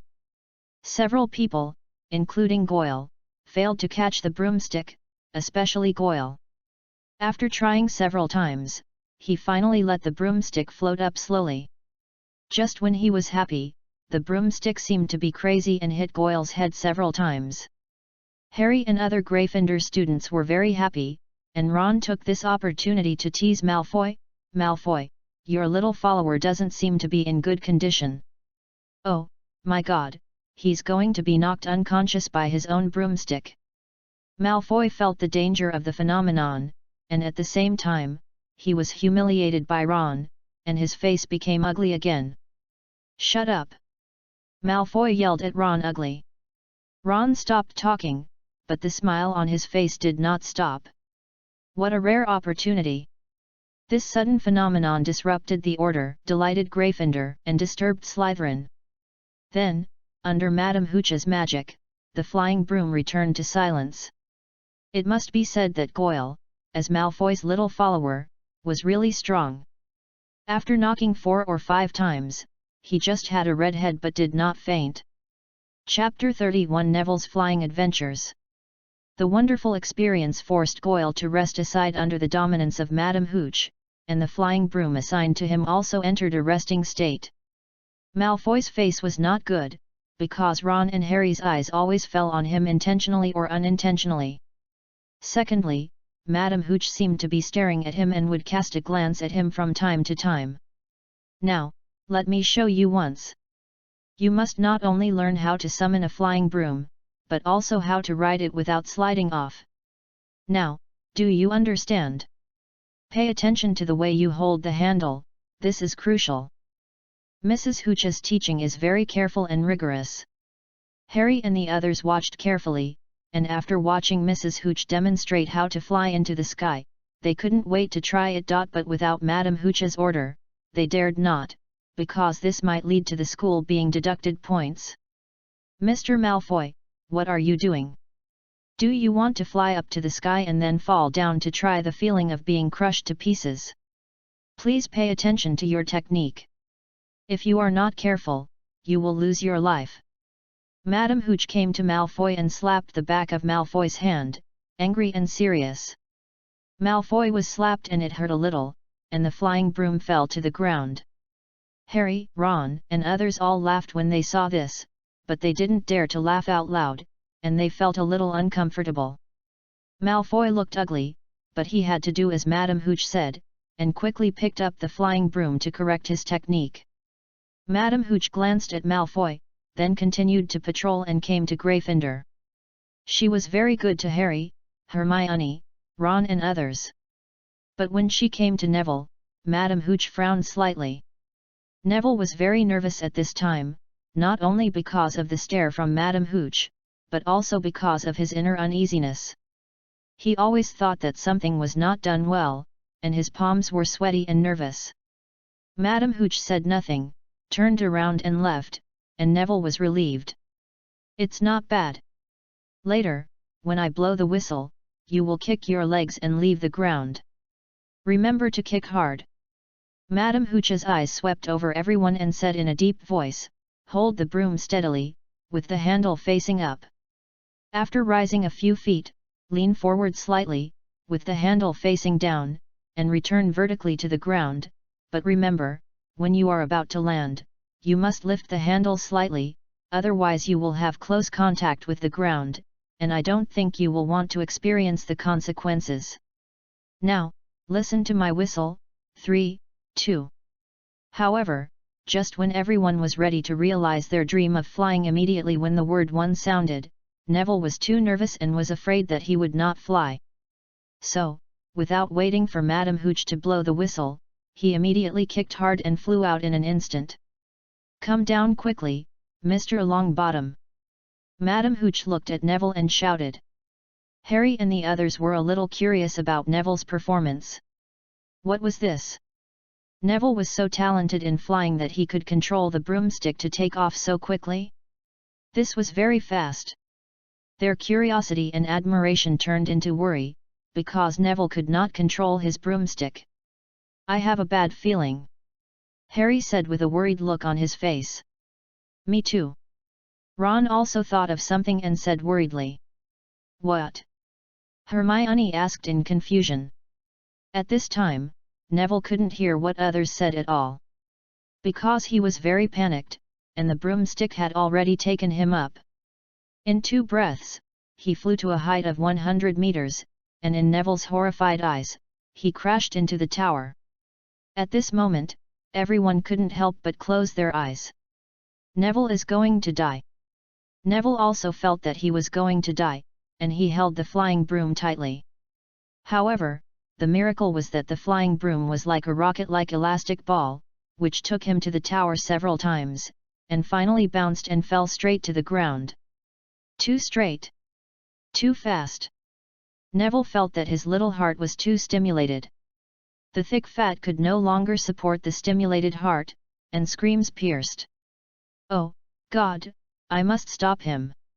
Madame Hooch took out her wand and prepared to stop Neville. However, Neville's speed was too fast, and when he was about to land, as Neville tried to lift the broom, he flew towards Harry and others uncontrollably.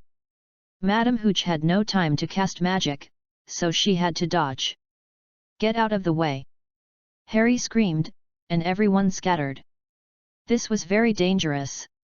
Neville passed through the crowd, through the alley holes, and flew to a farther and higher place. Seeing this, Malfoy, Crabbe, Goyle and other Slytherins all laughed. "Oh, is this the brave lion? Oh my God, he looks like a frightened little mouse now, screaming constantly." Frightened mouse. Malfoy would naturally not miss the opportunity to humiliate Gryffindor, as they had just begun to be severely humiliated by Gryffindor. So, some unpleasant words also rang out. Harry slammed Malfoy and others fiercely, then led the Gryffindor people through the alley and chased out. Neville screamed and flew into the sky, and then the long hair held in the statue's hand hooked his clothes. The flying broom flew to the Forbidden Forest and disappeared, while Neville was hung on the long hair, and the whole person fell into a brief dizziness. Tear. The sound of clothes tearing rang out, and Neville panicked immediately. He raised his head and looked at the clothes, which were being torn little by little, and the whole person was stunned. The next moment, the clothes could not support his weight, and the whole person fell quickly.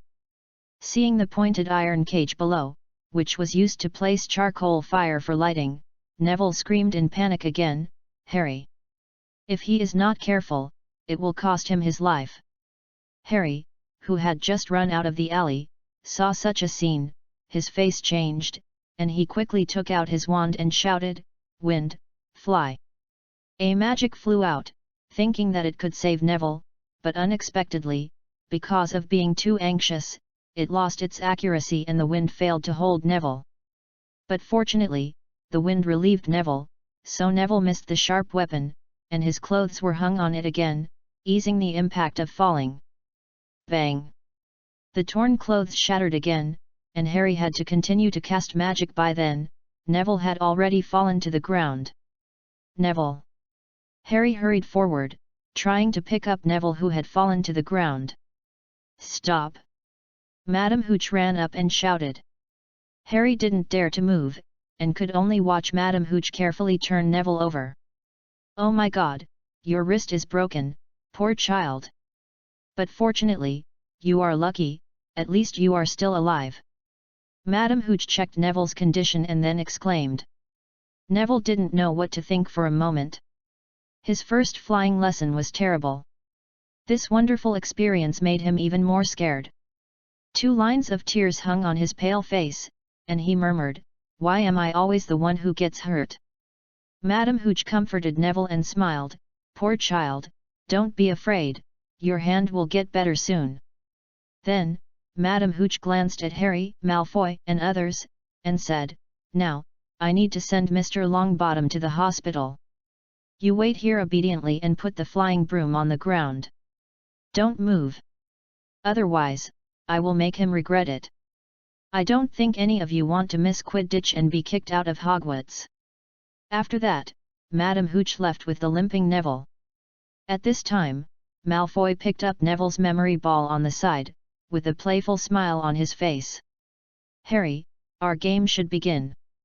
Chapter 32, Flying Competition. "Look, the brave and fearless lion is injured. Did you see his face? He is so stupid, so cute." As Madame Hooch took Neville away, Malfoy burst into laughter.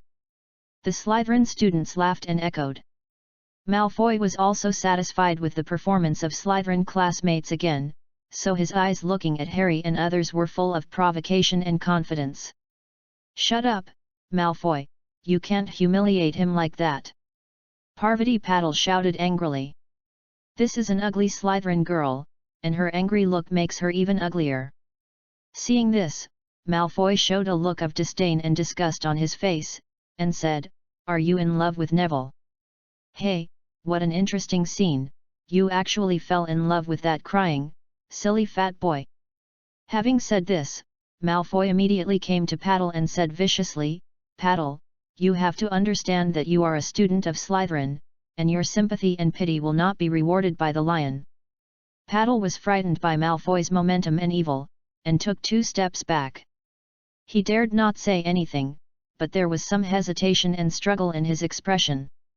Malfoy no longer paid attention to Patil, but looked at Harry, and raised Neville's memory ball, and smiled evilly, "Harry, look, what is this?"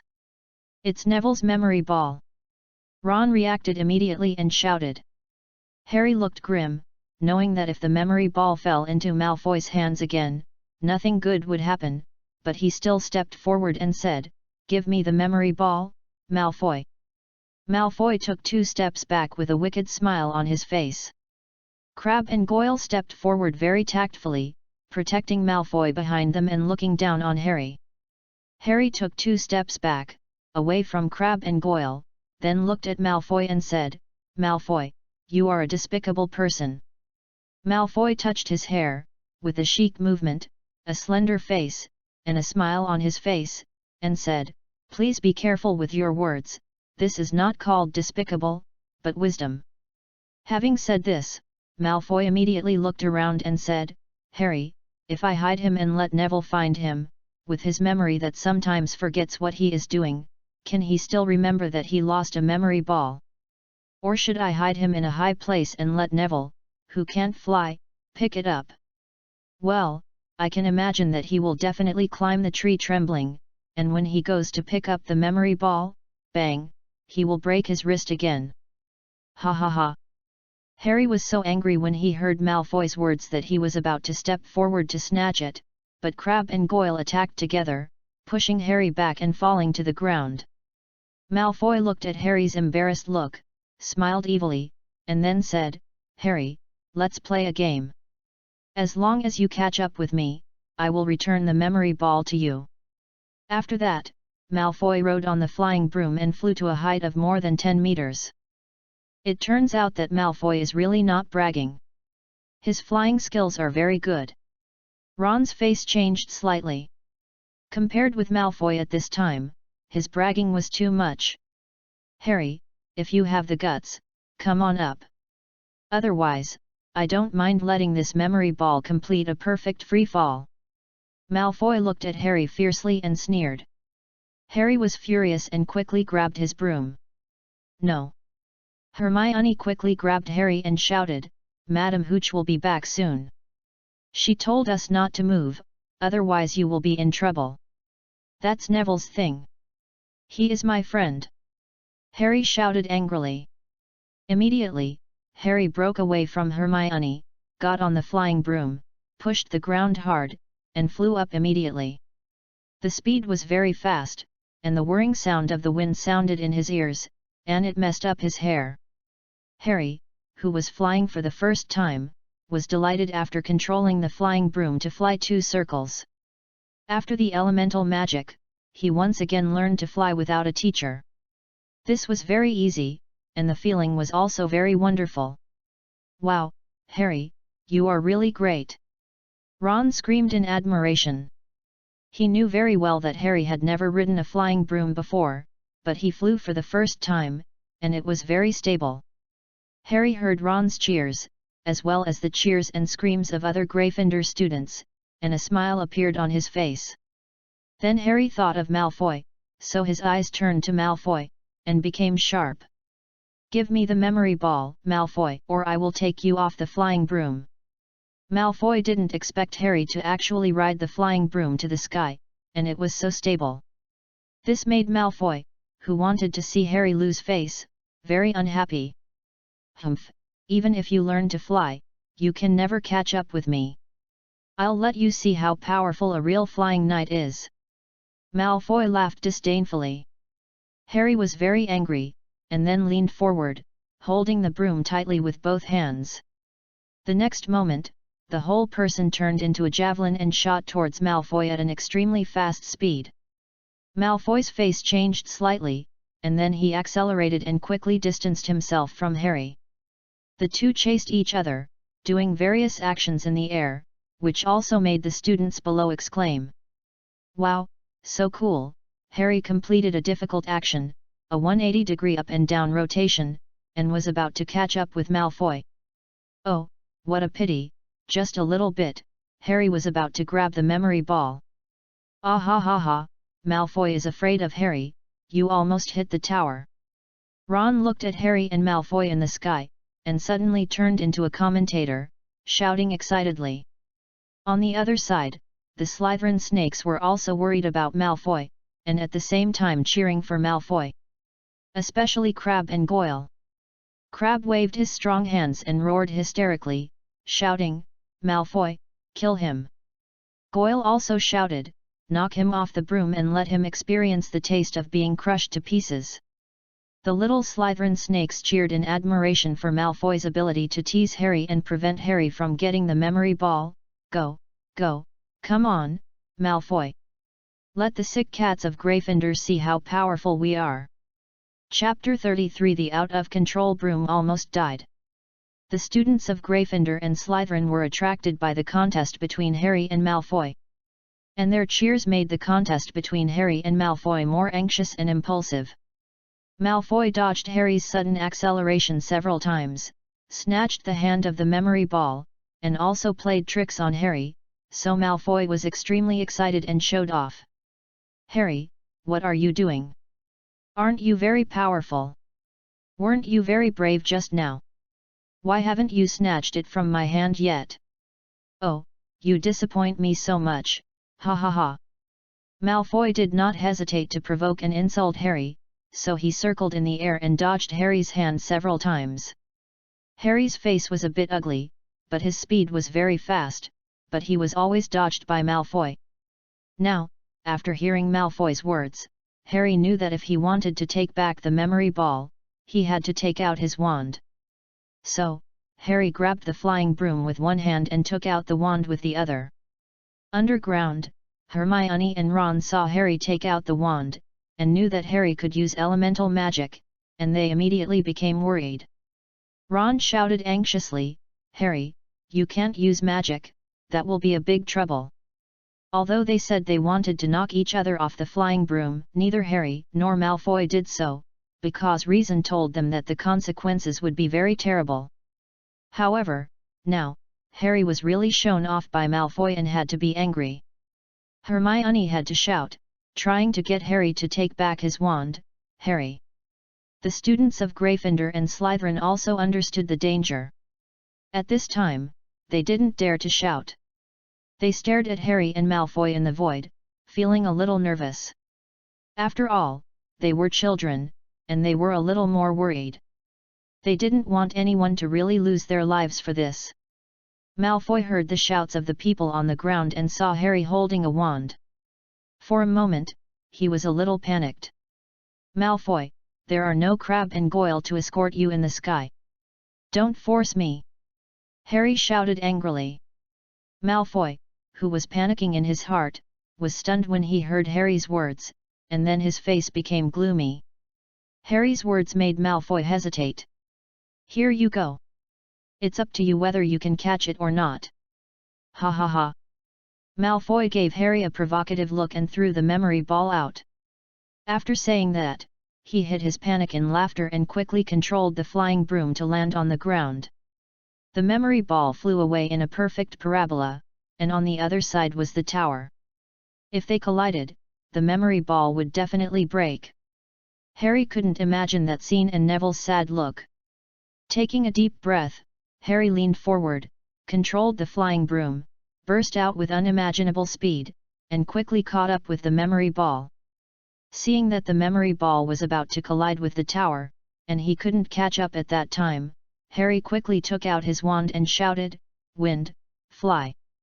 The magic shot out, and when the memory ball was about to collide with the tower, a gust of wind dragged the memory ball and formed a wind wall to buffer it. The imagined scene did not happen, and Harry quickly stepped forward and grabbed the memory ball in his hand. But at this moment, Harry suddenly felt a pain in the scar on his forehead, and the flying broom he controlled also lost control, and Harry almost fell off the flying broom. But even so, Harry was still driven by the out-of-control flying broom, which took Harry to spin wildly, at a very fast speed. Harry hit the wall 3 times in a row, and blood flowed from his forehead. "Harry, control your broom quickly!" Hermione shouted anxiously. "I can't control it, it's like a mad wild dog." Harry heard the words and tried to control the flying broom in response. The Gryffindor students all exclaimed. What happened to Neville happened to Harry Potter.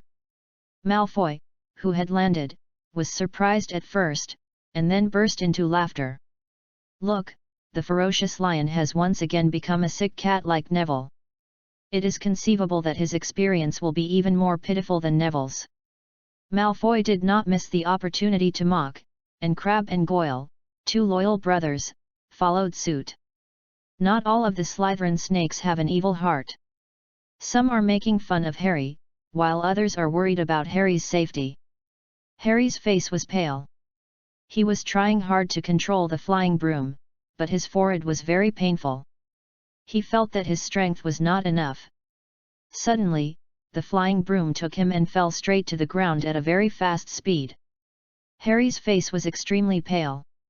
Hermione and others saw such a scene and exclaimed, "Harry Potter! Harry!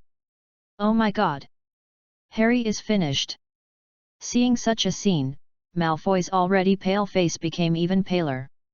When he really thought that Harry would die in front of him, he actually felt fear in his heart, and was somewhat unwilling to believe it. Dance of the Wind. At this moment, a voice sounded, and Hermione and Ron were both shocked. The next moment, a figure appeared at a very fast speed, and a wave of magic was felt. Diving down at a very fast speed, a gust of wind suddenly came, swept Harry up, and blew away the flying broom. Catral stretched out her hand, hugged the panicked Harry, and slowly floated down. With a perfect posture, extremely fast speed, and a comfortable voice, Catral was like an angel at this time, saving Harry's life. Hermione and Ron rushed up at the first time in surprise, shouting, "Harry!" Catral put Harry down, with a faint smile on his face.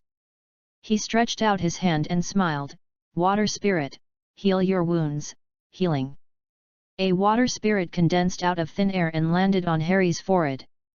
The slightly cool feeling was very comfortable, and then, in the eyes of everyone, the wound on Harry's forehead was healed. Harry touched his wound, and there was no pain, and he felt much better.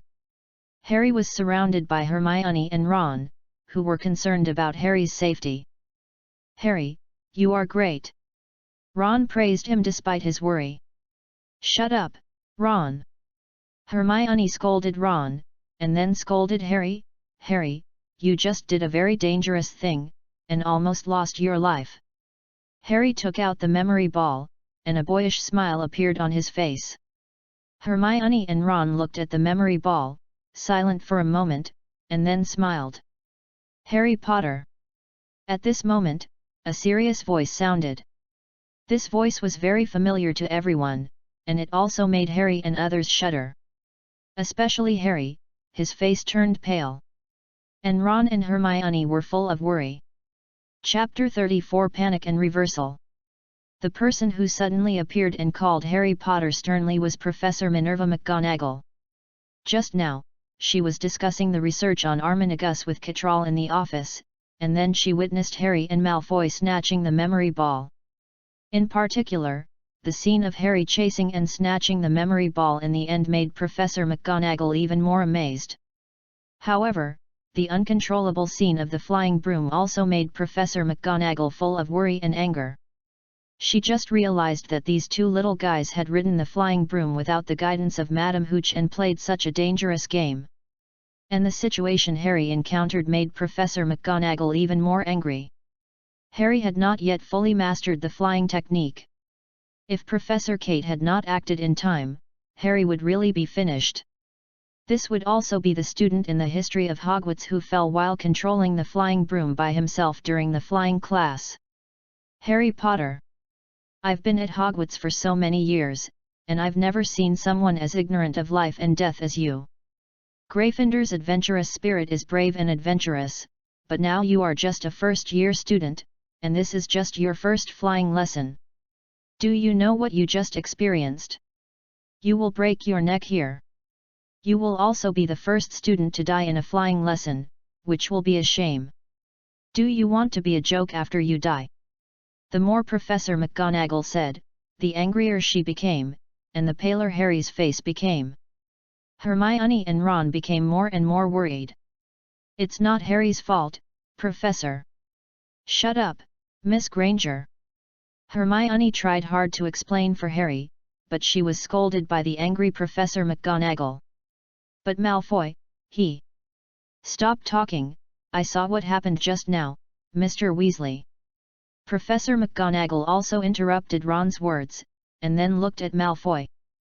Malfoy saw Professor McGonagall looking at him, and his face changed slightly. Mr. Decora, you did something that had a bad influence, Slytherin will be deducted 10 points. Professor McGonagall said sternly. Mr. Potter, your actions and influence are also very bad, Gryffindor will be deducted 10 points. Malfoy's face became extremely pale again. Today, Slytherin has been deducted 15 points because of him. Harry's face was not very good, but at this time, he did not dare to make any rebuttal. Potter, you need to come with me. Don't let me find out that you disappeared behind me. After that, Professor McGonagall turned around and left without any intention of defending. Harry suddenly had a bad premonition in his heart, and then looked at Catral. Catral reached out his hand, touched Harry's head, and smiled, "Go, don't worry too much." Catral then remembered that this was not a bad thing for Harry. But seeing their nervous and scared look, he didn't explain so much. Harry hurriedly followed Professor McGonagall's footsteps with a somewhat unnatural look, fearing that the other party turned around and didn't find him, and Gryffindor would also be deducted points. When Harry left, Malfoy, Crabbe and Goyle all smiled at Harry proudly. They knew that Harry was going to be expelled. Harry pursed his lips and caught up with Professor McGonagall, wanting to defend himself, but the flight just now made his throat have problems. Despite Catral's comfort, Harry was still panicking. Is this the end? He had just arrived at Hogwarts less than 2 weeks ago. In 10 minutes, he would have to pack up and leave. It must be very uncomfortable to be expelled. The Dudleys would be delighted if they saw him at the gate. Professor McGonagall remained silent all the way, and Harry became more and more anxious. He wanted to explain, but he couldn't muster up the courage, so he could only follow behind pitifully. Was Professor McGonagall going to take him to see Dumbledore? With Dumbledore's generous character, would he let him go? If he was expelled, could he stay in school as an administrator like Hagrid? Thinking of the administrator, Harry also thought of Hagrid. Perhaps he could become Hagrid's assistant, patrolling the Forbidden Forest, and then watching Ron, Hermione, and others become wizards with envy. All these things came to his mind, and Harry's brows were tightly knitted together, making his lovely appearance more vicissitudes and sorrow. "Excuse me, Professor Flitwick, can you let Wood come out for a while?" Professor McGonagall's voice sounded, and Harry just realized that he had followed Professor McGonagall to the outside of a classroom without realizing it. However, he didn't understand what Professor McGonagall meant by asking Wood to come out. Harry knew who the other party was. He was the captain of Gryffindor's Quidditch team and a senior in the 5th grade. At the same time, he was very strong. It must be very painful to be punched in the face by the other party. He also mastered more magic than I do now. Wood didn't know why Professor McGonagall wanted to find him, but Professor Flitwick agreed, so he had to come out. Professor McGonagall glanced at Wood and said, "You two follow me." Wood came out and looked at Harry. The other party was very short, but very famous. Wood was even more confused. "Go in." Professor McGonagall pointed to a classroom and said, "Wow, someone is coming, run." The door of the classroom opened, and Peeves, who was writing something on the blackboard, saw Professor McGonagall, and immediately rushed out of the classroom with a sly smile. Harry glanced at the blackboard, and the naughty Peeves was writing curse words. It was the Bloody Baron. God have mercy on him, how afraid of the Bloody Baron Peeves was. Professor McGonagall walked in, closed the door heavily, and then looked at Harry and Wood, with a serious look on his face. "Harry, this is Oliver Wood. Wood, this is a seeker I found for you." The expression on Wood's face changed from doubt to surprise. "Are you sure, Professor McGonagall?" Professor McGonagall said seriously, "Very sure, Wood. Harry is a genius. Today is his first flying lesson, although there are irresistible factors later, but his performance is perfect." Then Professor McGonagall told the story between Harry and Malfoy again. After listening to this, Wood excitedly grabbed Harry's hand and said with a smile, "Harry, welcome to join the Gryffindor Quidditch team and become a seeker." At this point, Wood said to Professor McGonagall, "Professor, his body shape is very suitable for being a seeker. In addition, we must also get him a sunny broom, such as the Nimbus 2000 or the Sweeping 7 Stars." Unlike Wood's joy, Harry was a little confused. "What? Aren't you going to expel me? How did I become a seeker?" Thinking of Harry's flying broom in the flying class, he said, "Okay, I need to go and talk to Dumbledore. Talk to the headmaster and see if we can make an exception and use the first-year students. If you pass, I need you to train hard. I don't want to continue to watch you being beaten badly by the Slytherin Quidditch team. This has made me afraid to meet Snape for several weeks.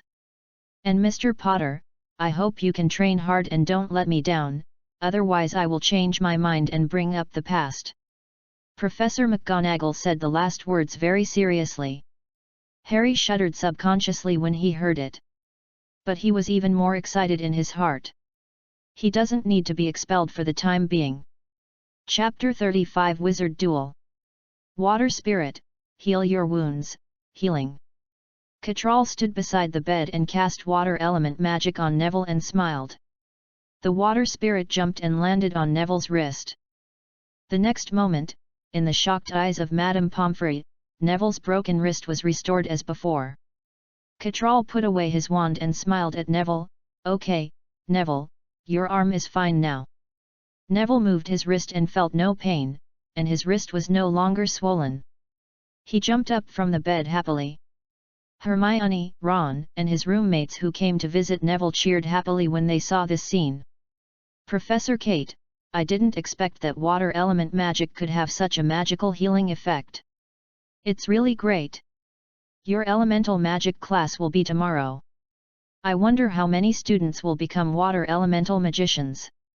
In terms of medical treatment, they will be good potential stocks." Madame Pomfrey was extremely surprised to see the healing effect of Catral's water elemental magic, and then she shouted excitedly. Catral smiled and said, "If Madame Pomfrey can find a group of students who like medicine, I am very willing to teach them some medical magic." Madame Pomfrey heard this and smiled happily. "Really? That's really great." After a few simple chats, Madame Pomfrey left. A little guy had a severe stomachache and she needed to go and be busy. "Professor Kate, will Harry really be okay?" Ron asked hurriedly. Catral smiled slightly and said, "Don't you believe me?" Ron and others were slightly stunned when they heard this, and then nodded. The Great Hall. Dinner time. Ron and Hermione saw Harry coming back here. "Are you kidding me? Harry?" Ron ate steak and looked at Harry in shock, seriously doubting whether there was something wrong with his ears. Not only was Harry not expelled, he also became the seeker of the Gryffindor Quidditch team. This is incredible. It's incredible, Harry. You know, you are the youngest seeker in history. Professor McGonagall helped you complete a miracle, which broke the school rules. Hermione looked at Harry in surprise and said, as if she knew everything. Harry smiled slightly when he heard it. "I heard from Wood that it is the youngest seeker in a century." After that, Harry couldn't wait to pick up the pie and stuff it into his mouth. After the thrilling experience in the afternoon, Harry felt more hungry than ever before. Now, he needs to eat enough food and supplement enough nutrition. Hermione and Ron were so shocked that they sat there blankly, watching Harry wolfing down. After a while, Harry felt that his stomach was full, and he laughed softly. "I will start training next week. But this is a secret, you have to keep it secret for me." Wood said that this needs to be a surprise for Slytherin. Ron and Hermione nodded seriously when they heard this. Their opinions on the matter of attacking Slytherin were surprisingly consistent. Just then, the brothers Fred and George walked into the hall and found Harry, who was having dinner. Their eyes lit up and they hurried over. Fred squeezed Ron aside and sat on Harry's left, and George sat on the right. Both of them put their hands on Harry. "Good job, Harry." George laughed happily in a low voice. "Wood has told me that you are definitely an ace. Oh, by the way, we are also on the college team, and we are batsmen. Harry, with an ace like you, we will definitely win the Quidditch Cup this year and avenge our previous shame." Fred also smiled. "Do you know how difficult our previous experience was? The Slytherin guys are used to being arrogant. I wish Merlin could teach them a painful lesson. But it doesn't matter. We believe in you. You know? Wood has full confidence in you." Harry understood what Fred and George said, and then he raised his fist to George and Fred respectively, and said with a smile, "Come on." Seeing this, Fred and George bumped fists with Harry respectively, and then left with a smile. "Come on." Ron raised his fist to Harry and smiled. Harry smiled and bumped fists with Ron, and then Hermione also raised her fist. "Yo, what are you doing? Having your last meal? And your last goodbye? Hey, Harry, when are you taking the train back to Muggles? If necessary, I can reluctantly give you a ride." Ron and Harry stood up and stared at Malfoy. What happened in the afternoon made them feel uneasy, so he didn't look at Malfoy in a good mood. Harry heard Malfoy's words, glanced at Crabbe and Goyle, the two little followers, and then looked at Malfoy, and said coldly, "Malfoy, you seem very proud. Let me think, this afternoon, when I chased you, how scared were you? But now, you have two little guys to escort you, so you are bolder." In fact, Crabbe and Goyle can't be considered little guys at all, because they are much taller than Harry. But it was also because of the three words little guys that Crabbe and Goyle were also angry. The two guys were about to attack Harry. And Harry immediately took out his wand and was ready to fight at any time. Malfoy opened his hands, stopped Crabbe and Goyle, then looked at Harry and said, "You are looking down on me, Harry? In that case, let's have a real fight. Tonight, we will have a wizard duel that can only use wands." After saying that, Malfoy stared at Harry closely, his eyes full of disdainful smile. Facing Malfoy's gaze, Harry was very unhappy, and then said in a deep voice, "Malfoy, are you sure?" Harry was full of confidence in his magic. Because he mastered the two elemental magics of wind and fire, it was more than enough to take down Malfoy. Malfoy smiled evilly and said, "Very sure. The time is 12 o'clock in the evening, I'll wait for you in the trophy display room. I hope you can come." After saying that, Malfoy left with Crabbe and Goyle. Walking in front, Malfoy showed a smile of conspiracy on his face. "Harry, enjoy this pleasant evening before you leave Hogwarts." Chapter 36 Death Eaters. "Harry, did you just agree to it? Do you know what a wizard duel is? Do you know what a wizard duel means?" Ron looked at Harry in disbelief, full of shock. Ron had never expected that Harry would agree to the wizard duel tonight after being provoked by Malfoy. "Isn't it just a fight between two people?" Harry asked with some confusion. Ron and Hermione both covered their foreheads, looking helpless. "Harry, a wizard duel is a duel between four people. They send out two, and we send out two. One of them is the main challenger, and the other is the assistant. Now I will be your assistant, but if you die, I will continue as an assistant. This also means that someone will inevitably die." Ron hesitated, explained to Harry again, and promised to be Harry's assistant. Harry's face changed slightly when he heard Ron's words. "Do you really want to kill someone? He can't do it. But he will never die, nor will he let Ron die." Thinking of this, Harry clenched his wand. "You don't need to worry so much. Harry can now master the magic of wind and fire elements. Ron, you have also mastered the magic of earth elements.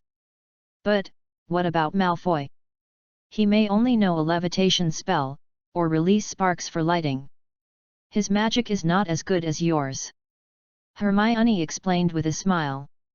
Harry and Ron were stunned when they heard this, and then they smiled confidently. The three continued to eat, but after a while, there was something unnatural in Harry and Ron's eyes. After the meal, the three did not return to the Gryffindor lounge immediately, but came to Catral. "Professor Kate." Harry and the other two greeted each other, and Catral smiled and said, "Do you want to learn magic or potions first?" "Potions," Harry said seriously. It was just that they had already agreed that they would formally study elemental magic in class tomorrow. Now they would first cram for elemental magic from Kate, and then blind Snape's eyes with excellent grades in Snape's potion class. Neville also came over a moment later. When Neville came, he was a little nervous and sneaky, afraid of being discovered. Catral waved his hand, and all the things in the hall were put away, and then a fully equipped test bench appeared in front of them. "Then let's start now." Catral glanced at the four people and smiled. Harry and the other four nodded, and then began to accept Catral's potion tutorial. This learning process lasted for 3 hours, until about 10 o'clock in the evening. Harry and the other four were so tense that they felt uncomfortable. During the whole learning process, they continued to study and operate. Catral's teaching to them was very strict. This not only required remembering the formula, but also precise control and speed. Cottrell didn't care about their waste at all. If they failed, they would just start over. Neville was obviously in a bad state, because in a hurry, he was most likely to forget something, which led to failure. Cottrell didn't scold harshly. Although he was gentle, he still put Neville under great pressure. However, a fat man with a soft exterior and a strong interior, his heart is very tenacious, very elastic, and very resistant to pressure. Cottrell's eyes suddenly looked into the distance while teaching, and then he smiled and said, "Okay, today's study ends here, go back and rest first."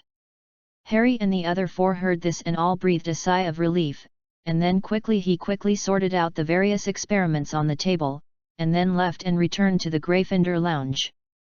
After Harry and the other four left, Cottrell looked into the distance, with a slight smile on his lips. The next moment, Cottrell turned into a crow and flew away at a very fast speed. On a hilltop 5 kilometers away from Hogwarts, Cottrell stood on a tree, looking around with his small eyes. A moment later, Cottrell saw 3 figures moving in the dark. With a gleam in his eyes, Cottrell spread his wings and leaped down, then turned into a human form. The appearance of Cottrell also made the 3 moving figures immediately alert. Even one of them released magic directly. Split into pieces. Cottrell waved his hand, and a magic barrier emerged, blocking the incoming magic. "You shouldn't come here." Cottrell looked at the other party and said. The 3 people on the opposite side were all wearing black robes, and they exuded a special aura. They have a common identity, that is, Death Eaters. Death Eaters are Voldemort's followers everywhere, and they all have the dark mark engraved on their left arms. Of course, the reason why Cottrell was able to discover their existence and sense their approach was because of the dark mark. Over the years, he has secretly dealt with many Death Eaters, and he is very familiar with the dark mark. Interestingly, Voldemort needs to touch the dark mark of the Death Eaters to sense the existence of other Death Eaters. But Cottrell can sense it directly. A Death Eater stared at Cottrell and said in a deep voice, "Who are you?"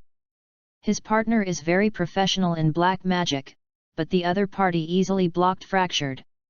Therefore, he was also curious about Cottrell's identity. Cottrell smiled slightly and said, "You shouldn't approach Hogwarts at this time, my students are not ready yet." "Are you a professor at Hogwarts?" One person heard the words and asked subconsciously. "Smashed to pieces." One person's doubts are the opportunity for another person to take action. This should be a tactic, and the questioning was just to attract Cottrell's attention.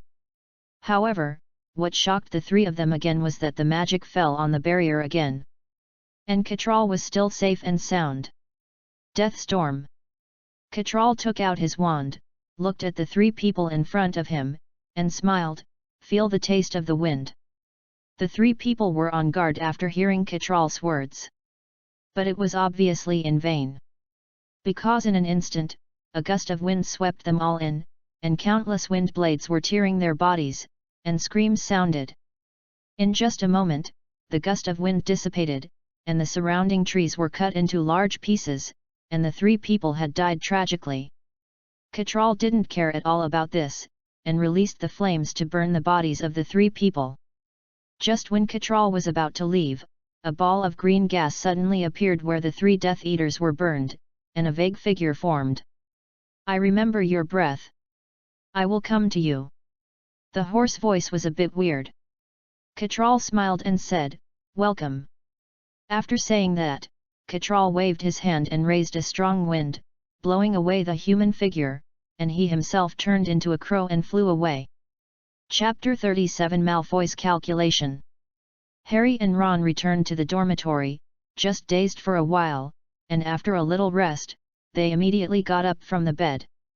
Neville, Moses, and Andy were sleeping soundly, and the 2 did not disturb them and walked out of the dormitory. In the hall, Harry and Ron met Hermione, who was already waiting here.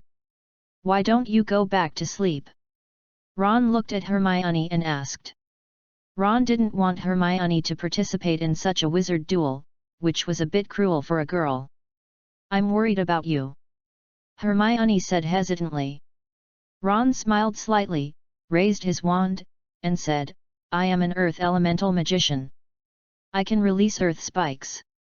Malfoy and Crabbe can't be our opponents. So, you should go back to sleep. Hermione shook her head and said very firmly, No, I must go with you. Even if I lose in the end, I can avenge you. At the very least, if something really happens, I can call the professor. I don't think Malfoy will do that. Seeing this, Harry said, Okay, let's go together. Ron, take care of Hermione. After that, Harry strode out. Ron looked at Hermione and whispered, You should believe us. After that, he continued to follow Harry's footsteps, and Hermione followed closely. Hermione, who had been studying with Professor Cattrall for several night tours, fell in love with this feeling when she was supposed to abide by the rules for such night tours. Harry and the other two walked briskly along the corridor. The moonlight shone in from the high windows, and the moonlight spread across the ground, bringing some light to Harry and the others. Despite this, Harry and the other two walked carefully, fearing that they would run into Filch and Mrs. Rawls, who were patrolling the building at night every time they turned a corner. Because if they were exposed, the consequences would be disastrous. Hey, we are so lucky that we didn't run into Filch and his cat. Ron breathed a sigh of relief and said. Maybe he is in that corner, sleeping with his cat in his arms. Harry joked in a low voice. After a while, the three of them came to the fourth floor and entered the trophy display room. It was so quiet inside that there was no sound. In the darkness, the trophies, shields, medals and statues flashed silver and gold in the faint night light, adding a bit of warmth to the silence here. Despite this, Harry and the other two were still cautiously sticking to the wall, and their 6 eyes carefully scanned any place where people might hide. Malfoy was a sinister villain. Maybe they were hiding in a corner at this time and suddenly attacked them. However, time passed little by little, and after the three of them walked through the small trophy display room, they found that there was no one in the trophy display room. I can be very sure that Malfoy is scared and dare not come. After all, he was scared by you in the flying class today, Harry. Ron breathed a sigh of relief and said happily. Harry frowned slightly when he heard this, and then whispered, We may be in trouble. Why? Ron asked subconsciously. Malfoy tricked us. This is a trap. Hermione gritted her teeth and said angrily. Ron's face suddenly changed after hearing this, and he panicked inside, and hurriedly said, Then let's go back quickly. Just then, after Ron finished speaking, a terrifying voice came from the next room. A person who scared them and didn't want to see appeared. Dear, smell carefully, they must be hiding in a corner. Filch's voice sounded, and Mrs. Norris's figure was elongated and a little hideous under the moonlight. Malfoy, that bastard! Harry's face was ugly, and he lowered his voice and hurriedly said, Let's go, get out of here quickly. At this time, Harry had already understood Malfoy's calculations. Filch was so sure of their existence that Malfoy must have informed on them. Harry and the other two moved quietly to the door far away from Filch. When Filch entered the trophy display room, Harry and the other two walked out of the trophy display room. I know you are here, Harry Potter. It's no use hiding. My Mrs. Norris will find you. Filch looked at the dark trophy room with a gloomy look, and smiled. Filch likes to tease students, and sometimes even likes to fish for law enforcement, which is very interesting. Now, he just wants to tease Harry Potter and others. Outside, Ron accidentally tripped because he was bending over and jogging, and Hermione followed closely and bumped into Ron. Bang! Ouch! The heavy object fell to the ground, and Ron's buttocks were painful, causing him to exclaim. Filch, who was in the trophy room, immediately noticed something. Hurry, hurry, Norris, they escaped. Filch walked outside anxiously with a lamp, shouting at the same time. Run! Harry's face changed and he growled. Harry pulled Ron up, Ron held Hermione's hand, and the three of them quickly ran in the corridor, not daring to hesitate or look back. Harry and the other two bypassed the doorpost and ran through corridor after corridor. They didn't know where they were going, but they felt that they had run very far. Until they turned a corner, a figure suddenly rushed out of the darkness. At this moment, Harry and the other two felt their hearts suddenly stop, and their breathing stopped uncontrollably. Wow wow wow! It turned out to be a nasty first-year kid, wandering around in the middle of the night, so naughty. Oh ho ho, Filch will catch you, he he he. It turned out to be Peeves. After being frightened, Harry and the other two also recognized Peeves, so they breathed a sigh of relief. Hermione stared at Peeves angrily and shouted, "Shut up, Peeves, you just scared me to death." Hermione is a brave and courageous person, but just now, she was really scared, and even thought that she would be expelled from school. That was absolutely unbelievable and even desperate. After hearing what Hermione said, Peeves not only did not shut up, but was proud and smiled mischievously. "Really, you were scared, that's really interesting. This proves that my intimidation is effective and correct. You should feel honored, right? Damn, you are so annoying." Ron was so angry with Peeves when he heard it, and immediately reached out and grabbed Peeves. Peeves dodged Ron's hand, flew higher, and shouted jokingly, "Damn Filch, where are you? There are students who don't sleep here. They are too naughty and actually bully ghosts." Seeing this, Harry wanted to give Peeves a fireball and teach Peeves a profound lesson. However, he didn't have time for this. He heard Filch's voice. "Where? Naughty Peeves?" "In the corridor of the spells class." Peeves responded loudly. "Go." Harry cursed inwardly and said hurriedly. He ran to the end of the corridor and hit a door heavily. The door was locked and couldn't be pushed open. Seeing this, Ron looked back and saw a fire at the corner on the other side of the corridor. Filch was about to arrive. For a moment, Ron was very desperate and said, "What should I do? We are finished." "Alahohole." Hermione took Harry's wand and knocked on the door lock and shouted. Harry and the other two were overjoyed, and walked in quickly, locking the door. Closed it, and then put his ear against the wall, trying to listen to the movement outside. Chapter 38 Fluffy, the Three-Headed Dog, the Feeling of Flying. "Where are they going, Peeves? Tell me quickly, I want to catch them." Filch brought his Mrs. Norris, looked at Peeves, and shouted impatiently. "Say please, you need to be polite, Filch, otherwise I won't tell you." Peeves heard Filch's words and spoke seriously, but there was a mischievous light in his eyes. Filch heard Peeves' words and shouted angrily, "Peeves, now is not the time for you to be naughty, tell me, where are they going?" Mrs. Norris also felt Filch's anger, so she grinned at Peeves.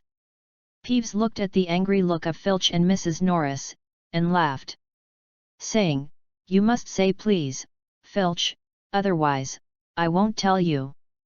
Filch looked around, trying to find the figures of Harry Potter and others, but he found nothing. In desperation, Filch said angrily, "Okay, please tell me, Peeves."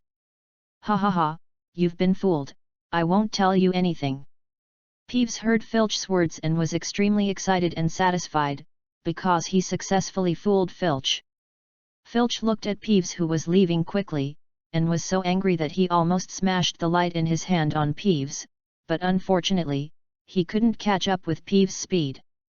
"Dear baby, now I can only rely on you, find them, I want those little ghosts to regret it." Filch left with an angry roar. On the other side of the heavy door, Harry and the other two heard the sound getting weaker and weaker, and they all breathed a sigh of relief. Finally left. Harry sat on the ground, breathed a sigh of relief, and said, "That's right, now I just hope he won't stand outside and wait for us to show up deliberately." Ron said with some fear. "Then wait, go back later." Hermione laughed softly. At this moment, Ron felt something fall on his head, so he touched it. "Hey, what is this? It's sticky and disgusting. Ron smelled the smell and felt extremely nauseous.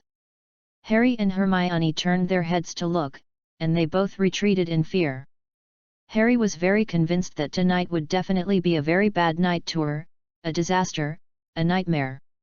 A huge monster was staring at them, with 3 pairs of huge eyes emitting green light. Oh my god, it actually has 3 heads, and 3 big mouths are drooling. The sticky stuff on Ron's head was flowing from one of the big mouths. Ron had recovered from the shock of Harry and the other 2, and subconsciously looked up. Pa! Another lump of saliva fell from the big mouth and hit Ron's face. Ron was stunned. What did I see? A huge head, a huge mouth. Ah! Ron reacted instantly, jumped up in fear, and ran towards the stone door, trying to push the door open and leave here. Ron's scream brought the 3-headed dog back to its senses, and also made Harry and Hermione want to leave here immediately out of fear. Compared to being bitten to death by the monster 3-headed dog and being caught by Filch and then expelled, they would rather be caught by Filch than be eaten. However, in their haste, they did not find the switch to open the stone door, and forgot to cast magic. Woof! The 3-headed dog's deafening bark shocked Harry and the other 2, and despair echoed in their minds. I'm going to die. Alahohole! A voice sounded, the door was opened, and Harry and the other 2 fell out instantly. At the same time, 3 big mouths bit down at Harry and the other 2. Die! Another voice sounded, and the 3-headed dog fell asleep immediately under the magic.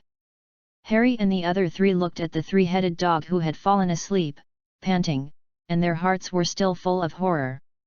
Then, Harry and the other 3 heard footsteps and a shadow approaching. Seeing this, Harry and the other 3 knew that their troubles were coming. You 3 are so lucky. You almost became Fluffy's food, Harry. Harry and the other 2 turned around in surprise. After seeing Catral, they almost screamed. SHH! Don't scream, you will attract Filch and his Mrs. Norris. Catral stretched out a finger, put it to her mouth, and whispered. Catral just wanted to see if the current plot would change, but she didn't expect that Malfoy didn't show up in the face of the humiliation that happened during the day. Just as the story developed, Malfoy calculated Harry, but obviously, it didn't work. At the same time, at the corner not far away, the Fire and Filch's voice came again. Hurry, hurry, they must be there, I heard it. Harry and the other 2 were immediately anxious when they heard it. Catral smiled slightly, then took out her wand and said, Invisibility spell. Son of the Wind, grant us wings to fly, fly to the sky, flying spell. The next moment, Catral and the other 4 became invisible, and under Catral's control, they flew out through the large window. Harry, Hermione, and Ron followed Catral in the air, floating away, and watched Filch and Mrs. Norris trying to find them in the corridor, with joy on their faces. He didn't find us. Then they found that behind them, there seemed to be a pair of invisible wind wings, and at this time, they were free with their thoughts. Flying. Catral released his control over them and let them play in the air. Fortunately, they were also smart children and did not cheer because they were happy, because once they spoke, the invisibility spell would lose its effect. Harry and the other 2 were extremely excited. It was incredible to experience this feeling for the first time. Especially the feeling of standing in the void and flying without the help of a flying broom was even more amazing. After a while, Catral led them back to the Gryffindor lounge. Professor Kate, was that wind element magic just now? Can I also control magic like you and fly freely in the air?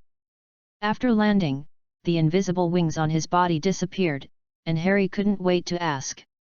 Ron and Hermione were even more looking forward to it. Their first flying class today had an accident, and they were unable to realize their dream of flying. However, tonight, Professor Kate helped them realize a different dream of flying. This feeling was purer and more emotional. It was as if the owl flying in the sky was really great. Of course, when you have more magic power and master the flying spell, you can cast such magic for yourself or your partner. Catral smiled. Okay, now, you should go back and rest. Also, forget about what happened tonight. After Catral finished speaking, he turned around and disappeared. Harry, Hermione, and Ron saw this scene, and their eyes flashed with excitement and expectation, especially Harry. Ron looked at Harry happily and whispered, "Harry, you must learn the flying spell. This is really great, more wonderful than riding on a flying broom." Hermione said mysteriously, "I heard Professor Kate shouting, 'Son of the wind, give us wings to soar, fly to the sky, flying spell.' Harry, you can try hard." Harry's eyes flashed, and he nodded and said, "Okay." The three of them went back, and Ron fell asleep immediately after washing up. Harry didn't sleep, and the huge face of the three-headed dog echoed in his mind. The three-headed dog seemed to be guarding something, and they accidentally broke in. I vaguely remember what Headmaster Dumbledore said. Could it be related to the underground vault at number 713? What is the connection between the incident reported in the newspaper that Hagrid accidentally saw?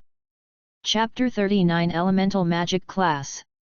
Ron, Neville, I need to hurry up, finish breakfast, and then rush to the Elemental Magic School and occupy a good position. Harry woke up early and dressed up, and urged Ron and Neville. As for Dean and Simon, he didn't need to call them at all, because these two guys were full of interest in elemental magic. What happened last night made Ron a little physically and mentally exhausted. The poor child was frightened too much. Of course, Harry's condition was not very good, but who said that everyone in the school would go to Professor Catral's elemental magic class later? This is very important and necessary. After a while, Ron and his friends quickly had breakfast in the hall. "Hey, shouldn't you have breakfast here?" Malfoy looked at Harry in disbelief, and said with some anger and dissatisfaction. Ron heard Malfoy's words and remembered what happened last night, so he stood up and was about to scold Malfoy. However, Harry pulled Ron, then came to Malfoy and whispered, "You are a coward. It was you who proposed the wizard duel, but it was also you who was afraid to come. Do you really hope that Filch can catch us? But unfortunately, your calculation failed. We are still Gryffindor students." Malfoy heard the words, looked at Harry's eyes again, and was indescribably angry. He clenched his fists and wanted to vent. Then he saw Hagrid coming, his face sank, and warned Harry, saying, "Harry, we'll see." After that, Malfoy immediately turned around and left. Hagrid came over, looked at Harry and asked with a smile, "Harry, are you done? We are going to the Elemental Magic School." Hagrid took good care of Harry and liked Harry very much. Therefore, after noticing the situation here, he walked over. Harry didn't know what Hagrid was thinking, but he still smiled innocently and said, "It's almost time, we need to find a good position." "Haha, let's go together." Hagrid laughed and left after hearing Harry's words. Harry and others followed behind, also revealing excitement. Elemental Magic School. Although Harry and his friends had come as soon as possible, there were students who had arrived earlier than them. They occupied a good position, and Harry felt a little regretful. "Harry, Ron!" At this time, Hermione's shouting sounded, and Harry and Ron looked over, but saw Hermione waving her hand, motioning them to go over. Hermione occupied two good positions for them, and Harry and Ron couldn't help but smile happily when they saw this. At 8 o'clock in the morning, all teachers and students were present, including Professor Quirrell and the ghosts. The scene was very lively, and the discussion was basically about the study of elemental magic. Just when everyone was wondering why Catral hadn't appeared yet, a burst of magical light flashed in the huge venue and formed a hexagram array. The surging magic power emerged. Dumbledore, Snape, Professor McGonagall, Professor Quirrell, Professor Flitwick, etc., all widened their eyes. The strength of the fluctuation of magic power largely indicates the strength of a person. Obviously, Catral is very strong. Then, in the eyes of everyone, Catral appeared out of thin air in the hexagram array, and slowly rose up, appearing in the air 3 meters high. Welcome all the teachers and students of Hogwarts School to the Elemental Magic School. I am your Professor Catral. After a long wait, we finally ushered in our first class of the Elemental Magic School. Catral's voice sounded clearly in everyone's ears, as if it was amplified countless times by a loudspeaker. Ron and other pure-blood wizards, seeing such a scene, applauded and shouted, "Cool! This is a sound amplification spell, very simple." Harry and others also applauded excitedly, extremely excited and expectant. There is a kind of space energy around us. With the help of spells, our spiritual power and the magic element energy of the outside world can resonate, so as to produce corresponding magic effects within a certain space range. I call it elemental magic. Elemental magic has 7 elemental powers, which are white light element, cyan wind element, red fire element, yellow earth element, blue water element, purple thunder element, and black dark element. Whenever Cataliel mentioned an elemental power, he used the magic wand to point in the air in the eyes of everyone, and then an elemental elf appeared. Each elemental elf is the size of a palm and flies in the air. After a while, 7 elemental magic elves were seen flying in the air, and wherever they passed, they carried a line of elemental energy. The lines were the size of a palm, they flew in the air and intertwined, like a rainbow after the rain, very perfect. Then the elemental elves cast magic on their own. The fireballs, fireball bombs, blazing fire, Phoenix Guardian, and the Fire Phoenix dance released by the Fire Spirit, which shocked Dumbledore, were even more powerful. Then came the earth spikes, earth walls, ground cracks, earth dragon bombs, and earth dragon guards released by the earth spirit. The water spirit flew over the heads of the crowd, and the rain with faint light fell on everyone. In an instant, everyone was refreshed, and some children with minor injuries and illnesses recovered directly. Then came the wind spirit, thunder spirit, light spirit, dark spirit, etc., and they all displayed their skills. Various magics were performed on the training ground, dazzling and colorful, and amazingly powerful. Those magics that they could not imagine made all the teachers and students amazed again and again, and made them full of expectations for what kind of elemental magic they wanted to learn. Finally, under the control of Catral, these energies intertwined together, forming a powerful energy, and left a few words. Elemental magic. All teachers and students cheered and applauded when they saw such a scene. Unlike the magic performance at the welcome dinner, the magic performed by Catral at this time was undoubtedly more sensational and more amazing. In this way, they witnessed Catral's power more carefully, and even some people were secretly comparing who was more powerful between Catral and Dumbledore. Just thinking about it, the more you feel Catral's horror. You have already seen the power and splendor of elemental magic, and this is just the beginning. There are more powerful magics waiting for you to learn and explore. Before learning elemental magic, there is one more thing to do, that is, the elemental magic attribute test. Now, each class will stand in front of a crystal ball and take the attribute test, and there will be a professor to guide and register the magic attribute. I look forward to there being a genius among you who will surprise me. Chapter 40 Luna Jennifer, Light Magician. On the training ground, 8 crystal ball pillars were raised in different positions. Each pillar was only 1 meter high, and on top of it, there was a face-sized crystal ball. This crystal ball is the elemental attribute test ball. At the same time, there is a dean or professor of each college next to each crystal ball to register. Snape is in charge of Slytherin College. He is very curious about how many geniuses who can learn elemental magic will appear in Slytherin College. Like Snape, those who have the same idea are Professor McGonagall, the Dean of Gryffindor College, Professor Flitwick, the Dean of Ravenclaw College, and Pomona Sprout, the Dean of Hufflepuff College. Speaking of Pomona Sprout, many people may not have much impression, but when it comes to the woman who often walks in the garden with a patched hat, they should have an impression. The first to take the attribute test are the first-year freshmen. On the Gryffindor College side, Harry Potter and the other two took the lead, and the others lined up behind. On the left of Gryffindor is Slytherin College, and on the right is Ravenclaw College. On the Slytherin College side, Malfoy is standing in the front, followed by Crabbe and Goyle. Malfoy looked towards Harry Potter, his eyes provoking him.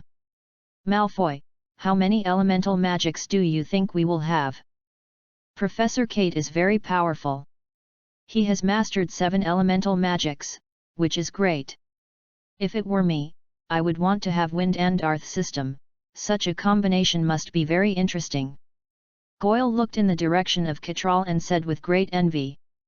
Malfoy heard this and said confidently, "I will have at least 3 elemental magics. What I look forward to most are wind system, thunder system, and dark system. They are powerful enough, especially wind system, which can bring me enough mobility and combat power. I want to crush Harry. I want him to understand how powerful I am." Goyle and Crabbe heard Malfoy's words and praised him expectantly.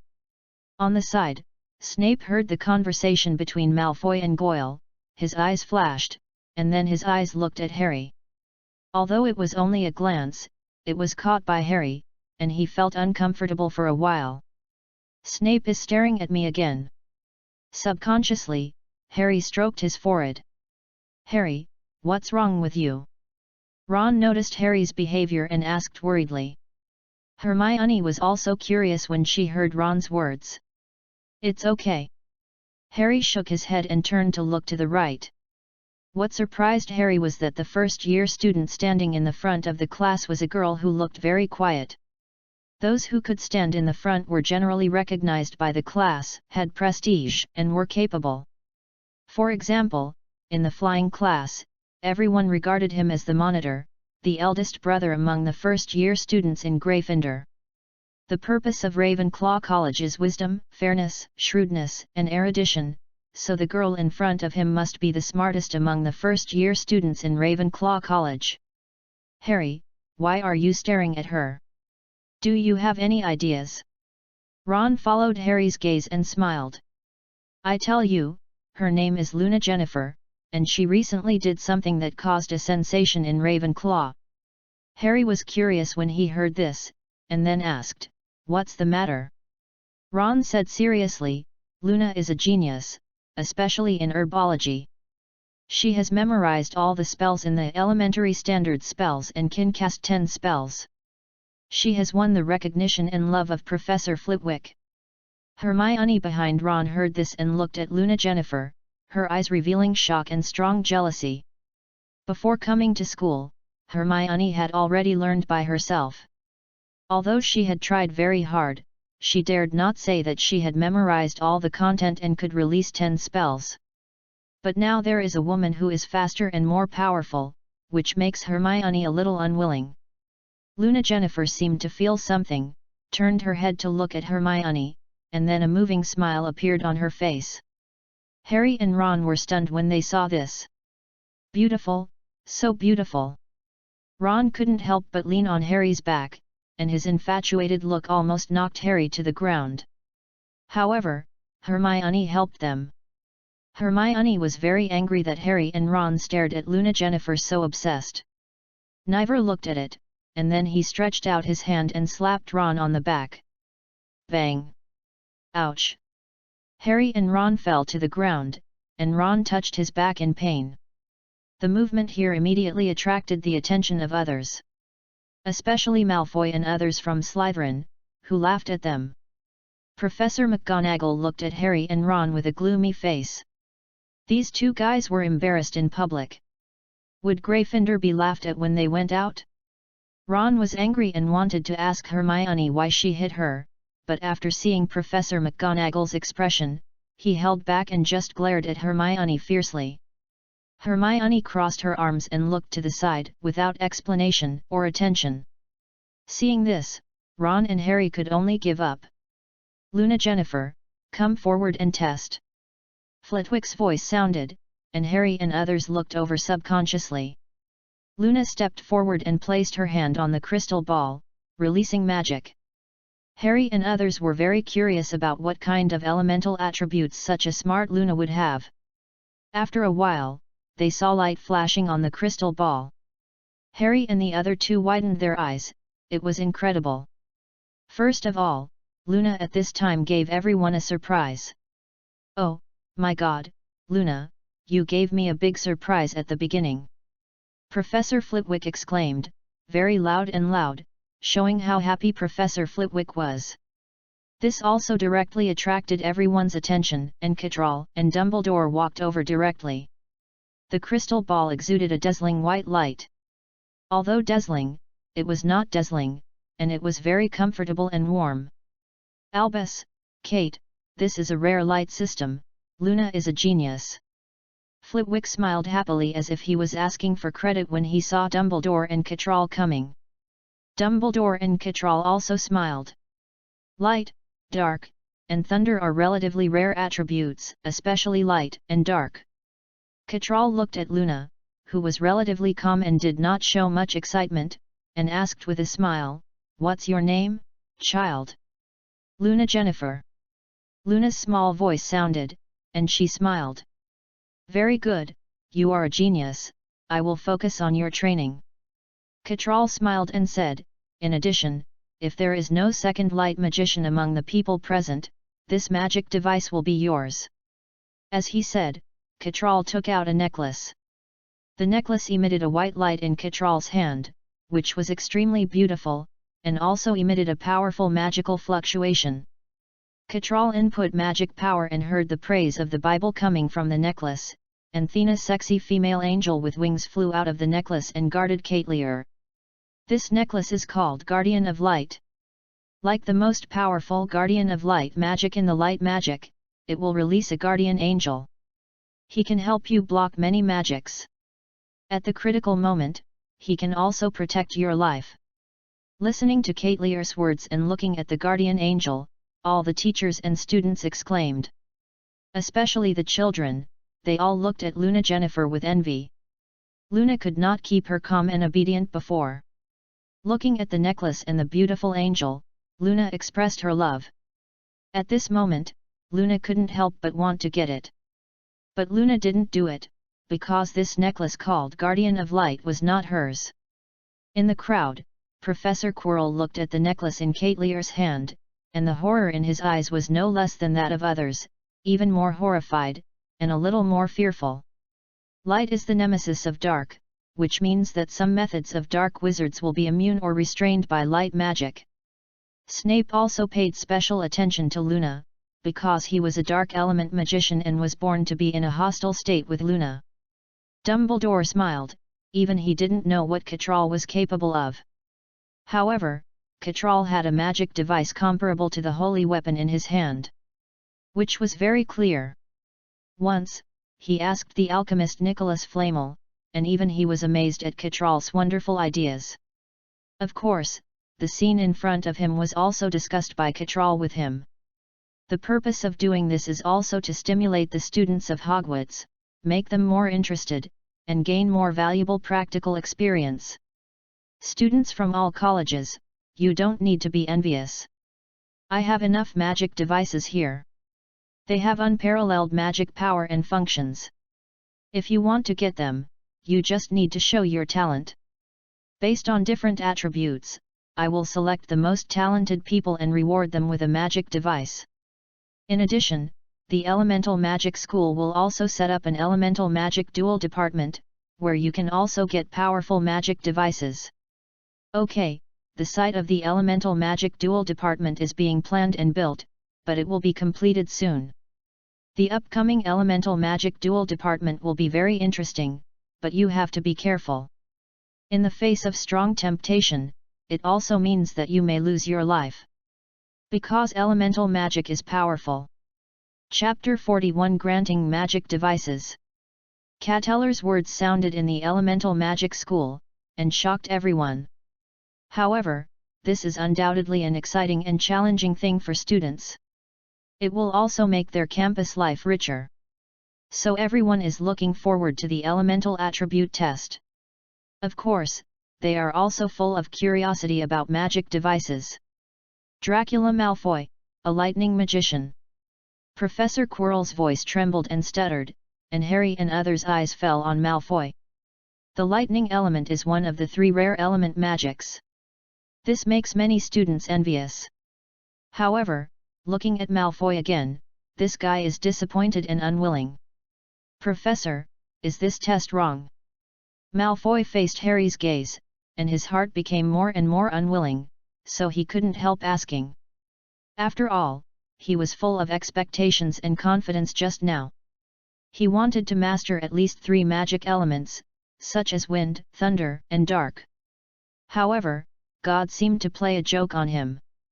Snape stood aside, and heard the words, and said indifferently, "You can test it again." Malfoy was excited when he heard the words, and put his hand on the crystal ball again. Malfoy closed his eyes, devoted himself to it, and injected magic into the crystal ball. After a moment, the crystal ball emitted a purple light, and there was still only one magic element, the thunder element. How could this happen? Malfoy said unwillingly. "That's enough, Malfoy, you've wasted enough time." Snape glanced at it lightly and said ruthlessly. Malfoy's face was pale and his expression was very ugly. Professor Quirrell, who was in charge of taking notes, faced Malfoy's pale face, his eyes flashing with light, and smiled, "Malfoy, you don't need to worry. Thunder is the same as light, it is a relatively rare element energy, and thunder magic is also a powerful magic among many element magics. You don't need to be sad." Malfoy heard this and complained, "I want to have 3 element magics." Professor Quirrell smiled, but didn't say anything, but the corners of his mouth showed a meaningful arc. "Oh, Harry Potter, you gave me a surprise and gave our Gryffindor College a good start. Harry Potter, wind, fire, dual magic." Professor McGonagall's voice was a little loud. She was very excited and full of confidence in Harry Potter. The teachers and students around heard Professor McGonagall's words and looked at the crystal ball in front of Harry, and they all exclaimed. Everyone understands that the more elemental magic, the stronger the strength, because he can master more powerful magic and have more mana. Malfoy looked at the crystal ball in front of Harry, which released red and blue energy, and his pale face was gloomy and a little scary. Harry looked back at Malfoy, his mouth slightly raised, with a bit of provocation. Malfoy understood, pouted, clenched his fists, and quickly turned away. Cattrall looked at Malfoy, and what he didn't expect was that Malfoy, with such a personality, actually had the element of thunder in his body. In Cattrall's research on elemental magic, there had been research on the properties related to personality and magic elements. In his opinion, most people with bad tempers will be favored by the element of fire, and a few will be favored by the element of thunder. And with Malfoy's dark heart, it has to be said that it is a bit too much to be favored by the element of thunder. However, since he is a thunder element magician, it is worth focusing on training. As for the contest between Malfoy and Harry, it depends on whether the eagle is better or the vulture is better. Dracula Malfoy. Cattrall called Malfoy. When Cattrall's voice sounded, it attracted everyone's attention again, and there were high expectations. Malfoy didn't expect Cattrall to call him. After a little surprise, he thought of the magic device and became excited. Malfoy trotted to Cattrall and looked at Cattrall with some expectation. "Stretch out your hand." Cattrall smiled. Although Malfoy didn't know what Cattrall was going to do, he still stretched out his hand. Cattrall took out the magic wand and drew a spell on the palm of Malfoy's hand. Then a thunder elf appeared on Malfoy's palm, and Malfoy also felt his magic power being consumed. Even so, Malfoy was also curious about the thunder elf in his palm. "Yes, it is indeed favored by the thunder element. You are a very talented thunder magician. At present, you can become a candidate for the thunder element to get the magic device reward." Cattrall smiled slightly. Malfoy laughed excitedly when he heard it, and then thought of something, and looked at Harry Potter, with a provocative look and a raised mouth, which was a bit handsome and evil. Harry and Malfoy's eyes met, and there was a gleam in Harry's eyes. Then he ignored Malfoy's eyes and turned away. "Harry Potter!" Catral's voice sounded, and the smile on Malfoy's face froze for a moment. "Damn, I forgot that this guy is a dual-element magician of wind and fire." Harry was slightly stunned. And then, in the excitement of Ron and Hermione, he pushed Harry towards Catral. Harry reacted, a smile appeared on his face, and his eyes looking at Malfoy were also a little playful. "Magic guide, a holy device that enhances power, who doesn't want to get it?" "Luna Jennifer." Catral's voice sounded again, and among the first-year Ravenclaw students, Luna Jennifer walked out quietly and elegantly. Everyone looked at Harry and the other two with envy at this time. The element attribute test continued, and more people's magic attributes were tested. Most of the young wizards were mainly fire, water, and earth, and occasionally there was a wind element, and most of them were Ravenclaws. Maybe this is Ravenclaw, their symbol is the eagle, they believe in the wind, so they are favored by the wind system. Except for Luna Jennifer, until all students have finished the test, there has been no light magician. There are 10 lightning magicians, including Malfoy. There is not a single dark magician, as if it is rarer than other elements. Snape's eyes swept around, and he kept paying attention to the records and shouts of other professors. There was not a single dark magician, which made him very regretful. Similar to Snape, there is also Professor Quirrell. There is also great expectation for whether there are dark magicians among these students. In addition, among all the teachers and students in the school, Harry is the only one who has been tested as a dual-system magician. This has attracted everyone's attention, and care. Chapter 42 The Department of Magical Law Enforcement breaks into Hogwarts. What a surprise! There are enough geniuses in Hogwarts, and you have not let us down. Among you, after layers of screening, these 6 people have become the most talented in the first class of the School of Elemental Magic.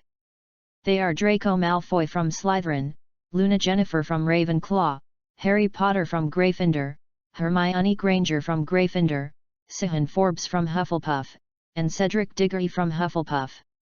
Now Headmaster Dumbledore will grant them powerful magic devices. Catral was suspended in the air, and standing next to him was Dumbledore, the headmaster of Hogwarts School. Standing in the middle of the training ground, Harry and the other 5 were cheered and envied by all the teachers and students, which made the 5 of them very excited. "Mr. Decora, in view of your talent, this is a gift for you, a lightning magic device, the lightning rod." "Thank you, Headmaster." Malfoy took the 1-meter-long purple wand, looked it up and down, and said excitedly, "Ms. Jennifer, you are the only magician in our school who has light magic. Now Guardian of Light is yours." Dumbledore smiled as he looked at Luna Jennifer. "Ms. Granger, congratulations on becoming the most talented water magician. This water spirit bead can give you powerful magic. Mr. Diggory, congratulations on becoming the most talented earth magician. This earth spirit bead can make you. Mr. Forbes, congratulations on becoming the most talented fire magician. This fire crystal can make you." Everyone cheered and applauded, and everyone's eyes fell on Harry Potter. The species elements such as water, fire, earth, thunder, and light have already appeared, but the wind element has not yet appeared. Undoubtedly, the quota of the wind element will fall on Harry Potter.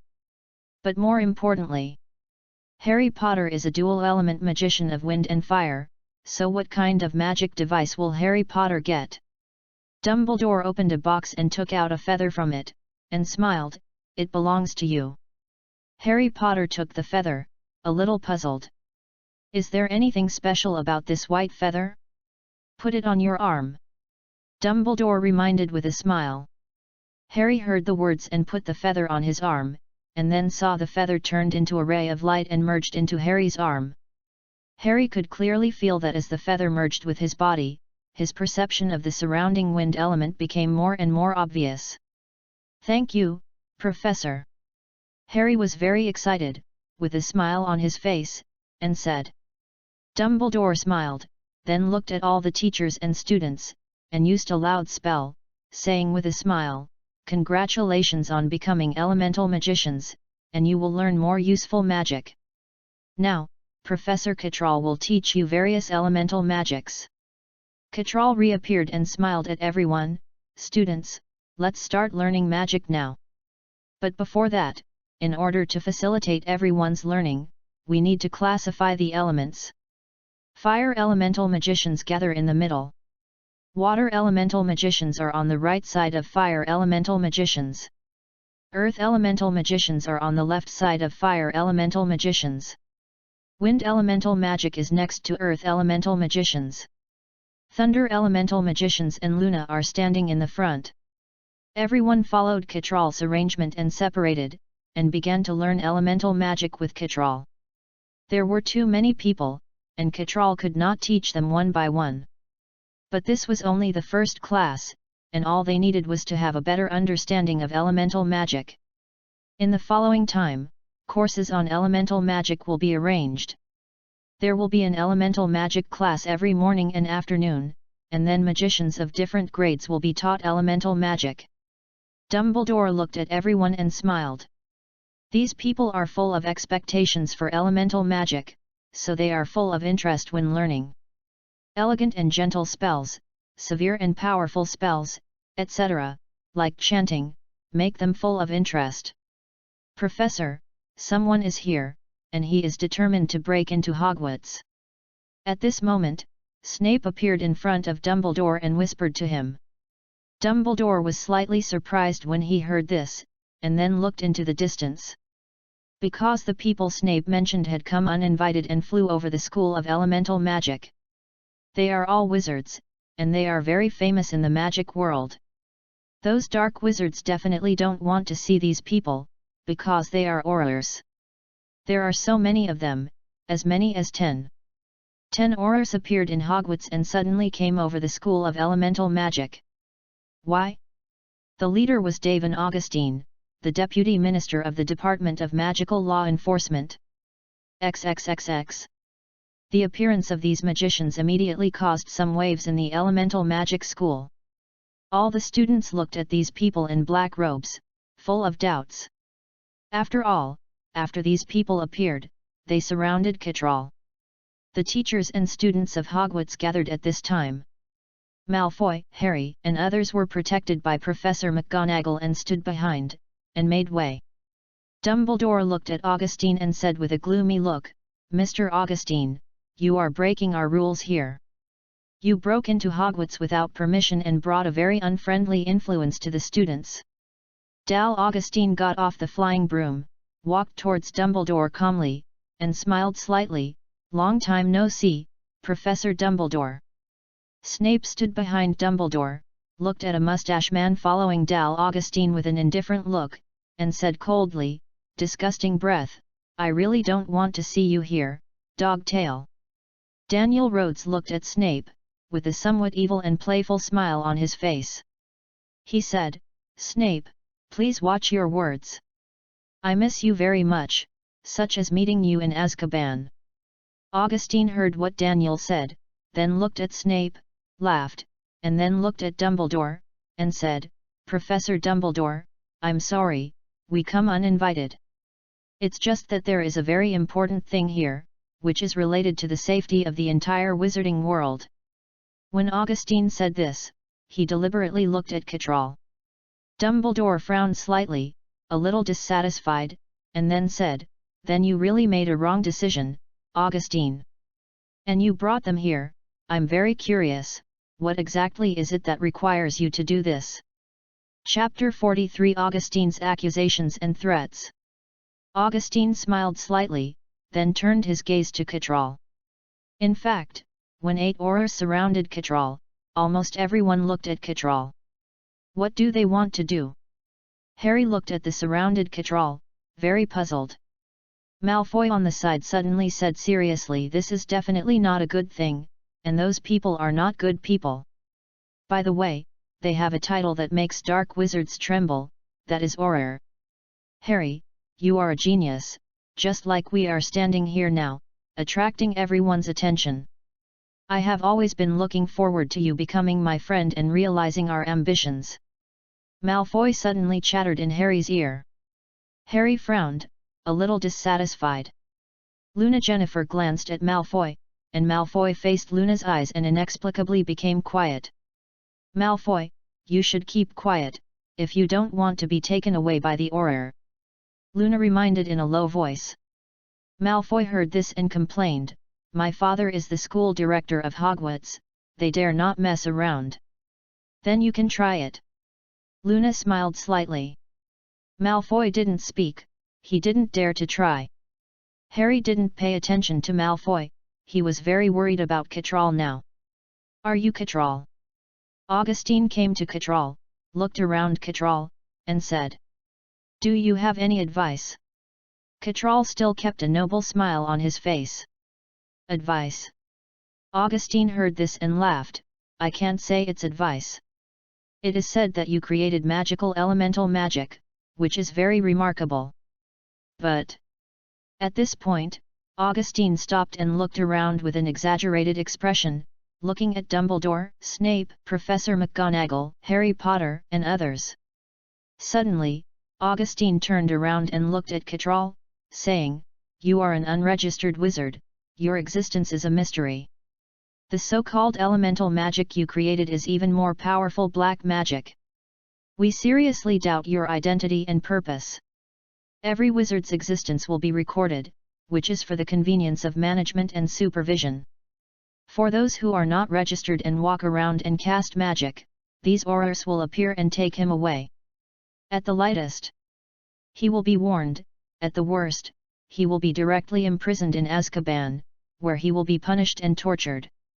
After hearing what Augustine said, Dumbledore immediately stepped forward, stood in front of Catral, and shouted at Augustine, "Augustine, watch your words. In addition, I have the right to appeal against you. You are deliberately slandering our professors at Hogwarts School. Now, in the name of the headmaster of Hogwarts, I solemnly warn you that you must leave here immediately. Your existence has seriously affected our teaching at Hogwarts." Facing Dumbledore's serious words, Augustine's face revealed indifference and disdain. He stretched out his hand, moved Dumbledore aside, and said, "Dumbledore, you should think clearly about what you are doing. He is an unregistered wizard, and there is no record of him in the Ministry of Magic. Secondly, the so-called magic he created is powerful black magic. These students are too young, and they don't know what safety means. Their will is too weak, and they can't control themselves. They will suddenly release these powerful magics at some point, and bring great harm to the magic world and even the Muggle world. Therefore, the spread of these black magics must be banned." Augustine said every word with such indifference and hatred. Even when facing Dumbledore's serious eyes, it was the same. Dumbledore frowned tightly, and Professor McGonagall was a little uneasy. Professor Snape stood behind Dumbledore expressionlessly, like a loyal servant. Professor Flitwick shook his calves a little uneasily, and his expression was a little anxious. Professor Quirrell stood behind many professors, looking a little weird, and seemed a little happy. At this time, Harry came out, stared at Augustine and said, "This is the School of Magic. We are learning magic and learning how to control magic. Also, Professor Kate's elemental magic is not black magic. This is magical and great magic. Professor Kate can't be a dark wizard." Daniel turned his head to look at Harry, and walked towards Harry, saying jokingly, "Aha, who is this?" "The boy with scars, known as the boy who lived, Harry Potter. You are so brave, but you don't understand a person's darkness at all. In front of outsiders, he is bright and beautiful, and looks like a good person. But secretly, he is a devil with a bad heart." Harry was frightened by Daniel's gloomy words and expression and took a few steps back. Finally, Hagrid appeared and held Harry down, so that Harry didn't fall to the ground in embarrassment. "Half-blood giant, Rubeus Hagrid, but you are really ugly." Daniel looked up at the huge Hagrid and laughed. Yes, but you are uglier than me. When I see you, I have the urge to raise my hand and slap you into the cesspool. Hagrid counterattacked with some dissatisfaction. Daniel was angry at Hagrid's words, but this is really not the place to fight. Besides, if you lose in a verbal contest, it is very ungraceful to fight. Augustine saw that Daniel was humiliated and had no temper, so he looked at Catral and said threateningly, "Catral, please let us go. I don't want my men to do anything excessive." At this point, Augustine looked at the students around him and said contemptuously, "Especially in here, this will have a very unfriendly impact on the children." Dumbledore, McGonagall, and others all looked at Augustine, with some unkindness. Dumbledore came to Catral again and said in a deep voice, "You must leave here now, otherwise, I will appeal to the Ministry of Magic. I am here on behalf of the Ministry of Magic now." Augustine smiled slightly. Then Augustine looked at Catral and pretended to be humble, "Catral, I hope you can understand my tolerance. In addition, my tolerance is limited." Catral smiled slightly and said, "Are you threatening me? This is your extremely irresponsible understanding. We just want to understand you and consider the safety of the teachers and students of Hogwarts School. I hope you can cooperate with us," Augustine explained righteously. Catral laughed, then looked at Dumbledore and said, "Albus, do you have any solution?" Augustine and others looked at Dumbledore, first with some curiosity, then with contempt. Dumbledore looked at Catral, then turned and said, "Perhaps, some simple and direct means are needed." Catral smiled when he heard this, and looked at Augustine with a meaningful smile. Chapter 44 You are not qualified to investigate me. Augustine looked at Dumbledore and did not react immediately. Or rather, at this moment, he firmly believed that he had grasped Dumbledore. As everyone knows, Professor McGonagall and others took several steps back. In Daniel's eyes, Professor McGonagall and others had given up on Catral. So, Daniel looked at Catral and said with a smile, "Come with us, Catral. Before your identity is clarified, you need to stay in the Ministry of Magic for a while." Catala smiled, stretched out his hand, opened his 5 fingers, and saw a gust of wind suddenly blowing. Daniel hadn't reacted to what was happening, and the whole person was blown to a height of 3 meters 100 meters away by a gust of wind and fell to the ground. Catala's sudden move made Augustine and others immediately take out their wands in alertness and stare at Kate closely. "Catala, I advise you not to be stubborn." Augustine stared at Catala and said in a deep voice, "Going against the Ministry of Magic will not be good for you. In addition, you just attacked the Auror, which seriously violated the magic law. You must accept the investigation of the Ministry of Magic." Catala heard this and then smiled and said, "Accept the investigation of the Ministry of Magic? You are not qualified to let me accept the investigation. There are not many things in this world that I can cooperate with, at least you can't. You want to resist?" Osgoodin said gloomily, shaking his wand. Catral smiled slightly, stretched out his hand, and said, "Wind spell." Augustine and the others became more alert when Catral extended his hand. However, they still underestimated Catral. The wind blew up, and the whole training ground was covered by the wind. Harry Potter and the others had to rely on Hagrid to help them resist the wind, while Dumbledore and the others used their wands to release the barrier to resist the wind. The unlucky ones were the Aurors of the Ministry of Magic. They were all tossed around by the wind when they were sitting on the flying brooms, and finally broke away from the flying brooms and flew out. This included Augustine himself. The students in the audience lost their vision of the interior of the training ground in the face of the sudden strong wind, and had to lower their heads and resist it with their hands. Bang, bang, bang. 10 figures fell from the sky one after another, and screamed or vomited. Augustine's face was very ugly, and at the same time, his eyes were also filled with horror at Catral. "Come here."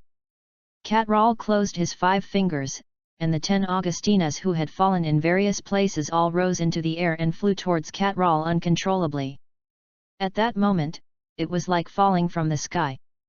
Catral, you will definitely get an arrest warrant issued by the Ministry of Magic, and Azkaban will definitely be waiting for you. Augustine stared at Catral angrily. There was a gleam in Catral's eyes, and the corners of his mouth were slightly raised. He didn't see him take action or use a magic wand, but he just heard him shouting, "Fireball bomb!" Then, in front of everyone's eyes, fireballs appeared next to Catral and kept shooting at Augustine and others. Each fireball was only the size of an egg and was not very powerful. It was enough to punish Augustine and others. Dumbledore did not expect Catral to be so powerful. He controlled all 10 Aurors with one move, and now he was teasing them with fireballs. Albus, is this too much? Professor McGonagall came to Dumbledore and whispered. Dumbledore shook his head slightly and said, although it is troublesome, elemental magic must be spread. After a pause, he whispered, Fudge is getting old and confused. Professor McGonagall stopped talking after hearing this. Malfoy looked at Catral's relaxed, calm, and confident appearance, his eyes full of excitement and expectation. Catral's appearance at this moment was what Malfoy expected and wanted. What did he say just now? You are not qualified to let me accept the investigation. This world can make I don't have much to cooperate with, at least you can't. This is simply too domineering, this is what a man should be like. And now this posture is too handsome, and at the same time too powerful. Harry, who was standing aside, also had sparkling eyes, and couldn't help but sigh in his heart, is this Professor Kate? So powerful! Luna also smiled, with a pair of big eyes, full of admiration for Kate Lear. This is a small punishment for you.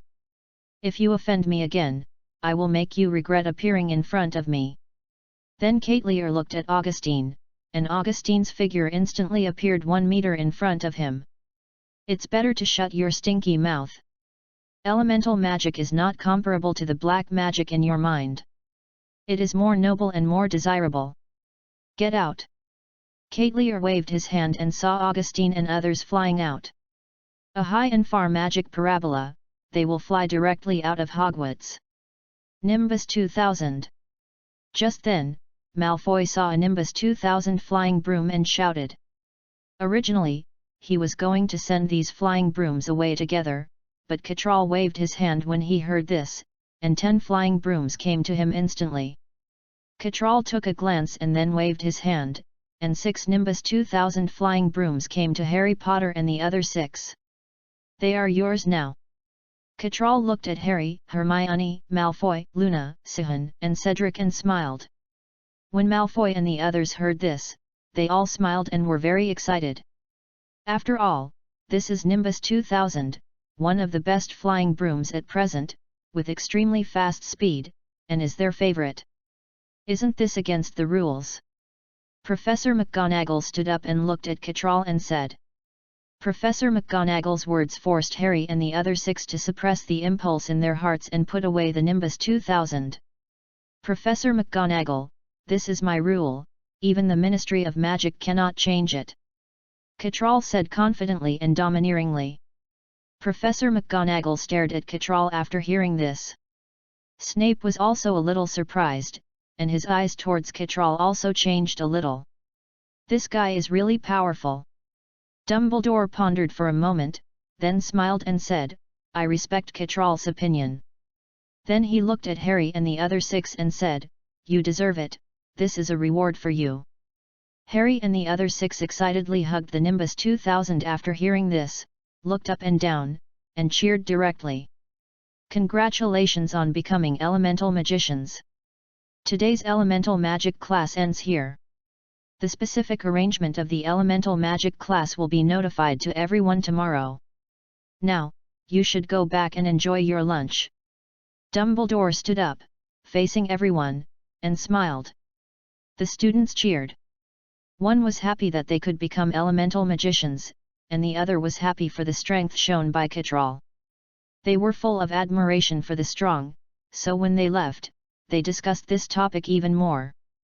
Chapter 45 Malfoy's Consultation and Hell Training. You did a very remarkable thing, Kate. This is also what I have always wanted to do but have not done. You are more unruly than me. Well, as you said, no one can restrain you. Dumbledore stood beside Catral and whispered. You know, I will not accept any constraints. Catral smiled slightly. Dumbledore nodded and said, Okay, this is the agreement between us. But, Kate, I am very curious, do you really have no backup? Some people in the Ministry of Magic are not so easy to talk to. If they want to do something to you, they usually have two means. One is force, and the other is public opinion.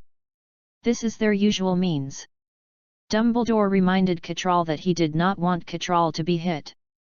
But it is obvious that Dumbledore underestimated Catral. Public opinion.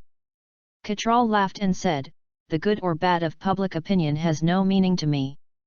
Albus, believe it or not, as long as I need it, public opinion will only report positive information about me. As for force? Haha, unless they want to be dung beetles in the cesspool, the taste of living there must be very good. Dumbledore listened to Catral's words and was slightly surprised for a moment, then quietly asked, Kate, do you have any secret means? You can tell me, and you should also believe that I will keep it secret for you. Secret means? Albus, do you think there is any means that is more convincing than absolute strength? After Catral finished speaking, he turned and left. The Ministry of Magic's Law Enforcement Department appeared, and it appeared so blatantly. What happened to the Ministry of Magic? Dumbledore touched his beard. Is the old guy Cornelius really confused? Hagrid, please go to the Ministry of Magic, bring the information, and register the magic with Professor Kate. Dumbledore stopped Hagrid and said. Hagrid smiled and said, No problem, this matter seems serious, but, Professor, are you sure they won't threaten me after I go there? As a giant, believe me, they won't mess around. Dumbledore smiled slightly when he heard Hagrid's words. Okay, since you said so, I'll go there. I hope they can talk properly. Hagrid said, taking out his red umbrella. Dumbledore glanced at Hagrid's umbrella and then he patted Hagrid and left with a smile. In fact, Dumbledore didn't know Catral's specific identity. But there are some things that don't need to be known at all. He only knew that Catral's magic was very important to Hogwarts School. Professor Kate. Malfoy caught up with Catral and called out with some panting. Catral heard the words, looked back at Malfoy who appeared, a little surprised, and then asked curiously, Are you calling me? Mr. Draco. Malfoy faced Catral alone, a little restrained, but took a deep breath and said seriously, Professor Kate, I believe you are a great and powerful professor.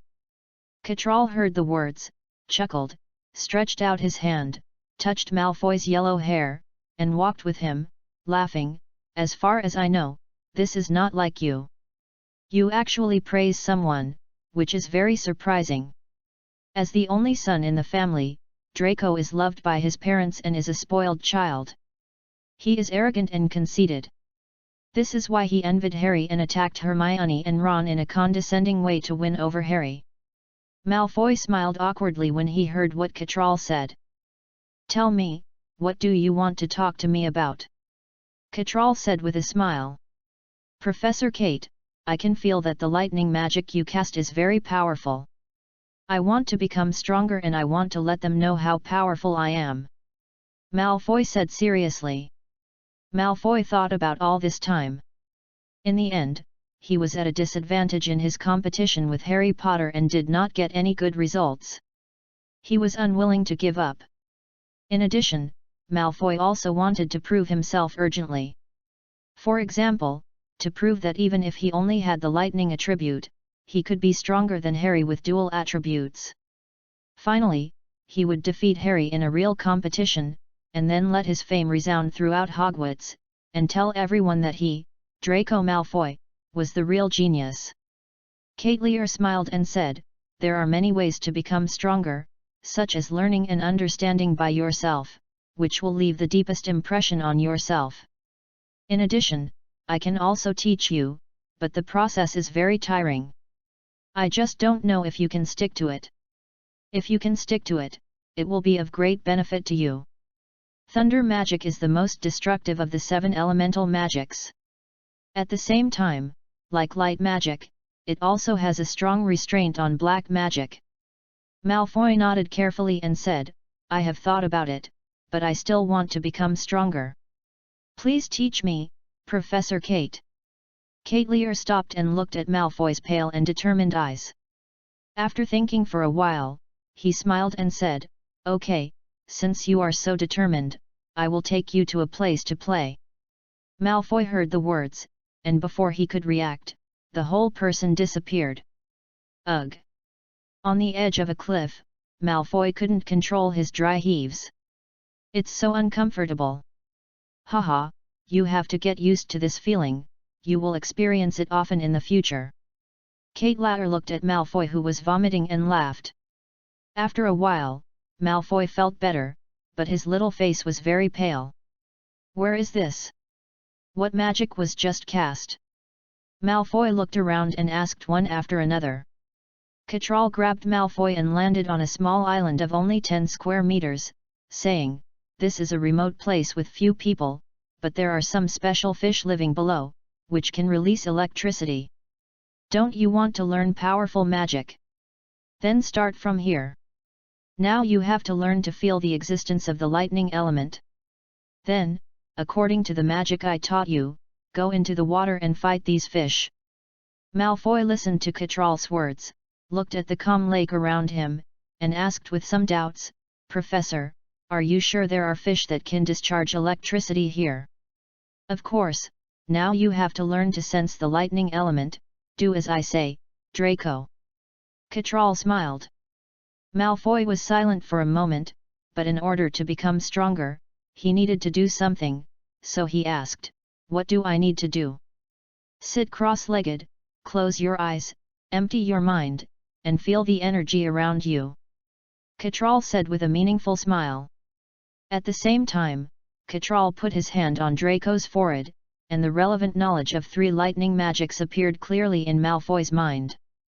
Malfoy immediately sat down and closed his eyes when he heard it, and found that there were 3 more magic spells in his mind.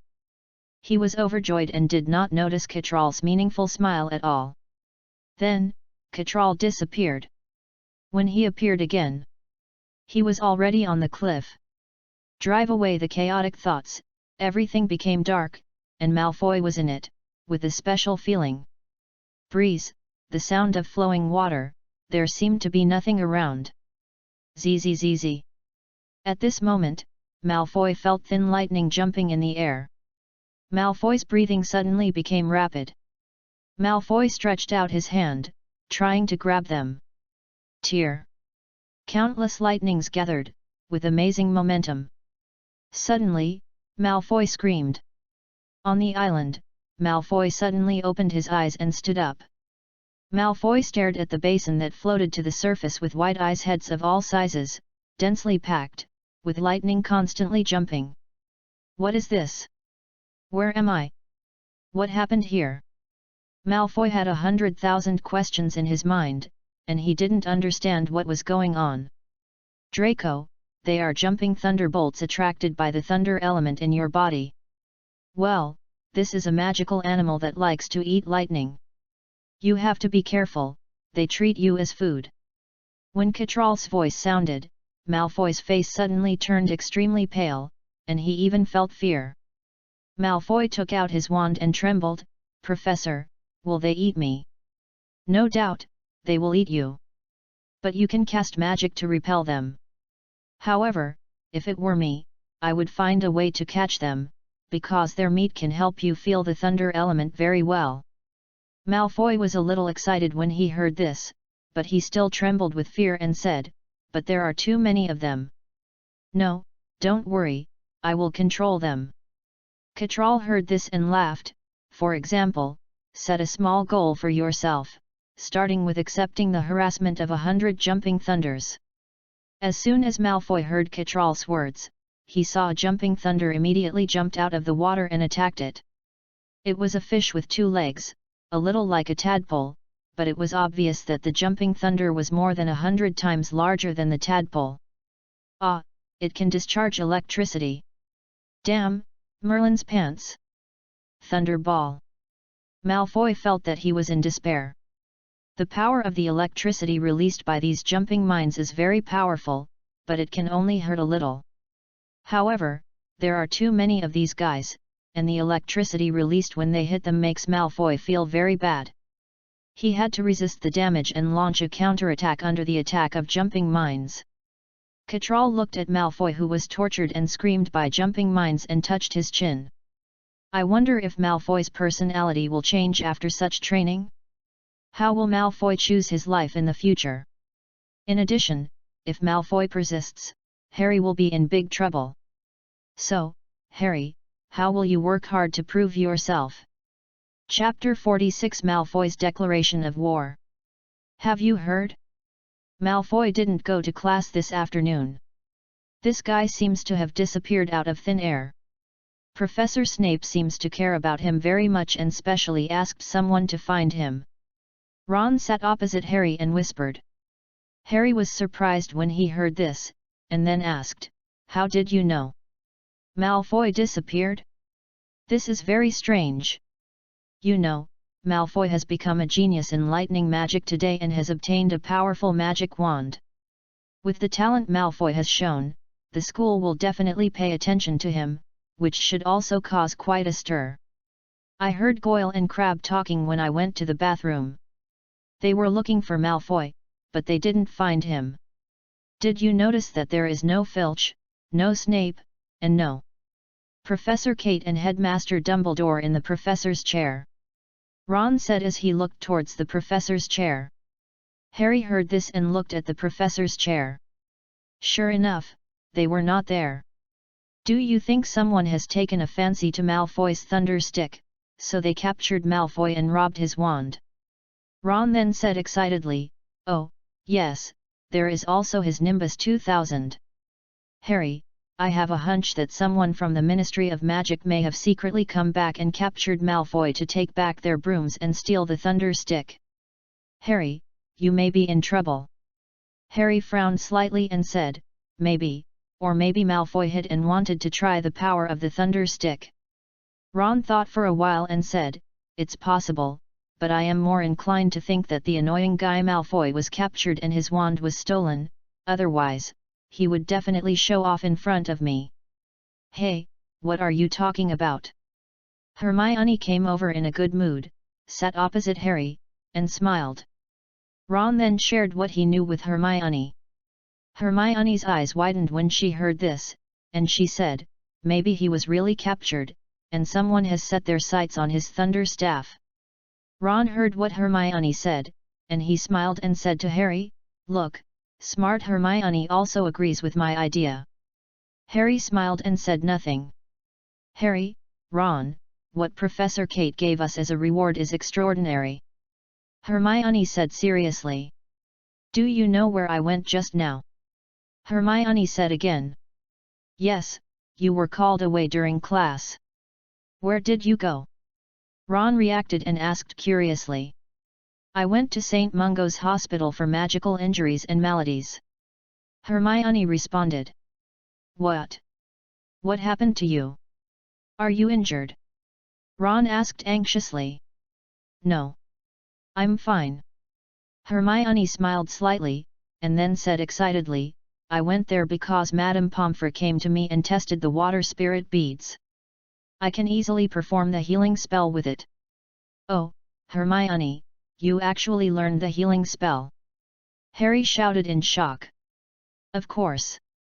Hermione said proudly, "Madame Pomfrey even invited me, hoping that I could become a healer." "You agree?" Harry and Ron said in unison. "No." Hermione looked at Harry and the others' expressions and laughed. "Hey, I was scared to death." Ron breathed a sigh of relief and laughed. "I can say with certainty that if you become a healer, it will definitely be a waste of your talent." Medical staff working at St. Mungo's must undergo rigorous training and have a broad grasp of all knowledge related to magical medicine and magical injuries. I think this is not a difficult task for Hermione, Harry said on the side. Hermione nodded in satisfaction and agreement after hearing what Harry said. She looked very cute. At the same time, Hermione was also very sure that she could do a good job. So, Malfoy should have had an accident, Hermione said seriously. Then I should celebrate. I finally don't need to see him. Ron ate the sausage excitedly and laughed. At this moment, there was a small commotion at the door, which attracted Harry's attention. Then he saw Malfoy pounced on the table in a mess and picked up the food in front of him and stuffed it into his mouth. He looked like a starving ghost. Harry patted Ron and said with a smile, "Hey, Ron, your wish can't be fulfilled."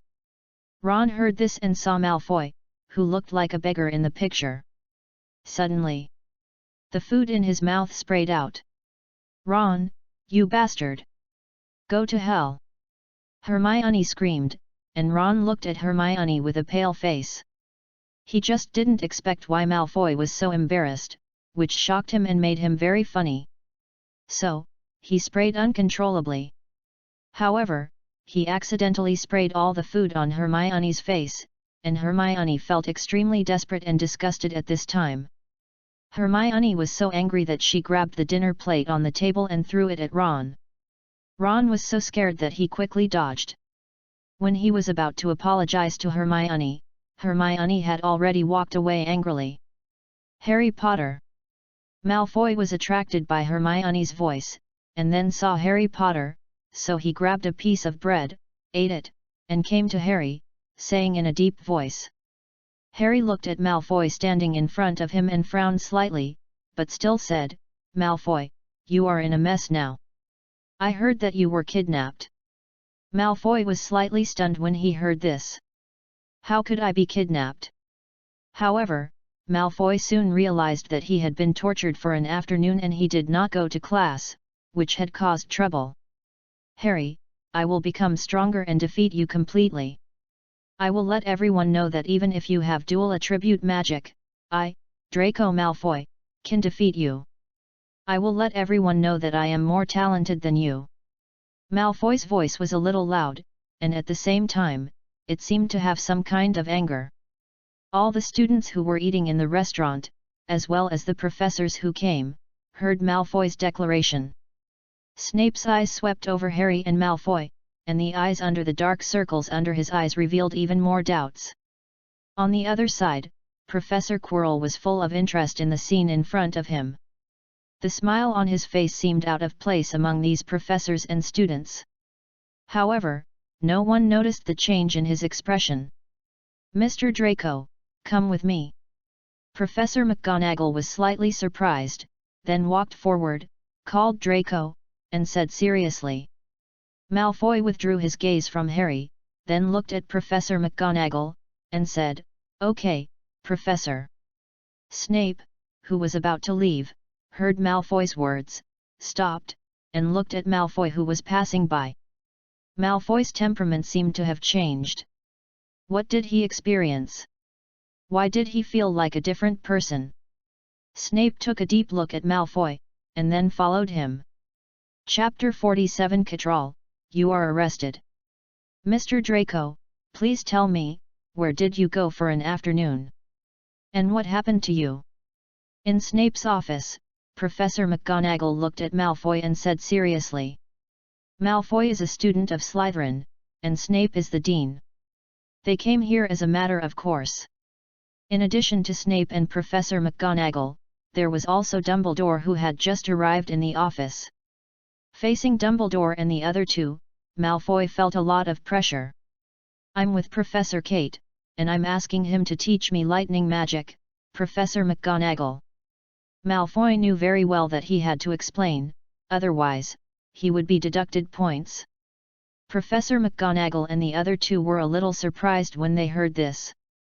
"This matter actually has something to do with Professor Catral? Are you sure?" Snape stared at Malfoy and said in a deep voice. "Yes, Professor. Malfoy groaned slightly. Malfoy didn't know what the impact would be if he said Catral, but he still said it. Revelation. Snape suddenly waved his wand and said to Malfoy. However, to Snape's surprise, Malfoy didn't change at all. Malfoy was startled by Snape's actions, but fortunately, he still knew what magic Snape was chanting, otherwise, he would be finished.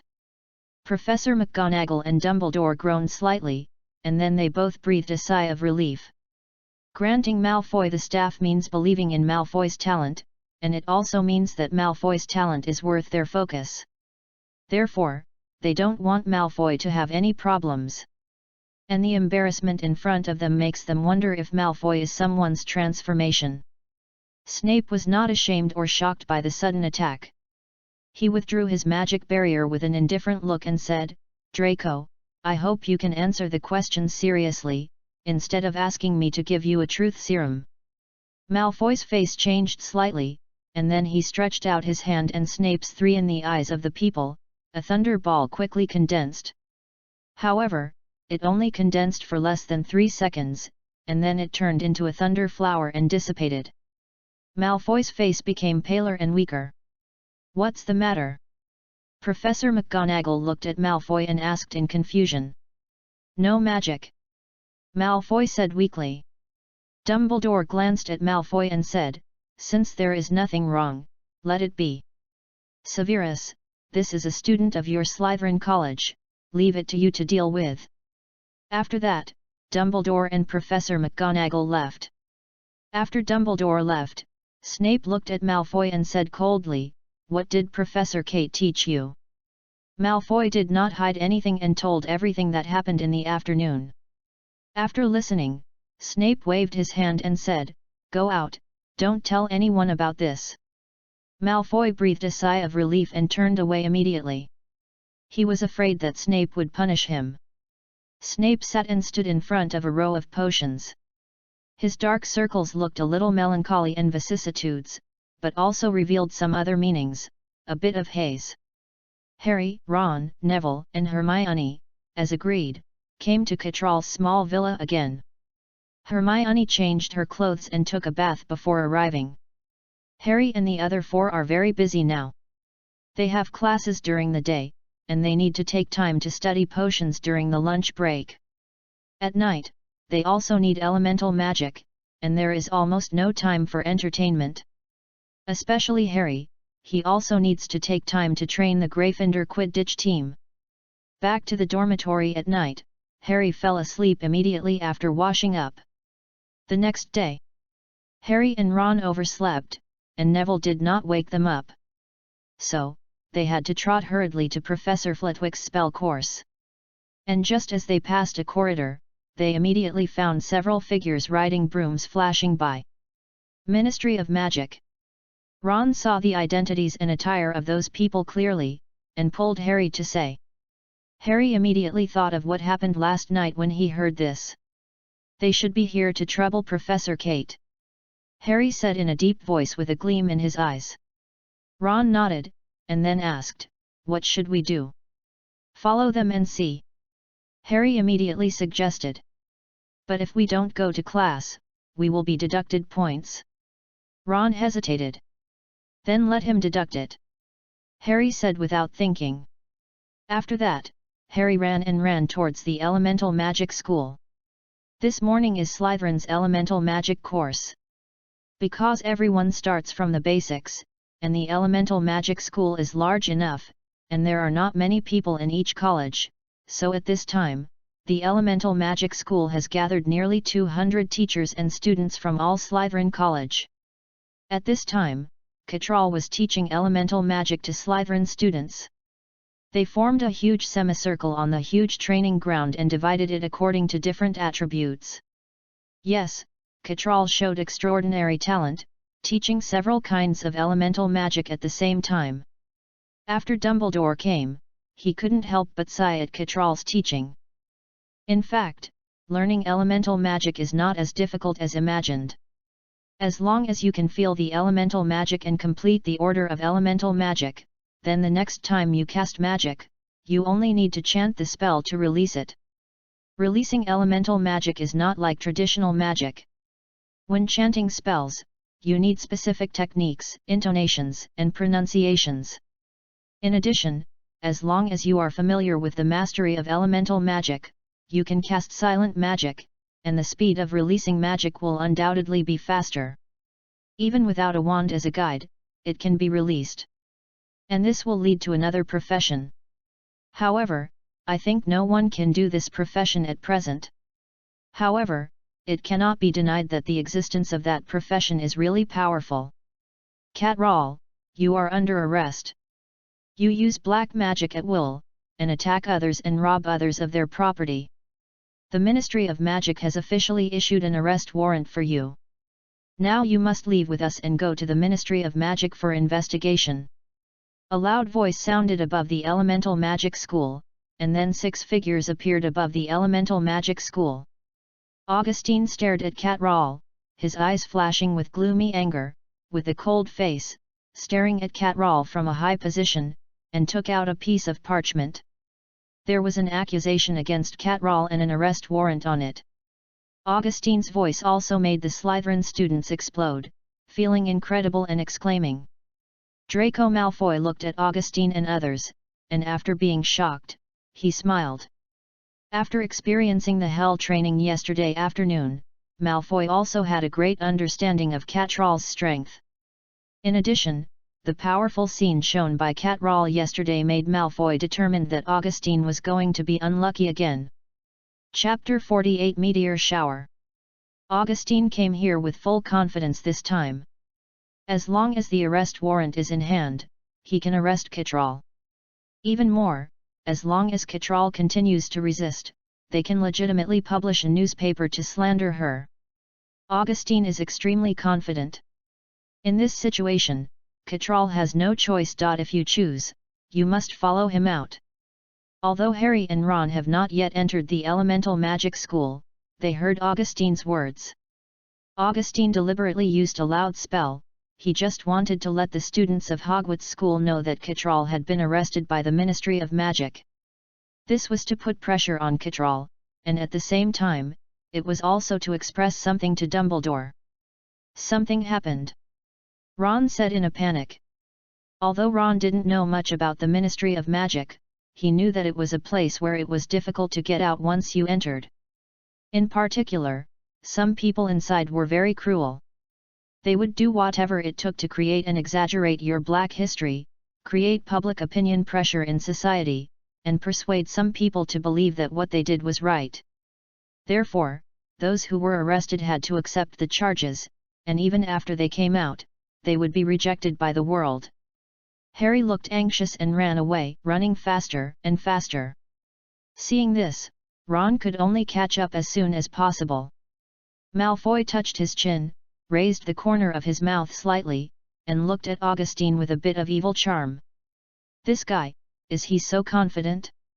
Then Malfoy saw Harry and Ron appearing from the main gate. And his expression became serious.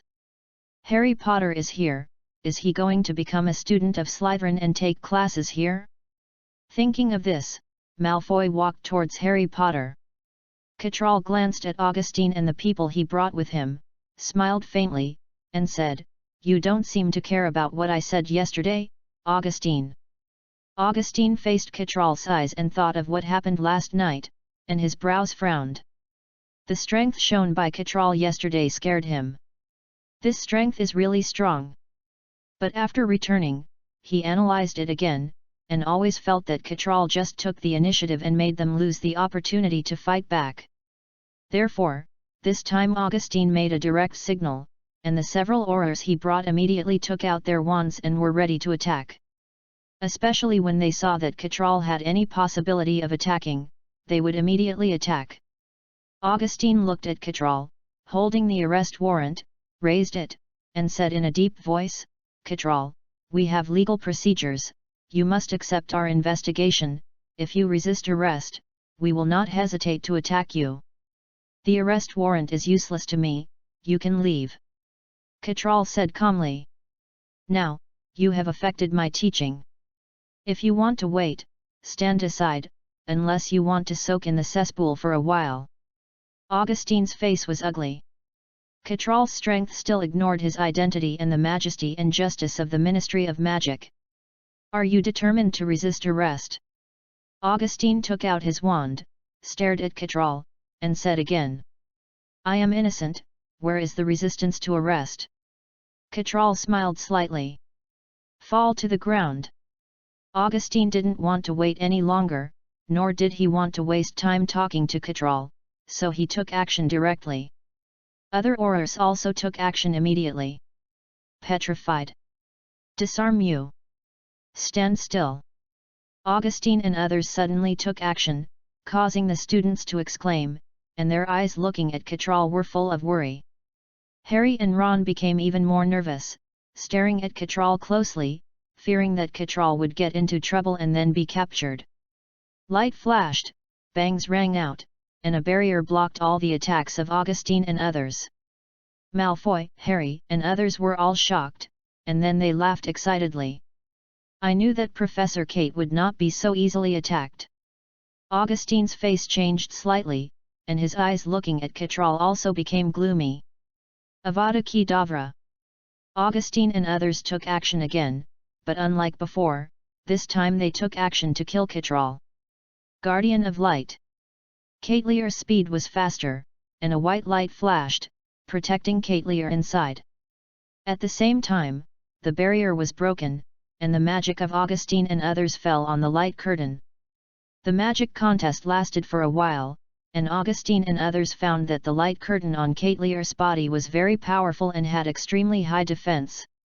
It actually blocked the Avada Kedavra released by several of them at the same time. Wind Curse. Catlear's voice sounded, and the faces of Augustine and others changed suddenly, especially yesterday, but they personally experienced the feeling of being swept by the wind. So he waved his wand and said, "Stop the curse." Many people used magic at the same time, and the wind that was stirred up changed in an instant. The wind dissipated. Meteor shower. Catlear's voice sounded again. And the temperature around him rose, and the sky turned red. Before Augustine could recover, he was shocked to find that flaming stones as big as faces kept falling from the sky. Levitation spell.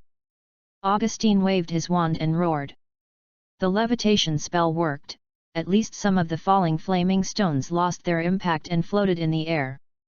But there were too many flaming stones falling, and the speed was too fast, so the levitation spell was not enough. The flaming stones that were originally suspended continued to fall after being hit by the stones that came from behind. The students in the seats were filled with horror and excitement when they saw the falling meteor shower. It was too spectacular and beautiful at the same time. Especially Harry Potter, who had fire element magic, was full of shock and expectation at this time. This was a terrifying magic. Numerous obstacles. Armor protection. Hover spell. Augustine and others dodged with all their strength, and cast protective spells on themselves, because if they were not careful, they would die here. They angered Catral, and he was taking revenge. This time, Augustine clearly discovered that Catral was so powerful, especially such a large-scale magic attack, which was even more shocking. Too powerful. He looked very much like that person. No, it felt like he was even more powerful than that person. In addition, this was magic he had never seen before, and it was also magic that that person could not cast. Chapter 49 Augustine's Fear. Ahem. Augustine climbed out of the pit in a very embarrassed manner, with a blank face. At this time, his clothes were already tattered, and there were many scars on his body. One of his arms was bent and bleeding. There were several other people who were similar to Augustine. They were even more embarrassed than Augustine. It was not a good thing for Hogwarts that Catral did not kill them, but necessary punishment was necessary. However, Augustine was desperate at this time. Merlin's pants, how could he have such magical magic? Professor McGonagall, who had received the news and rushed over in time, just witnessed the scene of the meteor shower drowning Augustine and others, and couldn't help but sigh. Harry and Ron were both shocked and helpless when they heard what Professor McGonagall said. The two of them were skipping classes and came here. If Professor McGonagall saw this, they would be deducted points again. Catral grabbed with 5 fingers, and a wind magic appeared, and Augustine was controlled to fly in front of Catral. Healing spell. Catral healed most of Augustine's injuries, and then asked, "I'm very curious, who ordered you to be so persistent in going against me?" Augustine faced Catral's gaze, and the fear was deeply imprinted in the depths of his soul, and his body trembled. All this was only because of Catral's strength and sharp eyes, as if he could see through a person's soul, making it impossible for people to look directly at him. "I don't know who he is specifically, but he is my superior. The order he gave me was to expel you from Hogwarts." Augustine trembled, lowered his voice, and responded with difficulty, but the fear in his eyes did not subside at all. Catral frowned slightly when he heard this. "Are you a Death Eater?" As he said this, Catral grabbed Augustine's hand and lifted his sleeve. "There is no Death Eater mark." Seeing this, Catral frowned again, then stretched out a finger and placed it on his arm. A white light flashed, and the black, unique mark of the Death Eaters, appeared. Augustine widened his eyes. He didn't expect that he was discovered even though he hid so well. Catral's eyes flashed with light, and the corners of his mouth curled up. He looked at Augustine and said, "Soul reading." In an instant, the memory in Augustine's mind was read by Catral without reservation. Augustine had no chance to resist at all, let alone scream. This is the effect of strong strength. After a while, Catral withdrew from Augustine's memory and found that Augustine really didn't lie. When the other party contacted him, it was a single line, and the few contacts were all wearing masks, leaving a piece of paper and leaving. "I'll spare your life this time, but if I see you again and offend me, you will be punished by the arbitration committee." "I believe you.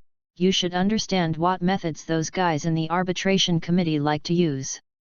When Catral's voice sounded, Augustine's face suddenly became extremely ugly, even fearful. The arbitration committee is the most hidden and mysterious organization in the magic department, and few people in the entire Ministry of Magic know about it.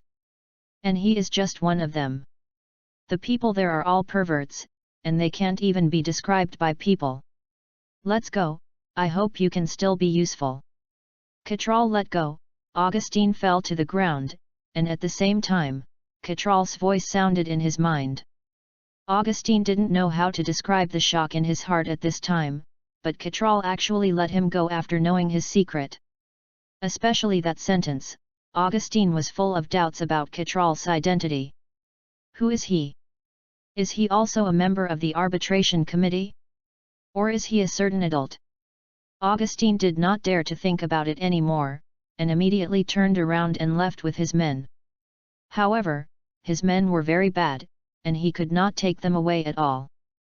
Dumbledore appeared in the training ground with a disapparation, looked at Augustine on the side, and said seriously, "Augustine, you will pay the price for your behavior." Dumbledore was very angry. He did not expect Augustine to ignore his warning, break into Hogwarts again, and start fighting in Hogwarts. Augustine did not speak, and took his men to the hospital with difficulty, where they needed to be treated. In addition, Augustine felt that he needed to do something. "Kate, you should have informed me earlier." Dumbledore came. Catral complained with some dissatisfaction. Catral smiled and said, "Albus, I shouldn't be the one to inform you, but you should find a way to drive them out before they enter Hogwarts." Dumbledore pondered for a moment after hearing this, and then said, "Okay, we should make some changes. But before that, I need to go to the Ministry of Magic in person and ask Fudge whether he is qualified for this position." Dumbledore turned and left after saying this. "Harry Potter, Ron Weasley, can you two tell me why you are here? If I remember correctly, you have Professor Flitwick's spells class this morning." Professor McGonagall saw that the matter was resolved, and then saw Harry and Ron quietly leaving, and said with a serious look, Harry and Ron's faces turned pale when they heard this, and they turned back to face Professor McGonagall, lowering their heads, not knowing how to explain. Should we tell you that we deliberately skipped class? This is obviously not allowed. 10 points deducted from Gryffindor. Professor McGonagall's voice sounded, and Harry and Ron were extremely desperate. Another point deducted. Professor McGonagall ignored Harry and the others and turned away. The appearance of Augustine and others also made Professor McGonagall realize that Hogwarts' defense was still too weak. Harry Potter. After Professor McGonagall left, Malfoy came up and stared at Harry and shouted. Harry looked up at Malfoy and said, "What's the matter? Are you planning to join Slytherin?" Malfoy smiled. Impossible. Harry refused righteously. Malfoy's original expectations disappeared without a trace, and his eyes looking at Harry were high again, saying, "Harry, Gryffindor is not suitable for you. But it doesn't matter, I will let you know who is the genius, and also let you know that your choice is wrong." Harry pouted and turned away with Ron. Malfoy was immediately ignored by Harry and Ron, and was very angry. With a ferocious face, he shouted to Harry and Ron, "Harry Potter, I want to have a wizard duel with you." Chapter 50 Malfoy's Worship Harry, Ron. What did you do today? Oh, Merlin's socks, you actually skipped class, and we were deducted 10 points again. Do you know how many points our Gryffindor has been deducted because of you too? On the way to the herbology class, Hermione looked at Harry and Ron who came back secretly, and complained emotionally. Harry, because of your lateness, our Gryffindor was deducted 10 points by the professor. Neville came over and said. Deducted 10 points again. Ron shouted in shock, Merlin's pants, we were just. Harry quickly covered Ron's mouth and was about to take Ron away. Stop, you must give an explanation. I just heard Ron say that you were just deducted points. Tell me, what did you do? Hermione was furious. Her voice was a little loud, and attracted the attention of other Gryffindor students, who gathered around. They looked at Harry and the others with more scrutiny. No matter what, Gryffindor's deduction of points was basically related to Harry and the others. Being watched by everyone, Harry and Ron subconsciously stepped back. So stressful. Gryffindor has a lot of points. Don't be polite. We can earn it back. Ron said a little embarrassedly. Ron. Hermione was furious again after hearing Ron's words. This time, she directly took action and grabbed Ron's ear. Ron screamed in pain. Harry was also horrified when he saw this. Oh my god, when did Hermione become so violent? Harry moved a few steps to the side and immediately left. Harry, save me! Ron screamed when he saw Harry leaving him behind.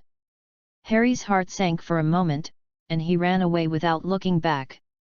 If he was grabbed by the ear by Hermione like this, and was bullied by a girl in such a public place, it would be too uncomfortable. What did you do? Why did Professor McGonagall deduct points? In the herbology class, Hermione still couldn't help asking. The Ministry of Magic has issued a wanted order for Professor Kate, and announced this order loudly in Professor Kate's elemental magic school. Harry answered Hermione's doubts and looked at Malfoy at the same time.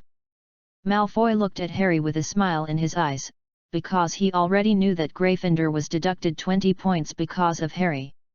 Harry pouted, not looking at Malfoy, and expressed disdain. Malfoy looked a little ugly when he saw this, and Harry ignored his existence again. How is Professor Kate now? Hermione asked worriedly. Professor Kate is very powerful. They lost to Professor Kate again and were admitted to the hospital. Harry responded in a low voice. Professor Kate ignored the arrest warrant of the Ministry of Magic and attacked them again? Oh my god, the Ministry of Magic will definitely retaliate wildly. Hermione was stunned and worried. Maybe, but Professor Kate is fearless, so nothing should happen. Harry thought for a while and said. Maybe. Hermione said worriedly again. In this class, Hermione couldn't concentrate on the class at all. Augustine received treatment in the hospital. Pomfret, the medical skills of the people were very advanced. After lying down for only 2 hours, they were able to move freely. Augustine then took people out of the hospital and returned to the Ministry of Magic. After handing over in the office, Augustine hurried back to his residence. Augustine came to the study, opened a secret room in the study, and hurriedly walked in. Passing through the winding path, walking through the corridor, and then came to an underground hall. Augustine didn't know how much of his memory was read by Catral, but it seemed that it had been exposed here. But no matter what, he was eager to get some information and get help. Augustine came to a statue, which was a snake, a big black snake. Putting his hand on it, Augustine kept muttering, and then he saw 3 shadows appear in the secret room. The 3 people were all wearing black robes and masks, looking very mysterious. "What's the matter with you looking for us?" one person asked. Augustine glanced at the 3 people and asked, "Is anyone familiar with the 3 of Catral?" The 3 were silent, and no one answered. "What happened?" one person responded. Augustine then told what happened in the past 2 days, and then said, "He found out my identity, but let me go." After listening to Augustine's words, the 3 were silent again. "I haven't heard of his existence, but I am looking forward to elemental magic." Augustine heard what the other party said and said, "I advise you not to provoke him. At least I don't want to die. He has been exposed, and Augustine doesn't want these unreliable guys hiding somewhere to suddenly provoke him and bring trouble to himself. We will investigate his existence, just continue to do your own thing." One person responded. After speaking, the figure disappeared. Interesting magic. If it were our own people, the Dark Lord could come back faster. After speaking, one person also disappeared. Augustine's face changed slightly, but he remained silent. "Augustine, who gave you the order?" asked the only remaining man in black who did not leave. Augustine did not know the other party's identity, but still responded, "I don't know, but the information was delivered in our way, and he knows me very well." The man in black was silent for a moment, and disappeared without saying anything. Augustine stayed in the secret room for a while before leaving quietly. Augustine returned to the study and quickly received the information from the owl, and left in a hurry. The next day, there was an explosive news event about Catral, which directly exploded in the magic world. For example, new elemental magic, brilliant and destructive, the secret of Catral. The founder of elemental magic, a mysterious wizard without a record, Auror breaks into Hogwarts and is beaten by a mysterious professor, mysterious wizard ignores arrest warrant, etc. Magazine reports directly made headlines in well-known newspapers such as the Daily Prophet, the Quibbler, and Transfiguration Today. At the same time, everyone was very interested in Catral. Not only did he resist arrest, he also knocked down the Aurors who came to resist arrest, which is very rare in the magic world. So, people in the magic world are all watching the Ministry of Magic's jokes. Of course, the new elemental magic is gorgeous and beautiful, so powerful that it makes people tremble, and it is even more novel. So, they began to gather towards Hogwarts, including those with ulterior motives.